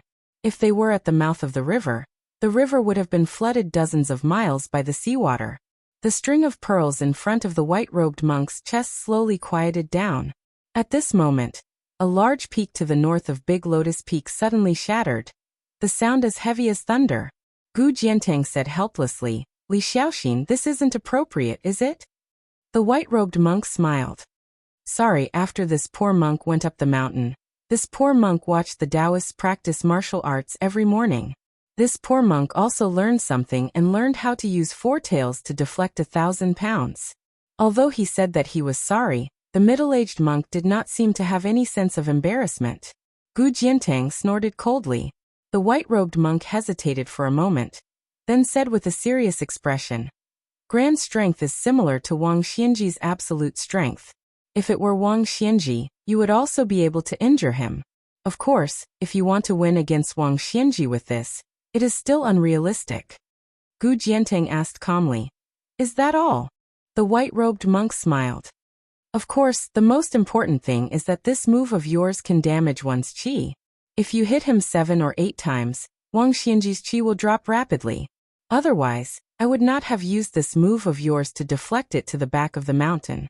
Gu Jiantang said proudly, "I can hit him 12 times.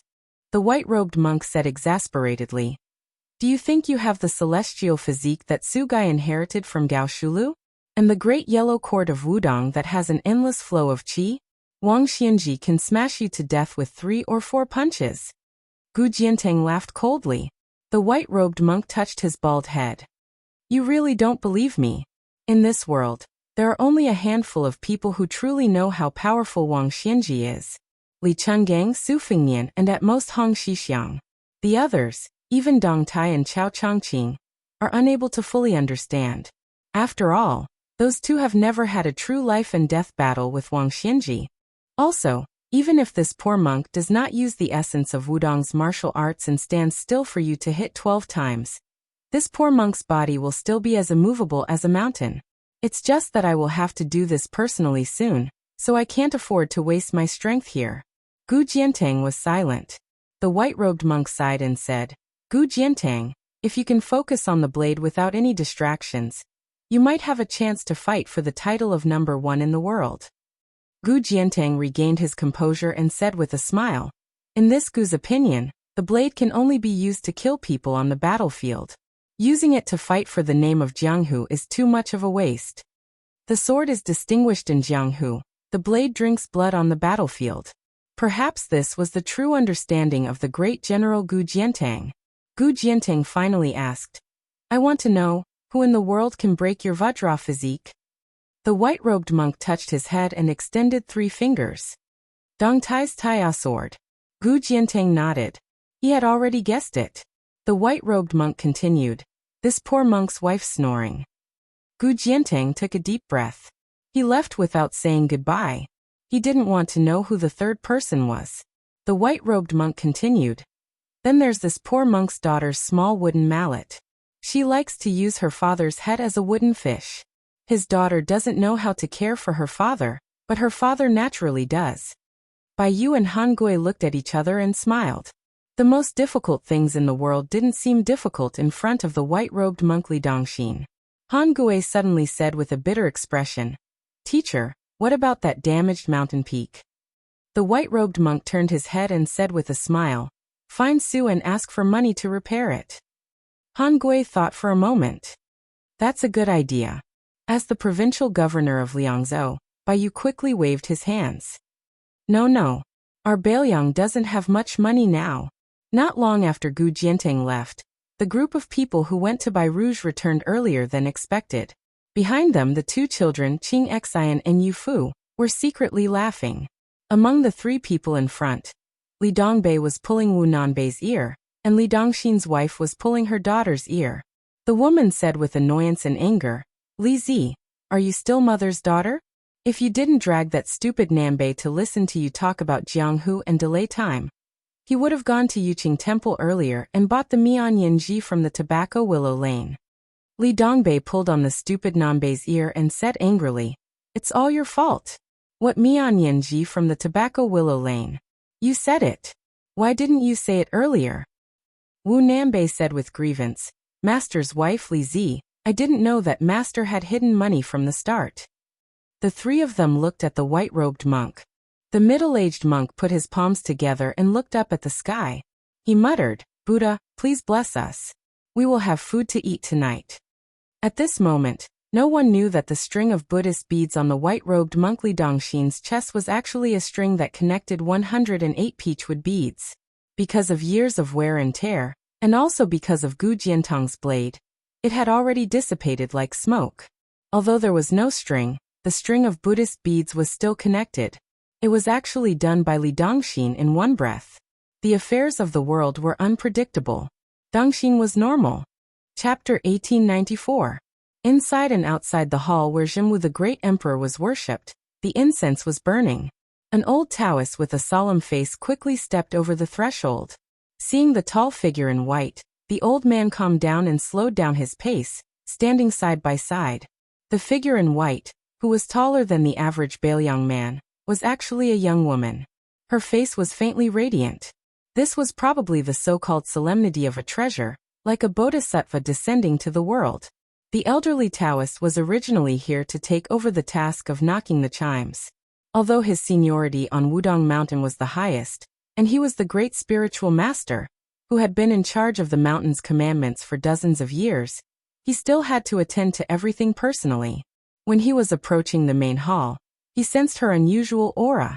The elderly Taoist was well aware that, to be precise, she was the first one to discover him, and then she deliberately revealed some clues.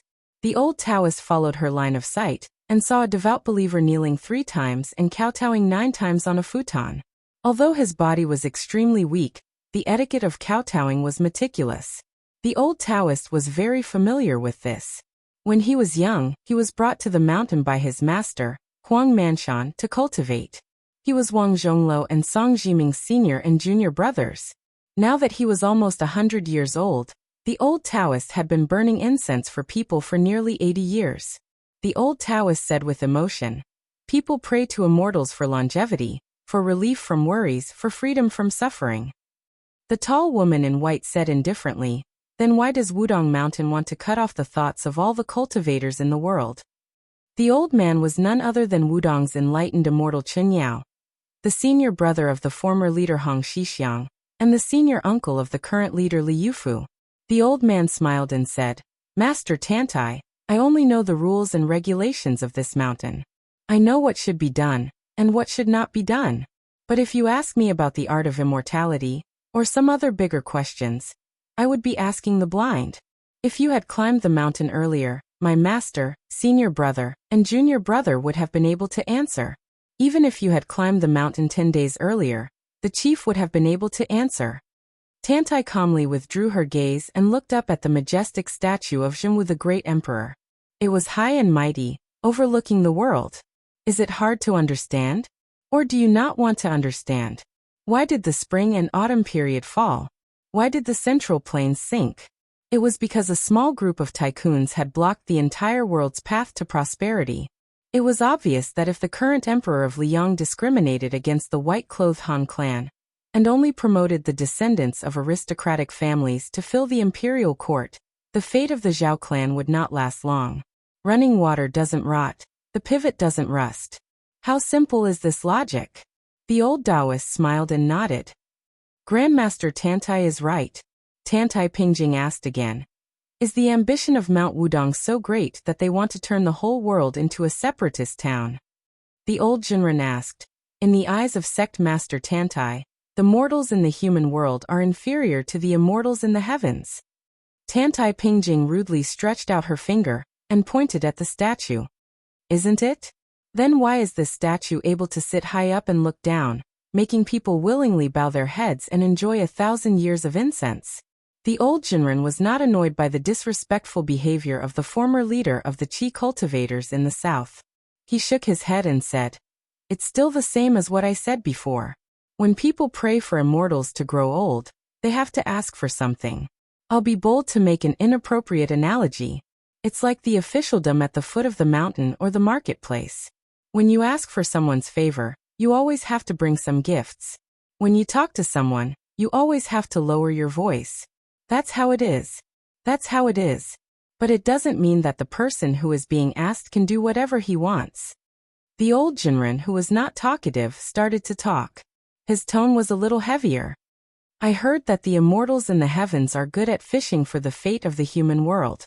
The lifespan of a person and the national throne of a country are all under their control.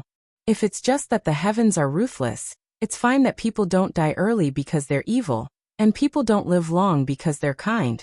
But if you put yourself in their shoes, how sad is it when you think that your fate of marriage, lifespan, fortune, and so on are all controlled by others? How sad is that? My master once told us 6 brothers that the heavens are vigorous, and a gentleman should constantly strive for self-improvement. He's willing to work hard for the difficulties in life. He's not willing to be born with a good life and enjoy the fruits of others' labor. He's not willing to have everything be inflexible. Although we Taoists are people outside the mountain, we can't forget that we're still people of the world. We live in the world and die in the world. From ancestor Lu to Huang Manshan, to Chen Yao's generation of Wang Zhongluo, Song Jiming, Yu Xingrui, Wang Xiaoping, and Hong Xixiang. None of them could live forever. Some of them couldn't and didn't want to, such as Song Jiming and Chen Yao. Some of them could but weren't willing, such as Wang Zhongluo and Yu Xingrui.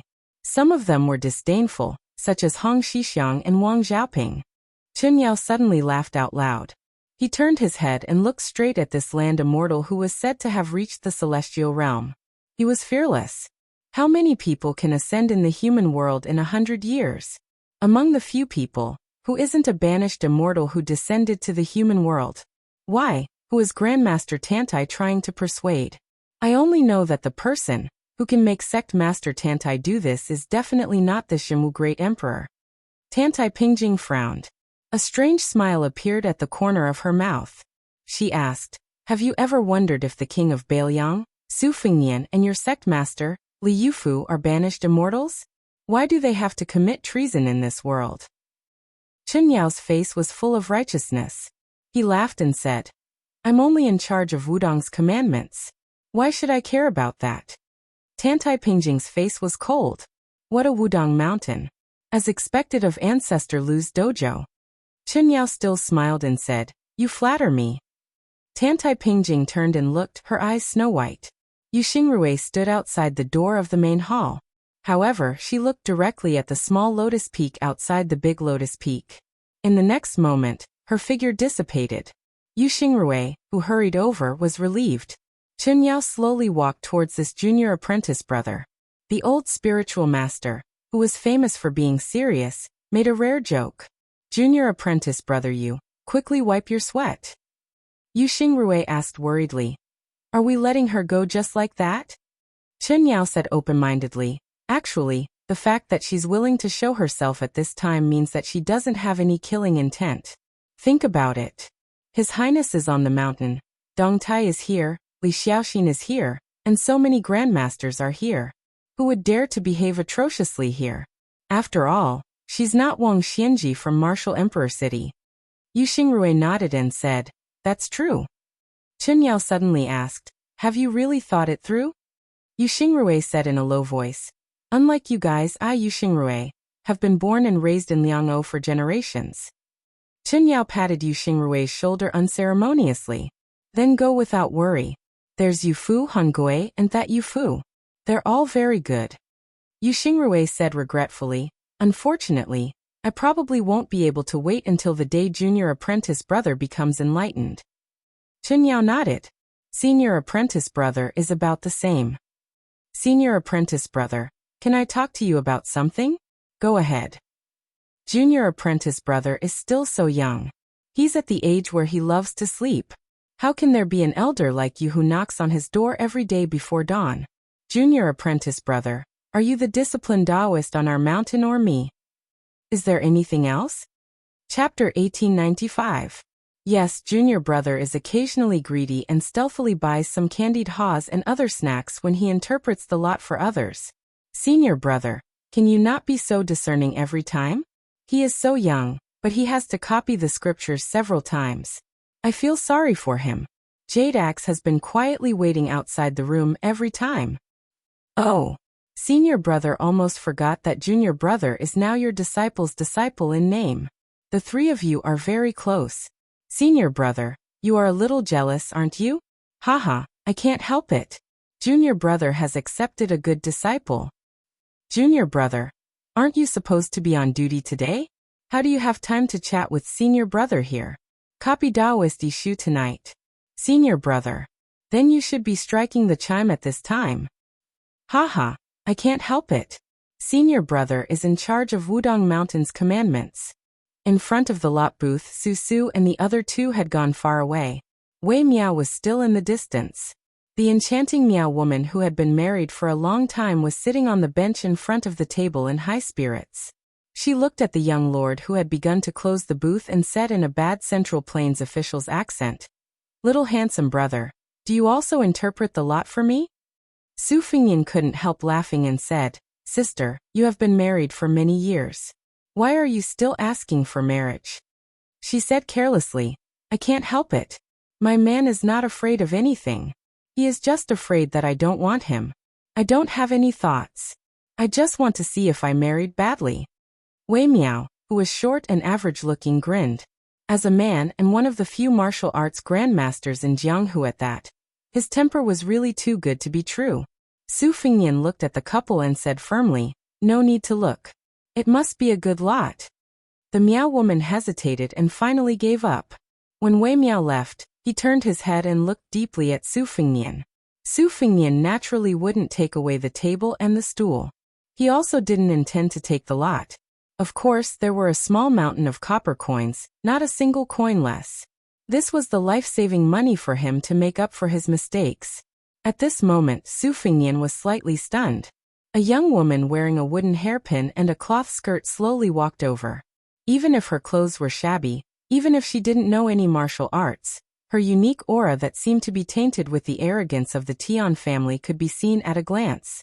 She held a cloth bag in her arm, which was filled with golden persimmons that had just been picked from the trees. Su Fingyan felt a headache coming on. She was on Mount Wudong, while Gu Jiantang had just come up the mountain. Actually, it was not appropriate for either of them to meet each other. One of them was a princess who had died of illness in the palace according to the history books of the imperial court. The other was a great pillar of the country who was loyal to the Zhao family of Liang.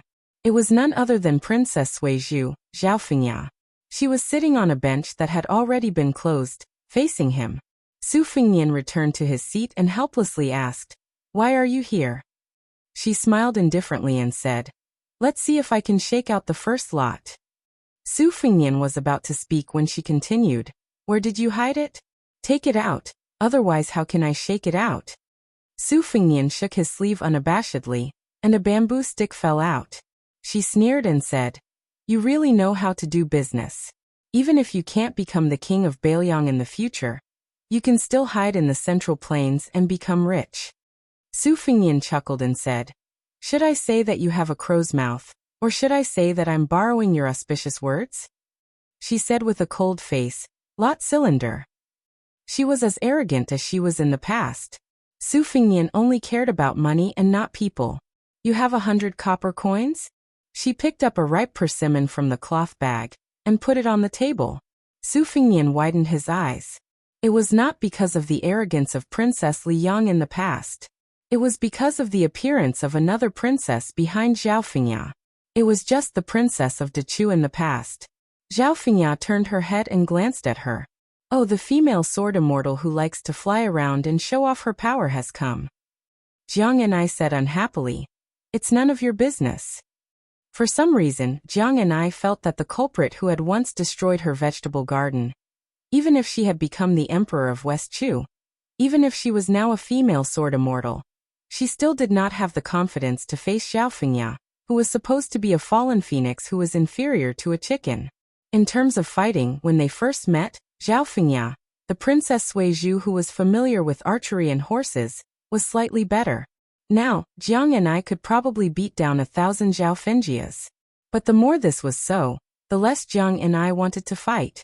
In terms of cursing, Jiang and I was probably not Zhao Fengya's opponent in the past, present, and future. Zhao Fengya said domineeringly, first come, first served. I'll shake the lot first. Jiang and I curled her lips, but she did not dare to say anything in response. Su Fingyan sighed and put down the bamboo tube. Zhao Fingya raised her head and said, when shaking the lot, don't do anything. Su Fingyan rolled his eyes and waved his hand, indicating for Zhao Fingya to quickly shake the lot. Zhao Fingya picked up the bamboo tube with one hand and casually turned it a few times. She gently tossed out a bamboo stick. She casually picked it up and glanced at it. Then the corners of her mouth curled up. She turned her head to look at Jiang and I, who was clearly much more nervous than she was, and heavily slapped down the bamboo stick. She stood up and left, unkindly taking the persimmon with her. Only when Zhao Fingya turned around did Jiang and I sneakily pick up the bamboo stick. Shock, grievance, resentment, and sadness appeared one by one on her devastatingly beautiful face. In the end, she was on the verge of tears. The confused Su Fingyan leaned over to take a look. Su Fingyan somewhat understood Su's feelings. It really was tit for tat. The lot in Jiang Ni's hand was the lot that Zhao Fingya had casually shaken out. A good match? A celestial beauty? What more could a husband ask for? The first lot. Su Fingyan pressed his hand to his forehead, speechless. Alas, the copper coins that he had spent so much effort to obtain had been completely earned for nothing. Su Fingyan could not help but be careful. He was afraid that this pitiful little mud person in front of him would also do the same casually. She only needed to lift her hand, and a great Liang dragon sparrow would fly out of the red sandalwood sword sheath in the thatched hut. Su Fingyan could not help but sigh, feeling sad. She quickly threw the lot back into the bamboo tube like it was scalding her hand. Then she turned her head and wiped her face. She turned her head again, not looking at Su Fingyan or the lot tube. She only stared at the mountain of copper coins. She asked in a soft voice, "You earned all of this in the afternoon?" Su Fingyan, who was filled with sorrow, nodded his head. Her tone suddenly became light. "How much?" Su Fingyan said in a soft voice. "It's not a small amount. If it's converted to silver, it should be around 100 taels." Her eyes immediately lit up. Her originally dark and gloomy face was glowing. She raised her head and asked in a probing voice, "It's all mine?" Su Fingyan held back his laughter. "Of course." Su Fingyan stood up and struck while the iron was hot. He gave Jiang and I a large cloth bag that he had prepared earlier. "Help me hold the money, it's a bit heavy." She nodded her head like a chicken pecking rice. She quickly stood up and walked around the table, standing beside him. She bent down and opened the bag with both hands. Her eyes were very serious, and her face was filled with anticipation. Su Fingyan placed his elbow on the table and swept the money into the bag. The copper coins on the table were squeezed together, and the copper coins in the bag were knocked together, making a clattering sound. In the beginning, her smile was still reserved, but she did not hide it anymore. His hands did not stop moving. He only secretly turned his head to look at the side of her face, looking at that dimple. Being liked by someone was the most joyous thing in the world. She did not look away as she said with a smile, "It's really heavy." Su Fingyan replied, "When we go back I'll carry the bag." She nodded her head and said, "In." Chapter 1896. The group of 4 passed through the golden persimmon forest of Little Lotus Peak, and came to the turtle-carrying tablet at the top of the mountain. It was built under the orders of the Great Feng Dynasty. The inscription on the tablet was the Great Peak of the Imperial Taoist Ancestral Court, which symbolized the glory of Mount Wudong hundreds of years ago. The only woman among the 4 tourists held a ripe persimmon in her hand. She stood under the turtle-carrying tablet and looked up to read the inscription. The other 3 men stood side by side on the cliff, looking at the scenery at the foot of Mount Wudong. The oldest man stood in the middle with a saber at his waist. On his left was a thin swordsman with a long sword on his back. On his right was an elegant scholar with white hair. Then, when the beautiful woman turned her head, she saw a strange scene. She didn't know when there was only one person left standing on the cliff. It turned out that the swordsman and saber had retreated dozens of steps and were not far from her. She gently walked to the 2 elders and asked the old man with the saber softly, "Grandpa Mao, Uncle Cheng is?" The 3 of them were Lin Hongyuan, the young master of the Southern Dragon Palace, Mao Shulang, and the sword master Ji Luan. Mao Shulang, with white hair and eyebrows, lowered his voice and said concisely, "Qiji." Lin Hongyuan naturally couldn't understand such a riddle. He turned to look at Ji Luan, the chief visiting official of the Dragon Palace. The latter hesitated for a moment and said softly, "Old Cheng, as the first distinguished Confucian scholar of the old southern Tang, was born in a noble family, but he didn't like fame. He traveled all over the country all year round. Previously, he felt guilty for not being able to do as he wished when his country was destroyed, so he started to practice martial arts. After so many years, he climbed up step by step on the path of martial arts.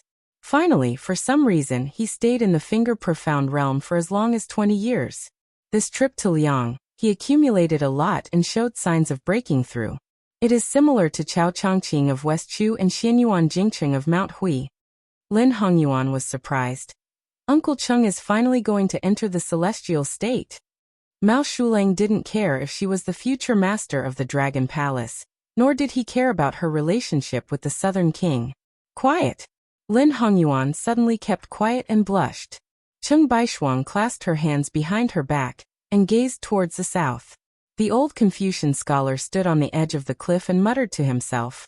Outside the body, grasping the tail of a spear and speaking plainly, "It's really like drawing a cake. Orifices within orifices. Ask the praying mat what is going on in your heart. Only then will you be at peace. Moral essays are destroyed, but the spirit is everlasting. Fame and fortune will vanish in the wake of the world, but integrity will never change. If you don't frown in your life, there won't be anyone in the world who will be angry." How ridiculous. The old man slowly closed his eyes. The wind blew against his face and his sleeves fluttered. Mao Shulang's eyes suddenly widened. In an instant, he had already unsheathed his saber. His figure swept forward, brushing past Cheng Baishuang, who seemed to be resting with her eyes closed. He crashed into the edge of the cliff, and was only 1 step away from falling off the cliff. The old man's saber was silent, but it was filled with boundless energy. It was as if a bright crescent moon had appeared in front of him. Lin Hongyuan saw a woman in white appear out of nowhere in the sky above the cliff. She leaned back, her sleeves fluttering. She stretched out 2 fingers and blocked Mao Shulang's gang qi. The immortal-like woman in white retreated for dozens of feet before offsetting the powerful and unparalleled gang qi. The tall woman stood up straight and hovered in the air with no foothold. The mountain wind was whimpering under her feet, and the clouds were lingering around her. Lin Hongyuan gasped. She recognized the identity of the uninvited guest. Tantai Pingjing of the Guanyin sect, the leader of the qi cultivators in the world. Although Lin Hongyuan was always at a disadvantage in the scheming against the young lords, in fact, she was not stupid. Instead, she was extremely intelligent. She immediately understood that Cheng Baishuang's natural ascension this time was not as simple as reaching the celestial phenomenon from the finger Xian. Mao Shulang, who was furious, did not care whether he would disturb Cheng Baishuang's state of oblivion. He said to the immortal in white in a stern voice, "If you want to make trouble, you have to ask my saber first." Tantai Pingjing glanced at the old Confucian who was unaware of the outside world and said calmly, "How many days of glory can you have?" Mao Shulang clenched the hilt of his saber, squinted and said in a deep voice, "I'm just a boorish man. I don't understand the mystery of Tantai Pingjing." Tantai Pingjing no longer paid attention to Mao Shulang. She looked away slightly and said to Cheng Baishuang, "Since you have such a state of mind, you should know that there will be at most 4 or 5 earth immortals in the future. The 3 sects of Confucianism, Buddhism and Taoism will occupy 1 or 2 places in the Jianghu. At this time, you forced yourself to break the realm. Not only is there a fine line between you and the realm of earth immortals, but you also gave up the sage of Confucianism. What's the difference between this and seeking death?" Cheng Baishuang slowly opened her eyes and said frankly, "Is the sage of Confucianism still the sage of Confucianism?" "I, the sage of Confucianism, once said that people are not afraid of death. Why should I fear death? Today I, Cheng Baishuang, have never coveted immortality. Why should I tempt it with immortality?" Tantai Pingjing sneered, "You are all frogs at the bottom of the well." Cheng Baishuang was high-spirited. She laughed loudly and said, "It is said that capable ministers are born in prosperous times and famous generals are born in troubled times.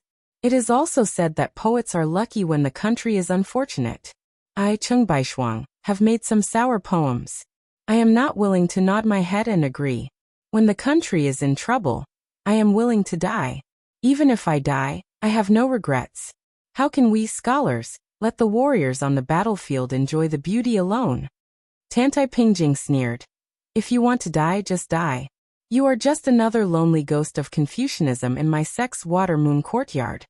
Cheng Baishuang smiled boldly and said loudly, "That's good. Today's people are worthy of the ancients." Tantai Pingjing was silent and looked indifferent. Lin Hongyuan opened his eyes wide and his mind swayed.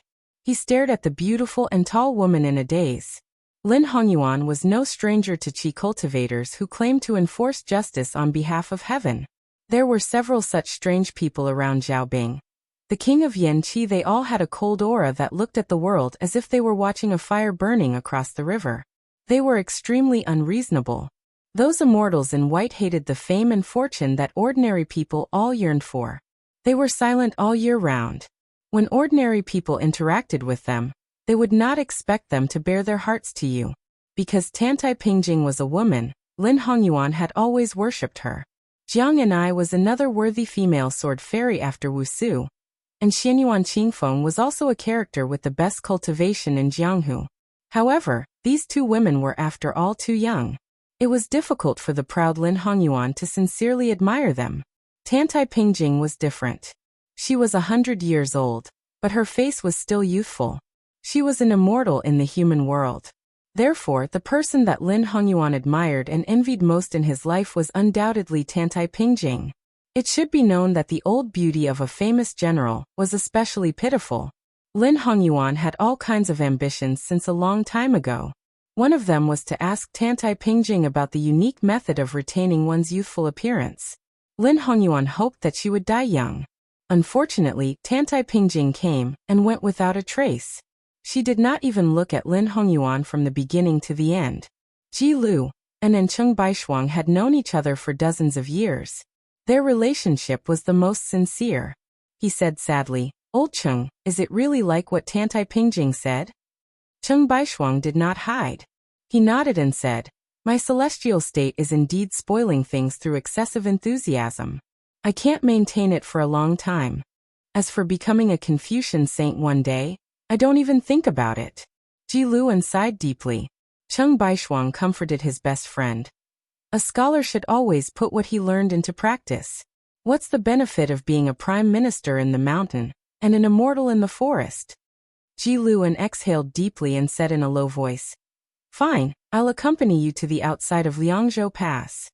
Cheng Baishuang asked with a smile, "Why do you want to go?" Ji Lu and pointed at the long sword on his back. This old friend of mine hasn't cut off the head of a Beimeng barbarian. Lin Hongyuan was shocked. If Cheng Baishuang, who had no roots in Jianghu, wanted to stay in Beiliang, she, as a minor leader of Jianghu in Nanjiang, didn't care. But if the chief guest of the sect also stayed, she would not be able to explain it to Mr. Naylan. Mao Shulang, who had sheathed his sword, suddenly said, "Count me in." Lin Hongyuan was stunned. She came with 3 grandmasters of martial arts. But when she left, she was going to be all alone? In addition to staying young forever, her other ambition was to arm wrestle with Xianyuan Qingfeng and become the second female leader of Wulin and Liang. Mao Shulang, Cheng Baishuang, and Ji Luan, who were close to her, were originally indispensable helpers for her to reach the top of Jianghu. Lin Hongyuan knew that once they made up their minds, perhaps only Mr. Naylan could persuade them to change their minds. She thought of her evil plan not long ago and murmured, "Karma is not good." The Confucian scholar Cheng Baishuang looked into the distance again and said loudly for no reason. Confucius said, 300 poems in a word, the most moving part is thinking without evil. The old scholar with white hair on his temples was full of smiles at this moment. In the past, young people thought without evil. In their twilight years, they should be like this. Chapter 1897. In the darkness of the night, the young lord who had just been kicked out of his small wooden bed moved a bamboo chair to sit under the eaves. He did not treat himself too badly. He did not forget to bring out a pot of green ant wine and a plate of peanuts. He did not drink the wine. The small plate was placed on his robe, and he slowly ate the peanuts one by one. The night was long, so he should eat sparingly. Su Fingnian sighed. Haste makes waste. He thought that she was in a good mood because he had helped her earn so many copper coins. In fact, she did let him touch the small bed. However, when his paw just touched a certain place that was finally not peaceful, he was immediately met with an unexpected disaster before he had time to savor it. Su Fingnian lowered his head and glanced at his crotch. He said sadly, "Jianghu's loyal young man, you enjoy the blessings and I bear the difficulties. That's loyal enough, right?" After muttering, Su Fingnian leaned back in the chair and held the back of his head with his hands. He looked up and saw the bright moon in the sky. It was autumn, and the night was as cold as water. Su Fingnian was aware of the confrontation between Gu Jiantang and the white-robed monk during the day, as well as the disturbance caused by Tantai Pingjing in the 2 lotus peaks. He even knew that Gu Jiantang and Tantai Pingjing finally met at the foot of the mountain. There were some things that he could not care about, and he could not care about. If he really cared about it, it would only add to his troubles. Huta City, the northernmost city outside of Liangzhou Pass, and Beimeng, the center of the army with the most troops, advanced on 3 fronts. They were strictly organized and watertight. Fortunately, Chao Wei and Xie Shibian joined hands and achieved a great victory at Miyun Pass in the western regions, which was beyond everyone's expectations. However, the 2 cavalry troops under Xie Shibian's command, as well as the horse bandits recruited by Han Wenbao and Chai Dongdi, were almost completely wiped out. The Huaiyang Pass Governor-General had already made an exception to promote Xie Shibang to Deputy General of Liuzhou. He was temporarily in charge of the 2 towns of Linyao and Fengxiang, and the 20,000 monk soldiers of Lantua Mountain were also under his command. Xie Shibian's cavalry didn't suffer too many losses. Mount Qingliang and the Governor-General Manor hastily came to a temporary decision, deciding to have Xie Shibian lead the troops to charge north. Together with Yulwan's Saber Division's Yuzhou elite cavalry that was already approaching northern Meng's Gentleman's Pavilion, they formed a coordinated force to advance side by side, directly assaulting the southern dynasty's west capital. Yuzhou Gourd Pass was calm. The group of 20 or so swordsmen that had left the Wu family's sword tomb could take this opportunity to lead a small group of cavalry outside the pass. Although it was just icing on the cake, it was still a good thing. North of Qingsang City in Liuzhou, Huang Manor and Ko Jianghuai's 2 cavalry units were ready to set off. This afternoon, he had reached an agreement with Su Su. The 20,000 Xuzhou soldiers were not like a drop in the bucket, but they could only be used as a surprise force outside of Liangzhou Pass. In a battle where there was very little room to maneuver, it was not a good thing to fight a battle where the sword needed to be unconventional. Su Fengnian hoped that in the end, there would be no need for the 20,000 soldiers to rush to the battlefield. As for the message that Wei Miao sent to Chen Jibao, saying that he would not stop this old man's son Zhao Dingxiu's troops from crossing Shuan to Liang, it could be trusted, but not completely trusted.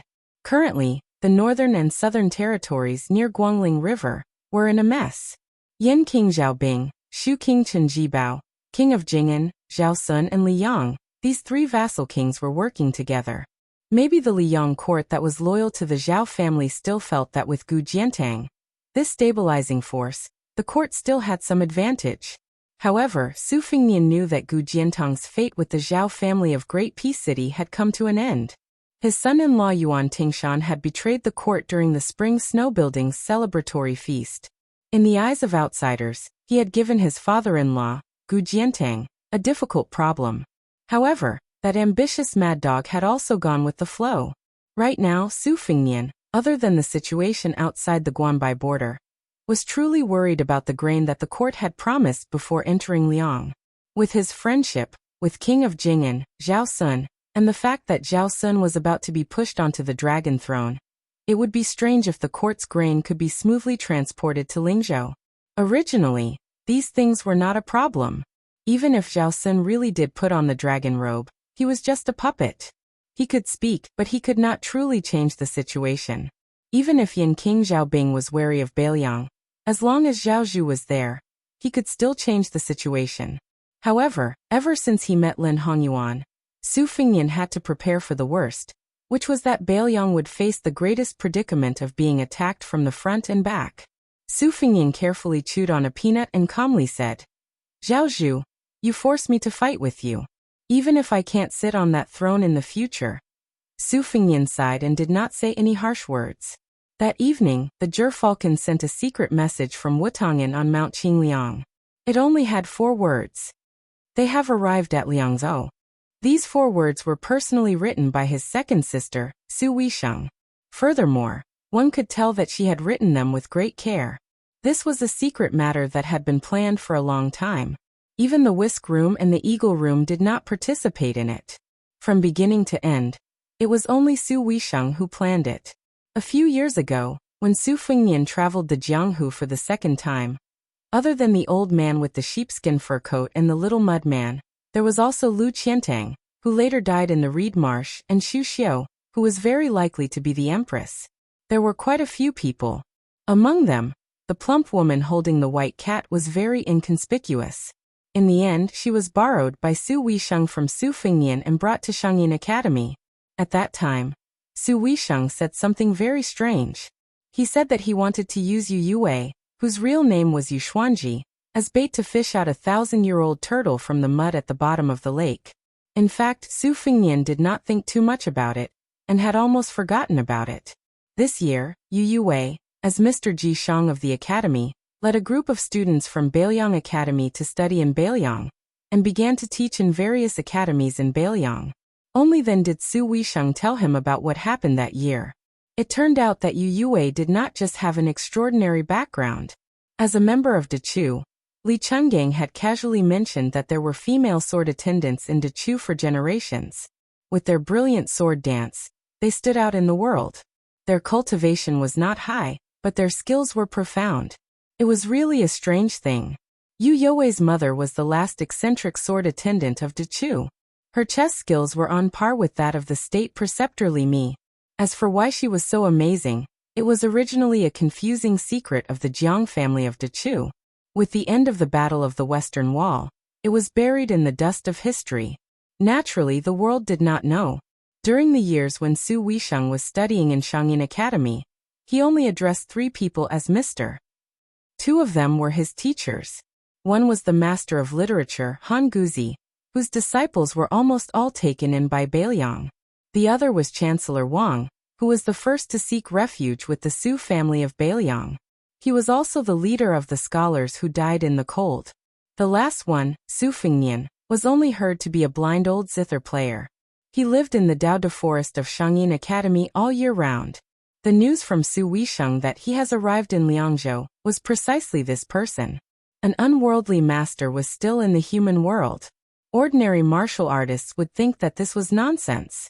But ever since Su Fengnian met the eunuch of Tai and City, who was the same age as Gua, or even earlier, when he met the real celestial being Gao Shulu, he began to understand a truth. Now there was one more person in the world who could not be understood by common sense, Tantai Pingjing. This sentence was not nonsense, it was obviously a lie. The scholars who could become the sage of Confucianism, from the sage of the Zhang family in the north to Chao Chongqing in West Chu, did not have a good ending.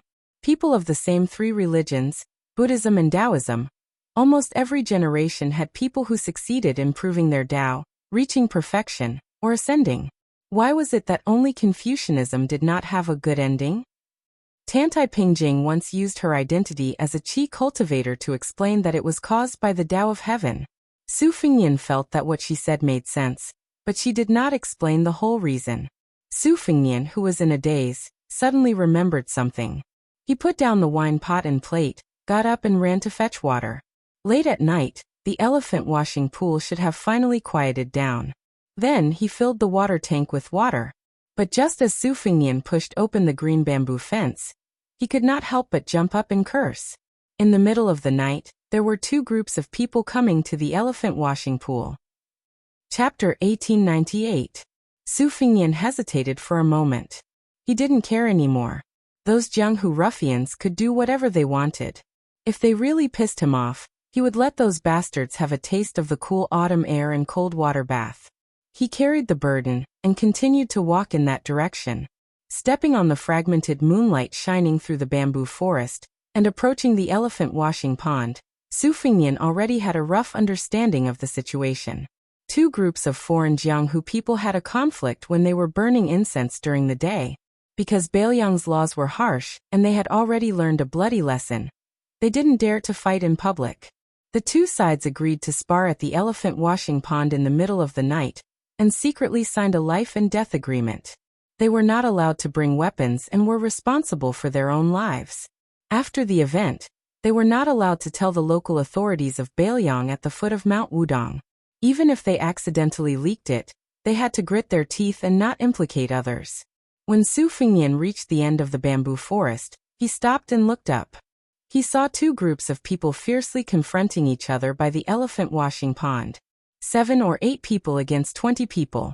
There was a great disparity in numbers, but the former's momentum was stronger, while the latter's military strength was superior. However, the situation was somewhat silent, allowing the leader of the 7 or 8 people to poke and point at their noses. Su Fengnian turned his head and looked. On the huge rock in the middle of the pond, a graceful figure that was originally lying on her back sat up. The woman basking in the moonlight in the middle of the night didn't make a big noise, but when it was discovered by some Jianghu people with sharp ears and eyes, the atmosphere instantly became awkward.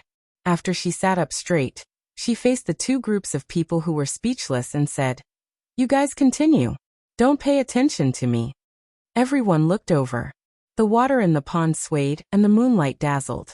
They saw her sitting alone on the rock with a pair of boots neatly placed on her left and a jug of wine on her right. Her appearance was not outstanding, but at this moment, it made her look hazy and made her look even more beautiful. After she opened her mouth to speak, the wine emboldened people, and the beauty emboldened them even more. The burly man who was originally pointing at people's noses and scolding them suddenly shouted with a thunderous voice. He heavily clenched his fist and slapped his chest. "Wang Songfeng. I've roamed Jianghu for dozens of years. What did I rely on? He relied on the word righteousness. I don't care who was right or wrong between you and Li Bangxian during the day. Since he found me, it means that he treats me, Hong Mingtang, as a friend. Even if you've invited clan leader Tang and great hero Song to help, we'll rely on our own abilities today. According to the rules of the underworld, the one who kneels down in the end will admit his mistake." The short man in front of him rolled his eyes, jumped up, and slapped him in the face. In the pugilistic world, if beating someone up was considered as starting a feud, then beating someone up in the face was considered as starting a feud. As a result, the two sides began to fight because of the woman's interruption. At first, some people still cared about their status, but in the end, they became more ruthless. They used all kinds of unorthodox moves, such as kicking the crotch, the black tiger, the hart, the monkey picking the peach, and so on. Moreover, they seemed to be using them to the point of perfection. There were all kinds of situations where the donkey rolled around, and the dog ate shit. Tragic. Su Fengnian, who was watching from the side with a bucket of water, felt pain for the heroes who had been beaten up. How could it not hurt to be slapped in the face and spin a few times in the air before landing on the ground? How could it not hurt to be kicked in the crotch and roll around while clenching their teeth, and not crying for their parents? How could it not be heroic?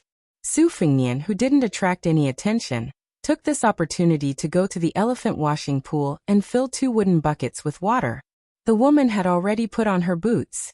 She floated to Su Fengnian's side with a wine pot in her hand. She had a strange look in her eyes. Su Fengnian stopped what he was doing and asked with a smile, "Manner Master Tong, are you in the mood for leisure?" The young female head of Jinsua Knife Manor said seriously, "Tong Shangquan has engraved the prince's parting words in my heart. Legend has it that the elephant washing pool has always been the place where the Wudong sword maniac Wang Xiaoping practiced his sword. He once used a bamboo sword to cut down a waterfall, so he wanted to come here and try. Unfortunately, he didn't get anything."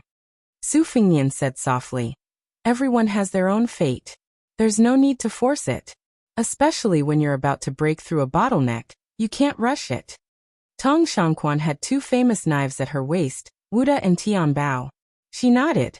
She clearly didn't have a knot in her heart about returning home disappointed tonight. This was in line with Su Fengnian's impression of her. She was magnanimous. Su Fengnian shook his shoulder pole out of habit, no different from a villager carrying water in the countryside. Before they parted, he smiled at her and said, "If you don't mind, I'll have someone bring you one of Wang Xianji's fist manuals and some of my own knife skills." Tong Shangquan was stunned. She then asked directly, "Does the prince need me to do something?" Su Fengnian nodded and said, "Of course." Tong Shangquan blinked her eyes. Su Fengnian continued, "In the future, when you practice the knife and become a knife master even better than Gu Jiantang, it would be even better if Grandmaster Tong could tell others that you were taught by someone in Beiliang when you travel the Jianghu." Tong Shangquan smiled slightly and said crisply, "Okay." At this time, someone sneaked over to them. Su Fengnian turned his head and glared. He shouted angrily, "My father has been the chief of Beiliang's Green Forest for 20 years. You motherf asterisk cur, you dare to provoke me?" The person was stunned by his domineering attitude. He weighed the pros and cons. Perhaps it was better to be safe than sorry, so he turned around with his tail between his legs. Su Fengnian turned back and said jokingly, "I didn't say anything wrong. My father has always been the chief of Beiliang's underworld." Tong Shangquan couldn't say anything. Su Fengnian carried the water and left. Tong Shangquan looked at his back. Finally, he turned around slowly, tapped the ground with the tip of his foot, and disappeared. The elephant washing pond was covered in chicken feathers. Su Fengnian returned to the thatched cottage and poured the water into the water jar. When he turned around, he saw Dong Tai. Su Fengnian didn't criticize him. With a serious expression, he said, "I'll go get the knife." Dong Tai nodded. Su Fengnian knocked on the door and entered. He picked up the cold knife from the table and left quietly. Not long after, Su Fengnian and Dong Tai stood side by side at the top of the stone steps of Big Lotus Peak. Dong Tai asked calmly, "Do you know who he is?" Su Fengnian shook his head and said, "I don't know." The peach blossom sword deity didn't say anything else. He closed his eyes and rested. Su Fengnian said, "You don't have to do anything unless it's absolutely necessary." Dong Tai remained silent. At the foot of Wudong Mountain, an old man and a young man walked through the archway and slowly climbed the mountain. The young man was called Go Yufang. He was once the lowest rung in the martial emperor city of Donghai. Until one day, the young man met a strange middle-aged man who carried a bowl into the city. There was another middle-aged man with an ordinary appearance following closely behind. The young man still didn't know that the former was Xie Guanying and the latter was Dong Tai. After the young man left the martial emperor city, he traveled around and met the hunchbacked old man. They traveled west together and came to Beiliang. The young man only knew that the old man's surname was Zhang. He called the old man Grandpa Zhang. The old man was an old-fashioned man who didn't like to smile. He was like a strict old teacher. Fortunately, although the young man didn't learn how to read, he was born simple and polite. The old man and the young man got along well. As the young man walked up the stairs, he muttered, Confucius said, "The way of heaven and earth is broad, thick, high, bright, long and long." Along the way, the old man taught the young man similar phrases when he wanted to say something. The young man just memorized them. If he didn't understand the meaning, he just put them aside. When the young man recited the phrase, Confucius said, "When angry, you forget to eat. When happy, you forget to worry. You don't know that old age is coming." The old man couldn't help but sigh. Old age is coming, and people are about to die. Since the fall of the Great Qin dynasty, for the past 800 years, generations of scholars in the world had to recite the words Confucius said in the books of the sages. Now that the imperial examinations were popular in Liang, there were more scholars. Naturally, the words Confucius said were more common. This Confucius said. It was the words of the sage Zhang of the scholarly school. At this moment, the old man sighed with emotion. "So, I've said so much." The young man asked, "Grandpa Zhang, what did you say?" The old man smiled for the first time. He rubbed the young man's head and said, "Yu Feng, you're my closed-door disciple. You can call me teacher in the future." The young man looked confused. The old man took the young man's hand and continued to climb the mountain. He said calmly, "You have many senior brothers. The youngest one is called Huang Longshi." The young man habitually called him Grandpa Zhang. He asked curiously, "Is it Huang Longshi who has the same name as the great demon of spring and autumn, Huang Sanjia?" The old man laughed it off. Chapter 1899. Wasn't it a joy to have a guest coming from afar? Su Fengnian was very unhappy at this moment. He was even unable to suppress his anger. Unlike his encounter with the eunuch in the small town in Yuzhou, Su Fengnian was not angry at all during that dispute. He even regarded the eunuch as a gentleman. However, this strange guest who climbed the stairs brought an inexplicable sense of irritation to Su Fengnian after he appeared at the foot of the mountain. At Su Fengnian's level, he could predict the future. Therefore, Su Fengnian was certain that the person who climbed the mountain was not someone who would provide timely help like Dong Tai. The level of danger was very likely no less than Qi Jiajie's 10,000 miles sword that originated from the Dongyue sword pool. It could even be compared to Wang Xianji's death alone. However, Su Fengnian was mentally prepared for Wang Xianji and Qi Jiajie's appearance. One of them was doing it for her own martial arts, while the other was doing it for the emperor. Su Fengnian could understand their loyalty to the emperor. But at this time the old man, who was becoming clearer and clearer in his field of vision, was like an unexpected disaster that he could not avoid. How could Su Fengnian, who had originally planned to go to Jiebei City tomorrow morning, not be angry? It was like a person sunbathing in front of his house. He was clearly not in anyone's way, but a passerby inexplicably threw a bucket of feces and urine at him. The peach blossom sword deity, who clearly sensed Su Fengnian's disturbed state of mind, frowned and said, "Are you planning to surrender without a fight?" Su Fengnian took a deep breath and said in a low voice, "It's good that you're angry. You can just beat him to death." Dong Tai gently pressed the Taia sword at his waist. Sword Qi instantly filled his sleeves and he said in a serious tone, "That person can't be underestimated. Even after Chao Chongqing switched to the way of tyranny, he's just like that.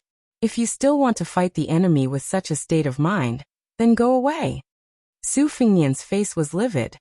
He closed his eyes and pressed his palm against the cold blade's hilt. His fluctuating mood finally calmed down. There were more than 100 stone steps between them, and the two parties were about to meet. The monk stopped in his tracks and rubbed the head of the young Go Yufeng. He asked with a smile, "Is that uncle the benefactor who gave you the white wooden sword box?" The young man widened his eyes and looked over. As expected, it was that uncle whom he had met once before standing at the top of the stairs. However, the uncle who was eating wontons in the martial arts city was sloppy, and he didn't have a sword. He didn't have the demeanor of an expert. The old Confucian scholar who exuded a decaying aura from his body to his aura, patted the young man's head and said softly, "Go say hello." The youth with the bamboo box on his back smiled when he heard this. Then he walked up the stairs with light footsteps. Dong Tai was at the top of the steps. The young Go Yufeng ran toward him, while the old Confucian stood still. Right at this moment, the old Confucian shouted 3 times in succession, Dong Tai, Taiya sword, the Wu family sword tomb. His mouth contained the heavenly law, and his words were followed by the law. At the same time, Dong Tai's figure flashed and disappeared. Only ripples were left in the place where he stood. Su Fengnian's sleeves were fluttering in the wind. The young man who watched his benefactor disappear was stunned on the spot. He didn't know when the old Confucian scholar came to his side and said with a smile, "It doesn't matter if you thank him later. Yufeng, you can walk around after you reach the top. There is a house in the Purple Void Temple where Ancestor Lu's sword was hung for hundreds of years. You can go there and pay your respects." "Oh," the excited young man replied. He continued to move forward cautiously, brushing past the young man with the saber. Then he trotted away. The old Confucian scholar stood still and looked up at the young king. "Why are you still hesitating when facing a strong enemy? Did your Bailiang frontier army also cower when you met the Beimeng cavalry outside the Liang'o Pass? The Bailiang cavalry is the best in the world. It can't be that your Su family is bragging about it, right?" Su Fengnian did not make a sound. The qi in his body did not fall, and in an instant, it circulated 800 li. The old Confucian scholar's sarcastic provocation didn't disturb Su Fengnian's state of mind. It's not that Su Fengnian deliberately put on a defensive posture. It's just that he couldn't capture the old Confucian scholar's existence at all. It's impossible to stand still between heaven and earth. The reason why the female zither player, Shuesongguan, could kill people even though she was blind was that she had the wonderful mysterious finger technique. She could sense the slightest ripple without looking at it with her eyes. The wind chimes seemed to be quiet under the eaves when there was no wind, but she could clearly feel them shaking. There was once a scholarly sage who described this realm and called it exerting force in the heart's marrow. Su Fengnian had fought with the 3 great grandmasters, Hong Jingyan, Tuoba, and Chen Jibao. Although his celestial being body was damaged and far from the peak, his realm didn't fall. In today's world, he was still second only to Dong Tai and Shuesongguan in the depth of the mysterious finger realm. Because of this, Su Fengnian didn't move. He still held the hilt of his sword and didn't draw it. The hunchbacked old man smiled and said, "If you're waiting for Dong Tai, I advise you to forget about it. This peach blossom sword god is now on the sword mountain of the Wu family's sword tomb." He immediately rode his sword to the west. It would take him about 6 hours to reach Mount Wudong. There's no other way. Deng Tai is now at the peak. A Jian's killing technique can be said to be the best for 1,000 years. I don't dare to take it lightly. Su Fengnian asked, "You want to waste my fate?" The old Confucian shook his head and said, "You're only half right." Su Fengnian's face was gloomy. The old man said, "I still want to find Li Yufu, the Wudong leader." Su Fengnian seemed to have made up his mind. He suddenly took the cold sword from his waist and stood with both hands on the sword. "As you wish.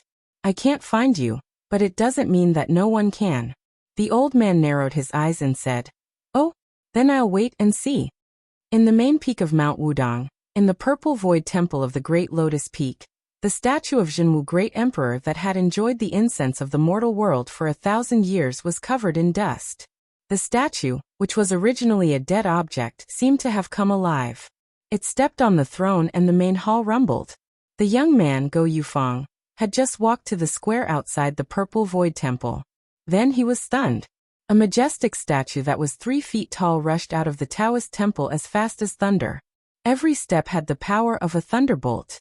Then it ran past him. It looked like it was going to go down the mountain. The young man blinked his eyes. He couldn't come back to his senses.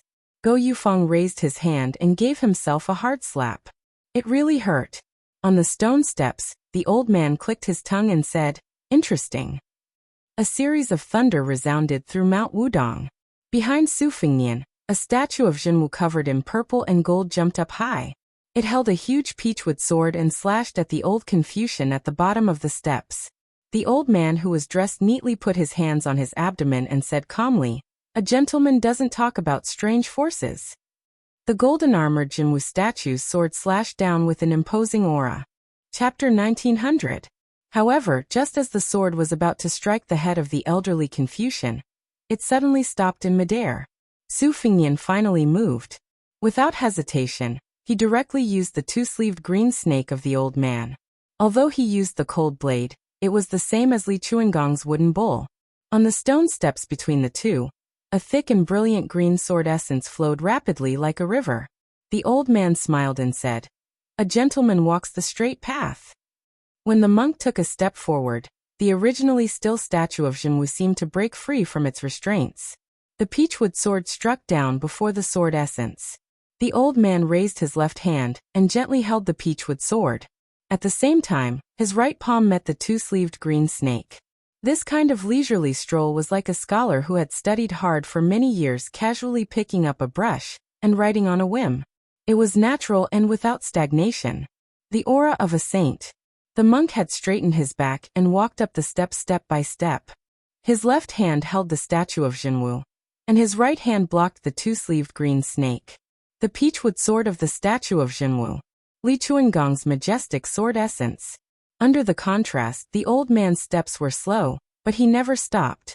The old man even had the energy to say, "I'd like to see how long you can hold your breath."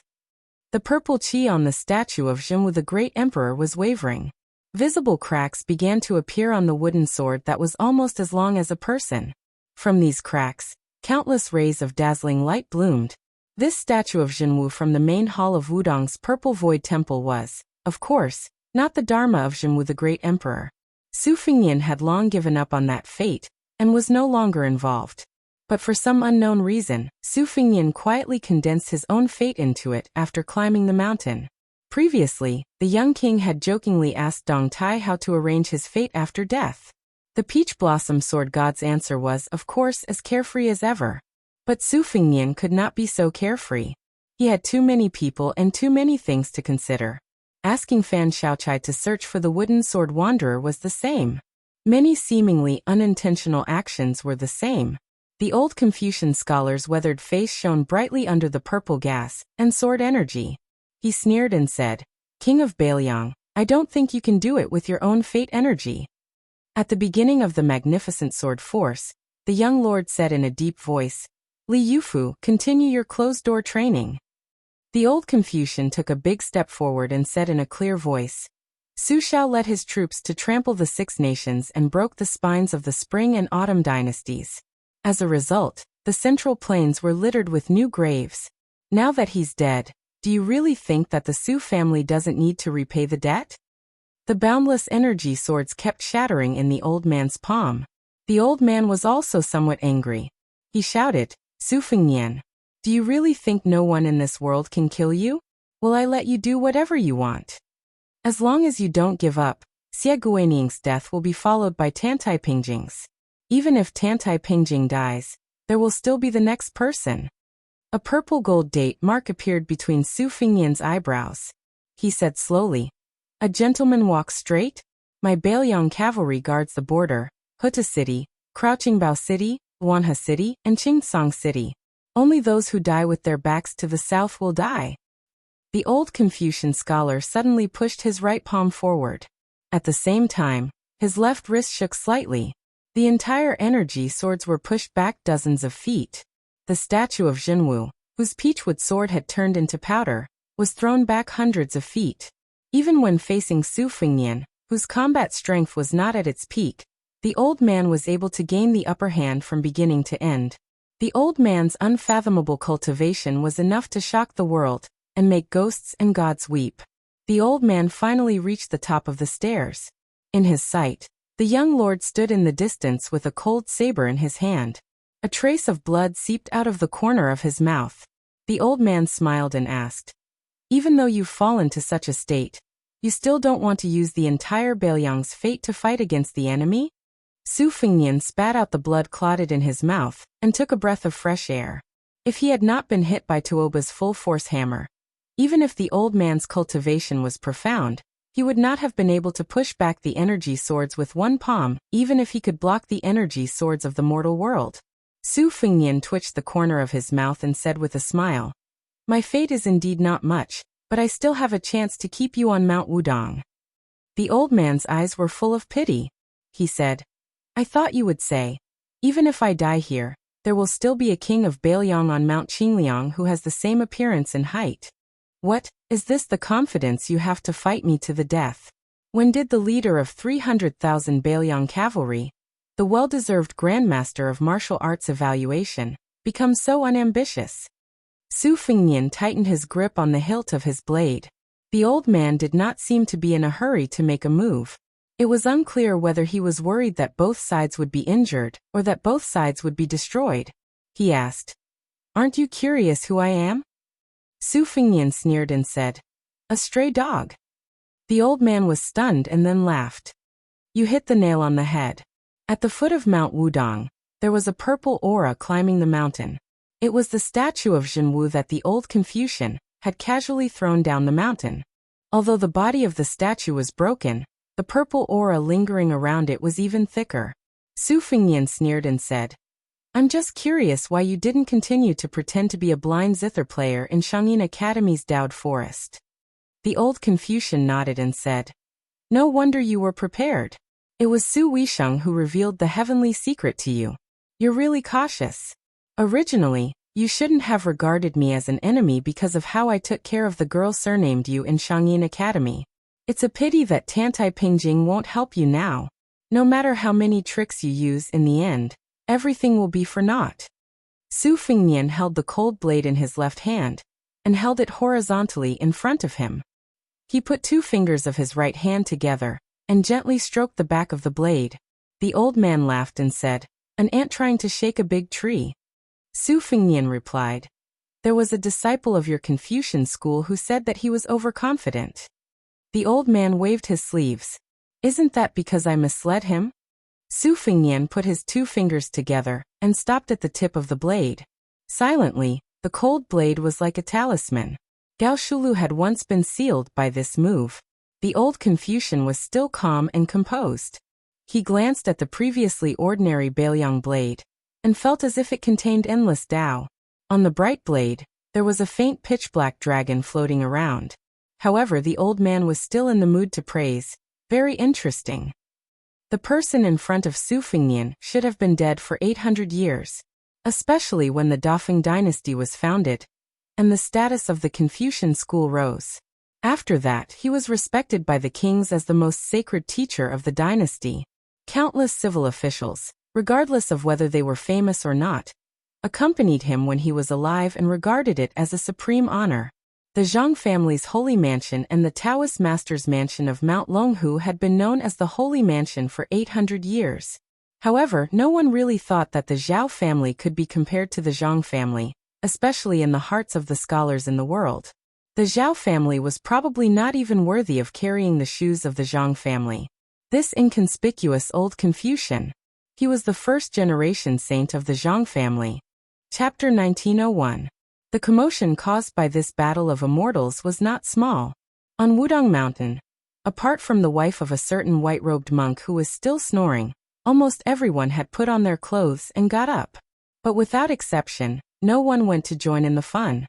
The Battle of Lichungang and Wangxianji in Martial Emperor City, the Battle of Su Fengnian, Dongtai, and Chao Chongqing in Great Peace City, and the Battle of Chao Chongqing attacking the city alone.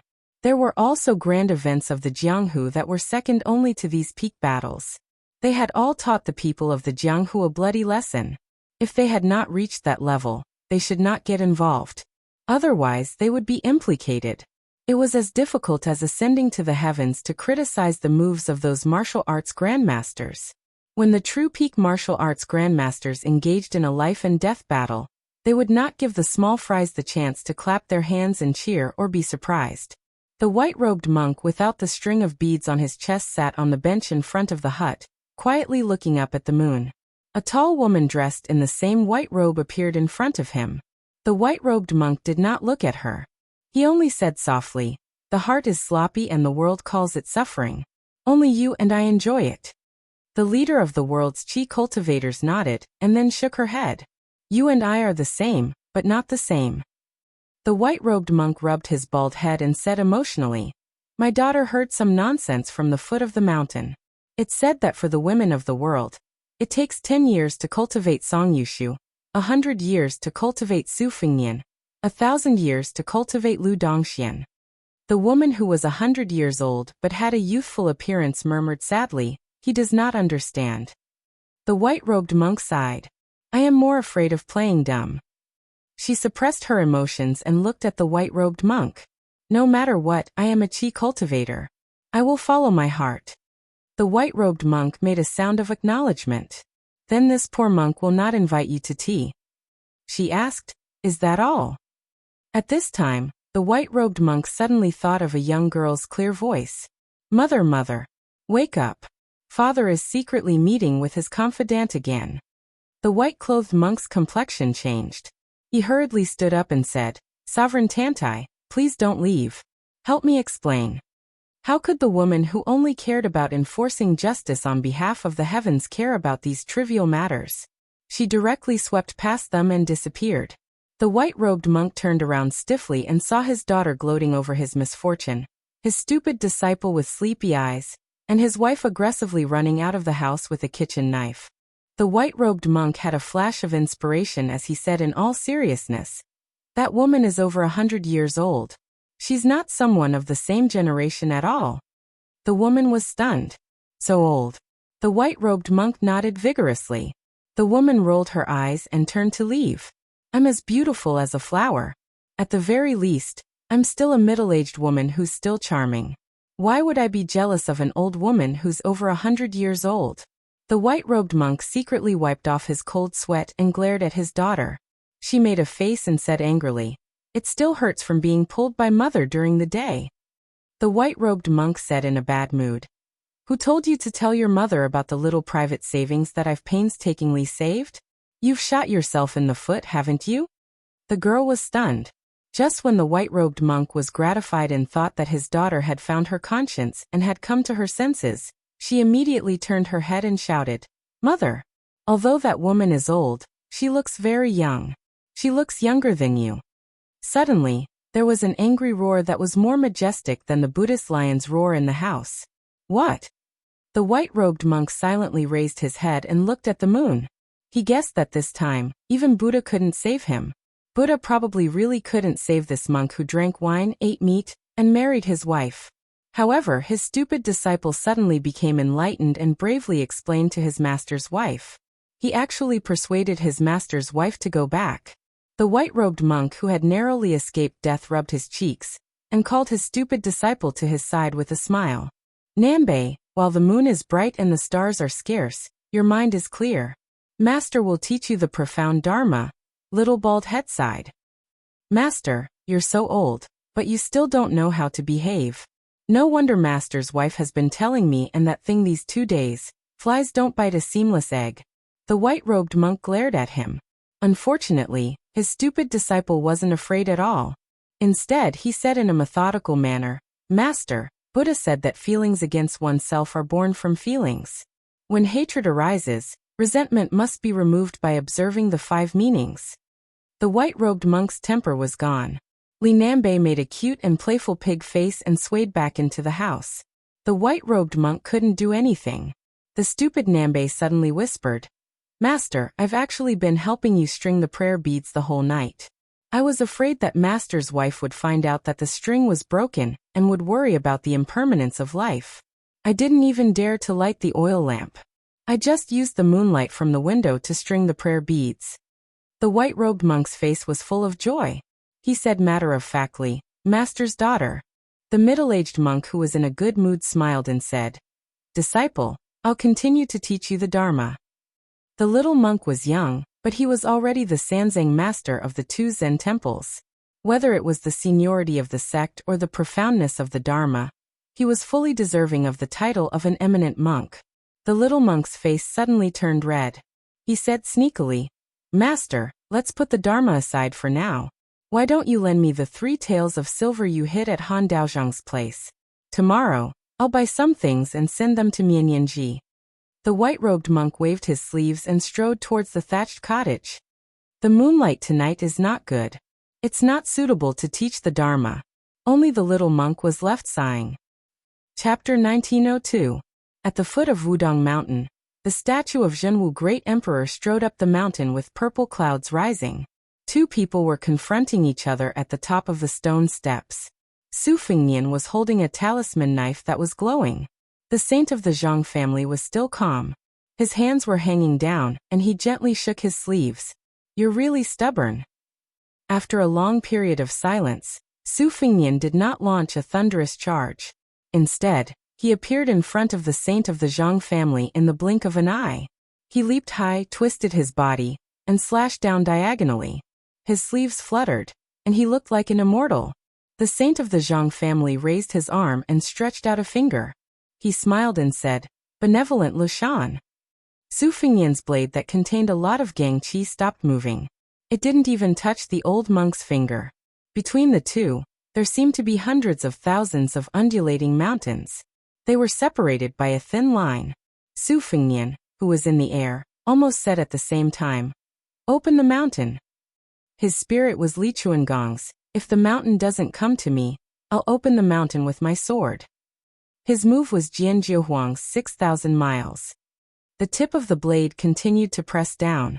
It was not overwhelming, but it was slow and firm. The saint of the Zhang family, with one hand behind his back, didn't seem to want to touch the talisman knife with a dragon hidden in it. Seeing that the tip of the blade was only an inch away from his finger, he frowned and said in a deep voice, "Wise Lashan?" The hand behind his back quietly shook his wrist. In the middle of the mountain, there seemed to be a green dragon drinking water. A magnificent water column that was as thick as a well was quickly pulled up and went straight to the top of the mountain. At the same time, the saint of the Zhang family didn't give the young king a chance to withdraw his blade. He changed from holding the blade with one finger to holding it with 2 fingers. "I'd like to see if you're qualified to be the leader of the Bailiang cavalry." Su Fengnian, who was holding the blade in his left hand, looked calm. He raised his right hand and slapped down. The wind and thunder of the palm shook. The immortal touched the head and broke the longevity. The saint of the Zhang family, who was driving the long dragon in the pool to hit Su Fengnian's chest, had to slightly change its course to respond to the young king's palm. Previously, the old monk used one palm to disperse the green snake in his sleeves. Su Fengnian's palm was not inferior to the old monk. The saint of the Zhang family's hand was the saint of the Zhang family. The saint of the Zhang family. Of the saint of the Zhang family. The two of them changed their qi at the same time. The water column stopped, and the saint of the Zhang family slid back a few steps. Su Fengnian held the talisman knife and landed on the ground. It just so happened that the statue of Zhenwu had already approached the top of the mountain and was about to attack the old Confucian. The saint of the Zhang family didn't turn around. Instead, he looked directly at the young vassal king with purple gold between his eyebrows and laughed. "I'll teach you what it means to cultivate one's body and mind, and what it means to resonate with heaven and earth with the Great Spirit." The old monk gently stomped his foot. Ordinary martial artists, especially grandmasters of external martial arts, paid attention to penetrating the earth and killing snakes and rats. They meant that if they stomped on the ground, the snakes and rats hidden deep underground would be shocked to death on the spot. But the saint of the Zhang family did not have any momentum. Instead, it was like an old farmer casually stepping on his own crops. When the saint of the Zhang family was about to reach the top, a clay statue suddenly appeared behind the saint of the Zhang family. It was dozens of feet tall. It sat upright and was level with the top of the big lotus peak. The clay statue holding a scroll was far more familiar to the world than the Xuanwu great emperor of the north, who only enjoyed the incense in Bailiang. It was everywhere in the ancestral hall of the Zhang family, the imperial palace of the capital, the headmaster's temple, the school and the academy. The saint of the Zhang family flipped his palm casually and laughed loudly. The vicissitudes of life are like watching the palm lines. The clay statue behind him slapped the saint of the Zhang family's statue with the scroll. The scroll was shattered, and so was the Zhenwu statue. Su Fengnian softly shouted, "Rise!" A huge statue with golden armor and hair stood up majestically from the mud and wood chips. One was standing and the other was sitting. One was the Taoist demon rinsing primogenitor in the north, and the other was the saint ancestor, who was worshipped by scholars like a god. A battle between civil and military. The saint of the Zhang family laughed. "Is this the first-grade celestial state proposed by Gao Shulu? The law of heaven and earth? I didn't expect you to be able to support such a scene with your remaining destiny. It's a pity that you're a poor family, The old monk's smile deepened. A scholar can't reason with a soldier? That doesn't make sense. The clay statue of the saint raised an arm and pointed lightly. The fingers of the Zhenwu statue clenched into a fist and smashed down heavily. The old monk said indifferently, I also have some insights in my heart, and I want to share them with the world. Scholars study and help the world when they're successful. They point out the country when they're in the imperial court, and they take care of themselves when they're poor. They don't forget their original intention when they pick up the brush and flip through the book. Wherever the clay statue of the saint pointed, Snow White and thick gangqi as big as the pillars of the palace would constantly appear. The arms of the Zhenwu statue were shot through, and pitch-black holes appeared everywhere. When the two fists finally succeeded in hammering the head of the clay statue, they were already powerless. The two arms of the Zhenwu statue were broken and dissipated in the air. The clay statue of the saint only shook slightly, and it was far from hurting the foundation of its will. Therefore, the purple-gold qi between the young feudal lord's eyebrows gradually faded, and the saint of the Zhang family's aura did not diminish. The clay statue of the saint was also safe and sound. But what happened next caught the old monk off guard. The Zhenwu statue that had lost its arms raised its head, stepped on the stone steps, leaned forward, and hammered the head of the saint statue. The entire Mount Wudong trembled. Chapter 1903. Dust flew everywhere. The head of the Zhenwu Dharma form exploded, but the headless body still maintained its forward posture. The clay statue of the saint was still intact, but there were some cracks. The saint of the Zhang family deliberately touched the Confucian headscarf on his head, and looked at the young vassal king, who had probably taken out his trump card. He said sarcastically, "It doesn't hurt. Is that all you can do?" This person's tone was always strange, but it was exactly as he said. Anyone in the human world who was his enemy, even if it was Su Fengnian, could only be an ant trying to shake a tree. The old Confucian narrowed his eyes and said, "I've already said that with your own fate, it's not enough to fight me tonight. Even if you're unwilling to use the fate of the entire Bailiang, why are you unwilling to gather the fate of the Su family? Whether it's Su Weisheng or Su Longxiang, they're not ordinary people. They're all people with fate. It's okay for you to gather some fate with them. Why do you have to support the situation alone? You're about to die. Why do you care about the details? Don't you, Su Fengnian, always joke that you never do a losing deal?" Su Fengnian ignored him and kept silent. Since he was young, as the eldest son of the Su family, he was the only one who gave all kinds of rare things to his eldest sister, second sister, and Huang Manor. He had never asked for anything from them. He had never even thought about it. Just like when he obtained the pair of young tiger kuei, he did not hesitate to give them to his second sister and Huang Manor respectively. When he got the new sword Spring and Autumn from the swordsmith surnamed Qi in Beimang, he also thought of his brother immediately. He thought that he could finally change the wooden sword. When he snatched the river soldier from Jiangfuding, he also thought of borrowing the embroidered winter spring thunder from the white fox face. He could finally return the favor. Su Fengnian had always believed that he had gained too much, so he should not complain and should be generous. The old Confucian stared at Su Fengnian's eyes and sneered. A falling leaf indicates autumn. The first vassal king of Liang, who has 300,000 elite cavalry, is actually such an indecisive fool. It's ridiculous. Su Fengnian said slowly. You can nag when you win. It's still early. The saint of the Zhang family laughed and said, "When I win you, you'll die. Who will I talk to then? Do you want me to nag at a dead person?" Su Fengnian's eyes were firm and his face was cold.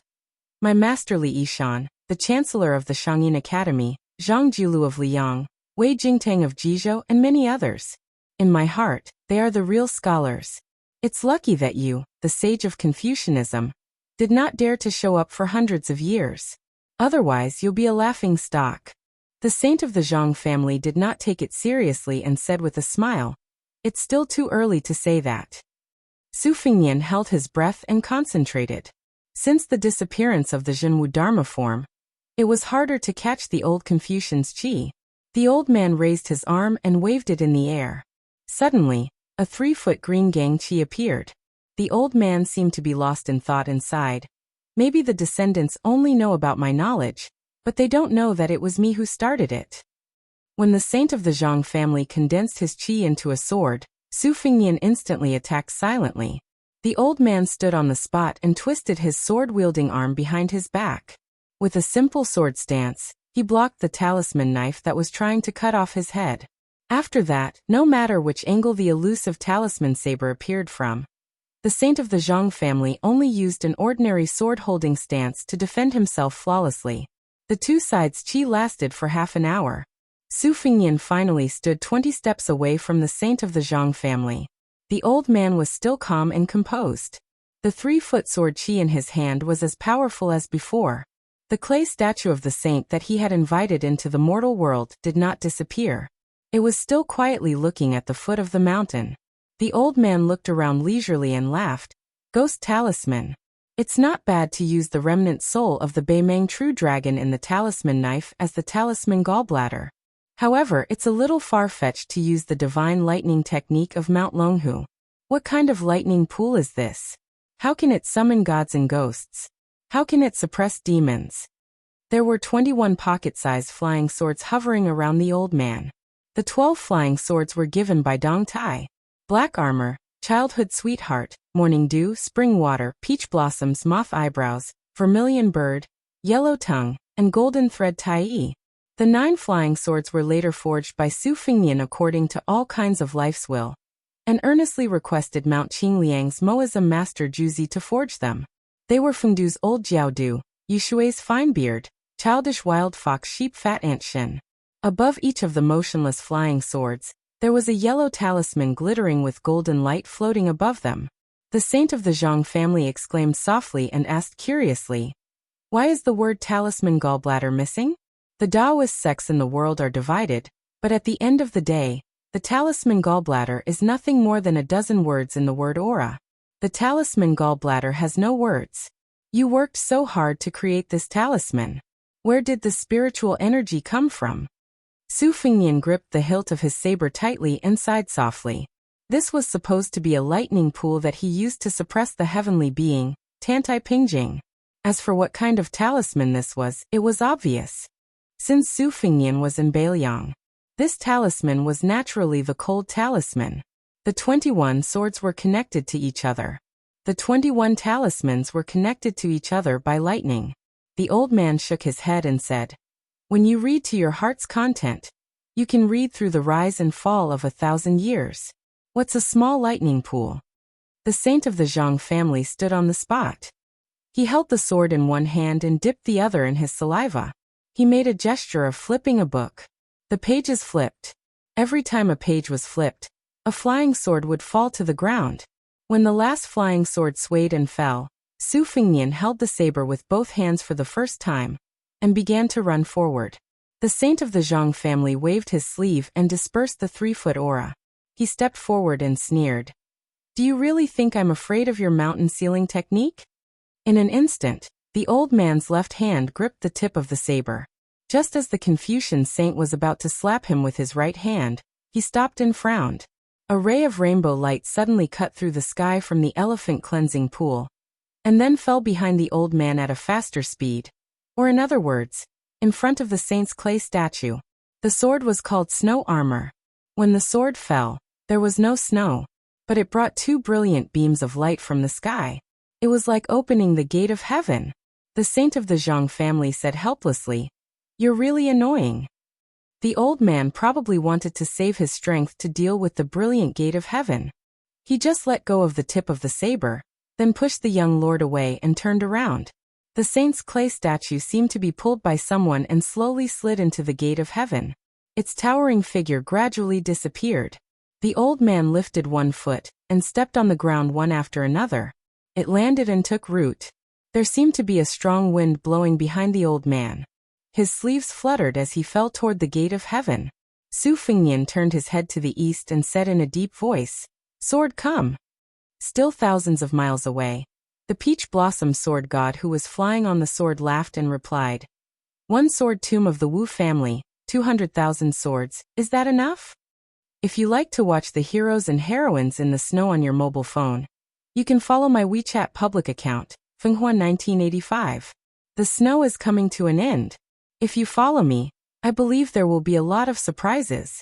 Not only some fragmentary writing experience in the snow, but also some future chapters, some of the bad stories I have never published publicly, some of the songs I like to listen to when I write my own words, and some activities of giving autograph books, update notices, etc., will be posted on my WeChat public account.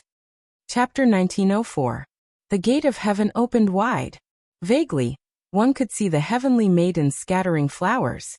In a trance, one could hear the chanting of Sanskrit and the ringing of celestial bells. Of course, it was to forcibly recruit the first ancestor of the Confucian school. This kind of formation was like the Grand Kaiyi sect of the world welcoming a distinguished guest. At this critical moment, the old man still had the mood to turn around and smile at the young lord.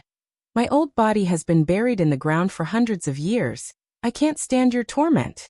Then the old man looked to the east and laughed. You, the peach blossom sword god, are too narrow-minded. As a junior in Jianghu, you don't know how to respect your elders. Do you really want to take revenge on the same night? Su Fingnian's face was solemn. Dong Tai drove more than 200,000 flying swords of the Wu family to Bailiang. He even needed the swords to go before him. Compared to the time when Qi Jiaj escaped to the foot of the mountain, Dong Tai needed to consume a lot of energy.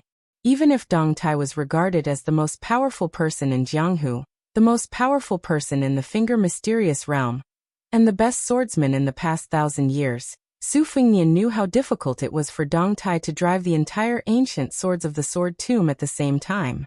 The more difficult it was, the greater the burden on Su Fingnian. Especially the old man in front of him was so calm. How did it look like he was struggling before death? The saint of the Zhang family slowly retracted his gaze and looked at Su Fingnian again. He said calmly, "Young man, let me give you a sentence. Deep love will not live long, and extreme wisdom will hurt. You have both. It will be difficult for you to have a good ending. As a person, muddle through. It is rare to be confused, so you can relax." The flying swords that originated from the sword tomb were densely packed. There were almost no gaps. Wherever they passed, mountains appeared in the sky, blocking the moonlight. Su Fingnian no longer concealed himself.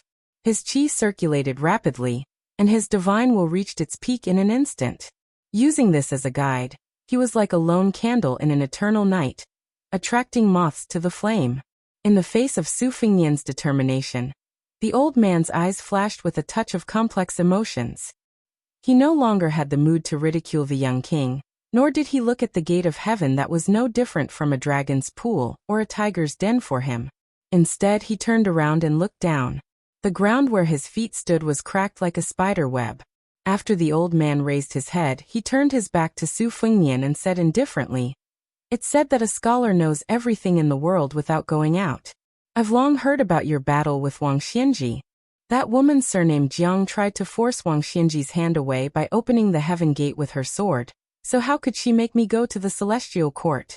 Besides," the old man, whose hair was fluttering in the wind, suddenly turned his head. His eyes were cold as he said in a serious tone, "Besides, Lu Dongxian can pass through the divine gate and return. Can't I do the same? It's not that I can't, but I really don't want to." The old man turned his body and finally turned his back to the gate of heaven, facing the young man. "A tree will wither one day, and a man will run out of strength. Today, I'll let you know that even if you, Su Fingnian, have invincible cavalry, and even if you're a grandmaster of martial arts evaluation, there will be a time when you have no choice but to accept your fate." Su Fingnian laughed in the face of the strong wind. "Do you know that people in later generations have ridiculed you as a person who knows what's impossible but still does it?" Su Fingnian continued. "Do you know that a quasi-sage in the Confucian school whose status is only second to yours said, 'Even if there are thousands of people, I will go forward'?" The old man said indifferently, "Those are good words, better than your words of a stray dog." Su Fingnian and the saint of the Zhang family looked at each other. Although the heart may not be able to reach it, it can still make people yearn for it. When Su Xiao was old, he told me in private that he didn't like all the scholars in the world. But when he remembered how many times in the early years, he saw scholars together in the palace, each in high spirits, the jade pendants on their waists jingling, he really envied them. It was so pleasant to the ears. Finally the old man said, Generally speaking, if things are not at peace, they will make a sound. Since that's the case, Su Fengnian, do you have any last words for this world? The talisman on the cold blade had disappeared.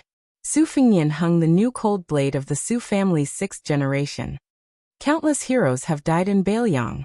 Every family has a white scarf. Most of them don't leave behind any last words, and they don't need mine. The old man shook his head and said, "That's because you haven't really lost all hope." Su Fengnian, who was indifferent, raised his palm as if he was grabbing something. The saint of the Zhang family snorted. "Dong Tai's flying sword is not bad, but it must be able to reach Wudong Mountain." The old man also raised his arm and then pressed down. "Drop the sword for me." The first wave of flying swords that had already approached Bailiang and Yuzhou were nailed into the ground like arrows at the end of their flight. The extremely spectacular scene at the junction of Yuzhou and Hezhou. The wind blew and the rain fell, and the flying swords drew an arc in the air and stabbed into the ground. They fell on the mountains, the rivers, the fields, and the yellow sand. It was like a heavy snow falling on all the places where there was no one. The young man who had been leading the flying swords to the cold had a trace of scarlet blood between his eyebrows. However, the place where the sword fell was getting closer and closer to Wudong Mountain. A wave of slanted flying swords was less than 100 miles away from the big lotus peak. And the young king's ears, nose, and mouth also began to bleed. After the saint of the Zhang family pressed down with his palm, his originally motionless body slid back a step, and he was one step closer to the gate of heaven. When a wave of more than 1,000 flying swords landed on the green bamboo peak to the right of the big lotus peak, the young man's eyes began to bleed. His face was already covered in blood. When a flying sword landed in the deep stream outside the big lotus peak, Su Fengnian's face was already blurred. But that unknown rusty ancient sword was already the last of the 200,000 flying swords in the Wu family's sword tomb. But that saint of the Zhang family, even if he seemed to have his back against the gate of heaven, his feet were still standing outside the threshold. The difference of one step was like the difference between heaven and earth. In the human world of the heavenly court, the old man lowered his head and looked at the 3-foot sword called Armor of Snow, and gently pressed down with his free left hand. The young man whose face was covered in blood slightly twitched the corner of his mouth. The old man, who was clearly not looking at the young vassal king, seemed to be able to see through the mysteries of heaven. "I know that you still have one last sword, but no matter how much you calculated, you would never have thought that in the entire northern Liang Path's 4 provinces, you would be able to borrow that sword no matter where you went. Only on Wudong Mountain, you would not be able to do it. After all, Wudong Mountain is a peaceful place for Taoists, and since ancient times it has been the ancestral court of Taoism in the north. From the Great Qin dynasty to the Great Feng dynasty, and now to Liang, this place has almost never been affected by the flames of war, so the connection between you and the Su family is the weakest. If it was outside the Liangzhou Pass, at the mouth of the gourd in Yuzhou, not to mention that I couldn't stop you from borrowing Dong Tai's last sword, I'm afraid that I would have already sent you to the gate of heaven." The old man slightly bent down and gently patted the sword's hilt. "You and that Taiya sword are brothers in hardship." A rainbow light like a comet in the sky, from the west to the east, crashed into the big lotus peak. But it seemed to have crashed into an invisible wall. It caused a burst of dazzling sparks, and was incomparably gorgeous. Chapter 1905. The ancient sword couldn't move forward an inch, and it kept whining. The old man closed his eyes as if he was listening to the sound. He murmured, "Essays talk about grief but not pain, but on the battlefield, it is said that soldiers with grief will win. Which one is right?" The old man answered his own question. "Scholars write essays, but how many of them really work hard? But people die in war, it would be strange if they don't die." The Confucian ancestor finally looked at the young man. He slowly closed his eyes. His face was blurred by blood, so it was impossible to see his expression. He didn't know if it was pain, sadness, regret, relief, or something else. If he consumed Bailiang's fate, he might be able to save himself. But if he fought Liang Mang, he would definitely lose. In the end, he didn't want to? Was it also not impossible, but unwilling? This sage of the Zhang family, who had overpowered the 2 grandmasters on Mount Wudong tonight, laughed aloud, looking up to the sky and laughing loudly. desolation, sorrow, joy, all kinds of feelings. The old man suddenly shouted at the sky, I am a scholar. Although I am good at cultivating Hauran Qi, I never ask for immortality. F***ck off the cycle of heaven. I have been guarding the human world for 800 years, and I have seen you immortals order me around for 800 years. Now you want to take an inch and want a mile. The heavenly gate exploded with a bang. The old man ignored the huge movement behind him, stepped out, looked at the young king, and asked sternly, Su Fengnian, I ask you. The new valley is basking in the sun, the oranges are hanging high, the fisherman is wearing a bridle, the old farmer is carrying a hoe, the woman is picking mulberry, the child is herding cattle, and the old woman is making clothes. The iron armor is clanging, the sword is like frost, the drums are like thunder, the iron cavalry is out, the arrows are like rain, the smoke is everywhere, and corpses are everywhere. Have you seen all kinds of things in the world? The young man covered in blood didn't move. Between life and death, one could see life and death. When there was no way out, one could see the root of human nature. But this guy surnamed Su, is he really dead? It shouldn't be. The old man showed a trace of panic for the first time. He quickly moved forward and came to the front of the young man. He stretched out his thumb and pressed on the middle finger of the vassal king. He wondered, the qi in your body is still quite strong. Why is there no movement? In the next moment, this absolute saint was sent flying by the young man's kick. The old man fell heavily to the ground, but he didn't stand up. He just sat there, as if he hadn't completely regained his senses. The young man also sat on the ground with his hands on his knees. He opened his eyes and said weakly, Damn you. The old man burst into laughter. Su Fengnian had no idea what this crazy old man was thinking, or what he was trying to do. He was constantly gasping for breath, and of course he was also vomiting blood. But for some reason, while the pain pierced his heart, he also felt an inexplicable sense of refreshment, as if a heavy burden had been lifted off his shoulders. Especially that kick, it was really a kick to his heart's content. The saint of the Zhang family raised his hand and patted the dust off. He pointed at his own nose and asked, Are scholars powerful? The young king was speechless, he could only move his mouth. It seemed that he was trying to tell him to get lost. The old man snorted and said, So what if he's Lu Dongxian? Didn't he ask me for advice in the early years? The young man also pointed at his own nose, then raised his hand with difficulty, and made a gesture of waving his hand in disgust. The old man suddenly looked embarrassed. Before the great Qin dynasty unified the world, the saint of the Zhang family had led his disciples to travel around the countries, but he was rejected by the great Qin dynasty. The old man laughed at himself and said, It's never too late for a gentleman to take revenge. But 800 years is a little too late.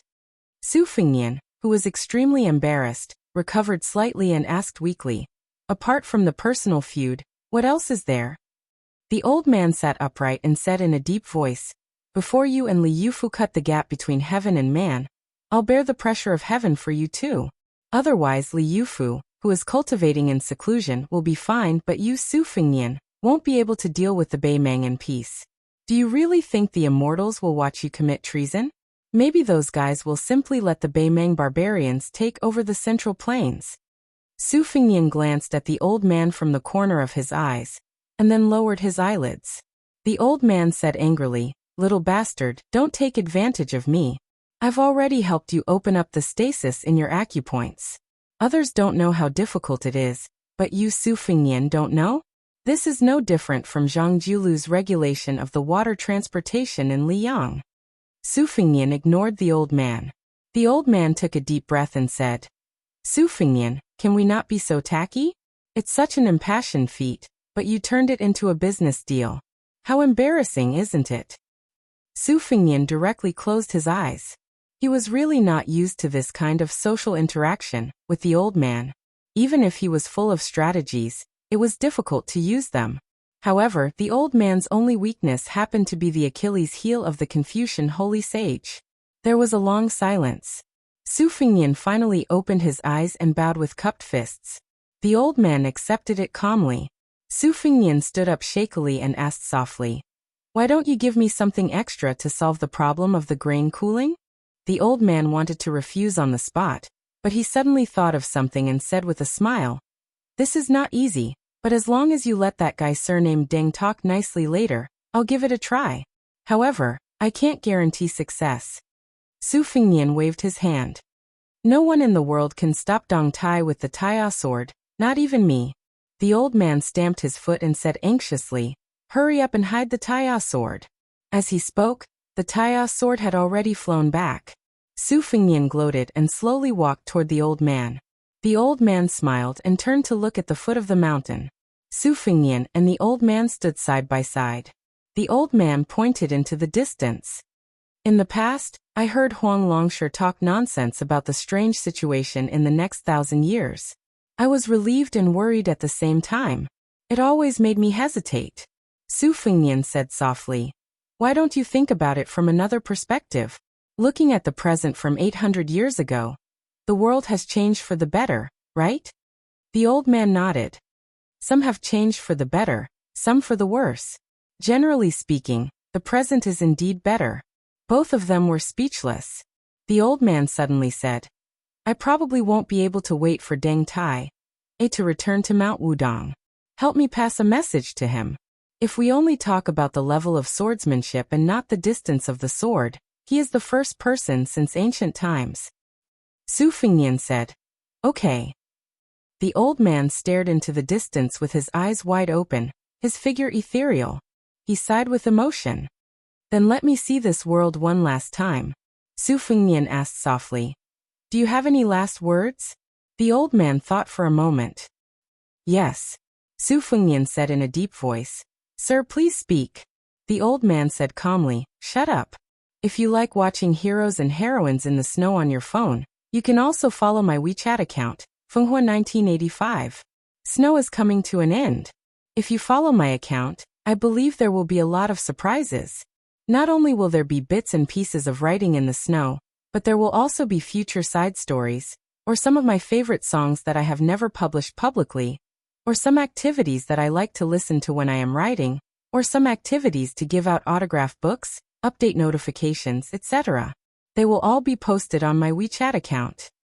Chapter 1906. When Dong Tai arrived with his sword, he saw the young king sitting alone at the top of the broken stone steps with a knife on his knees. Although Su Fengnian's clothes were stained with blood, and his face was full of exhaustion, he was full of spirit. Moreover, his heavenly physique that had suffered heavy injuries in succession was like a withered tree that had come back to life. It glowed with vitality and gradually approached its peak. Deng Tai floated down to the ground. Hanging from his waist was an ordinary iron sword that his disciple had given him. Holding Taya upside down, he stood beside Su Fengnian. 800 years of scholarly spirit, scattered in the world. Su Fengnian nodded and said, "Old Mr. was obviously reluctant to leave before he passed away. He stayed up for a few hours and made some arrangements before he passed away on the spot." Dong Tai frowned and said, "What about this fight?" Su Fengnian smiled bitterly and said, "The old man who was the backbone of the Central Plains should be more trusting of Li Yufu, who had a pure Taoist heart.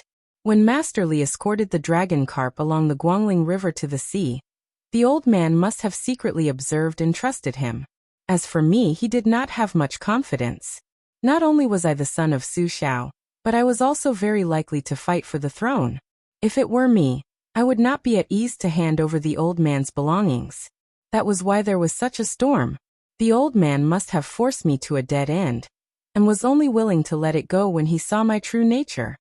The peach blossom sword deity, who had no interest in the rise and fall of the world, sneered and said, "In the end, he still took advantage of his seniority." Su Fengnian did not comment. He turned around and asked with a smile, "Is it because the flying sword can't enter Mount Wudong?" Dong Tai said frankly, "Of course. Once the sword is out, how can it return without any results?" Su Fengnian and Dong Tai raised their heads at the same time, and looked at the distant sky that was gradually turning white. After the saint of the Zhang family died in a way similar to the immortal Zhenren of Taoism, there seemed to be a new phenomenon between heaven and earth. It was unclear and covered the mysteries of heaven.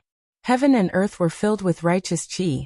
Mixed qi gave form to the flow, abundant enough to fill the firmament.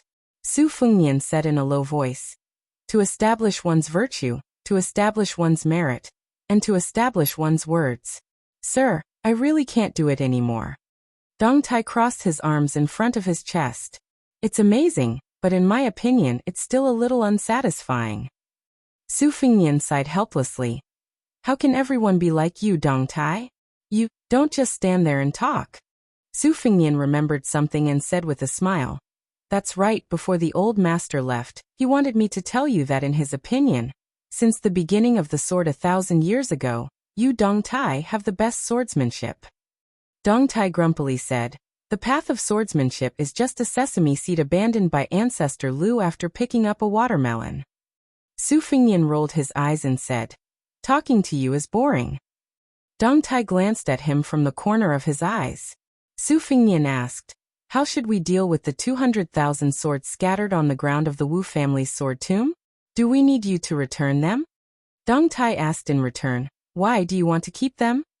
Su Fingnian hurriedly waved his hand and said, how would I dare? That Wu family's ancestor would fight to the death with Bailiang. I can't go overboard when I use my hoe to steal their swords. Dong Tai said, then I'll return them all. The Wu family's swords are an eyesore to me anyway. Su Fingnian lowered his voice. Don't do that. You should at least choose a few hundred good swords and secretly leave them behind. Just say that the Zhang family's saint destroyed them. If the Wu family's sword tomb doesn't let them off, go find the Zhang family's saint mansion and smash them. Dong Tai's face was full of disdain. I can't be bothered to do that. Su Fingnian smiled brightly and said, there's no need for the peach blossom sword god to waste your energy. I'll do it. I'm quite familiar with intercepting swords. Dong Tai obviously didn't want to deal with this. He began to hold his breath and meditate. Controlling 200,000 swords to go to Bailiang was definitely not an easy task. Su Fingnian suddenly said, before the old man left, he told me that Bei Mang's Tuoba's martial arts cultivation had advanced by leaps and bounds overnight. Dong Tai immediately understood the crux of the matter. His face darkened. He wants to use both Tuoba and Tantai Pingjing to deal with you at the same time? Su Fingnian said, that's about right. Dong Tai asked, did the old man say how high Tuoba's cultivation is? Is there an analogy? Su Fingnian shook his head and said, it's not clear. He only said 5 words, celestial beings live forever.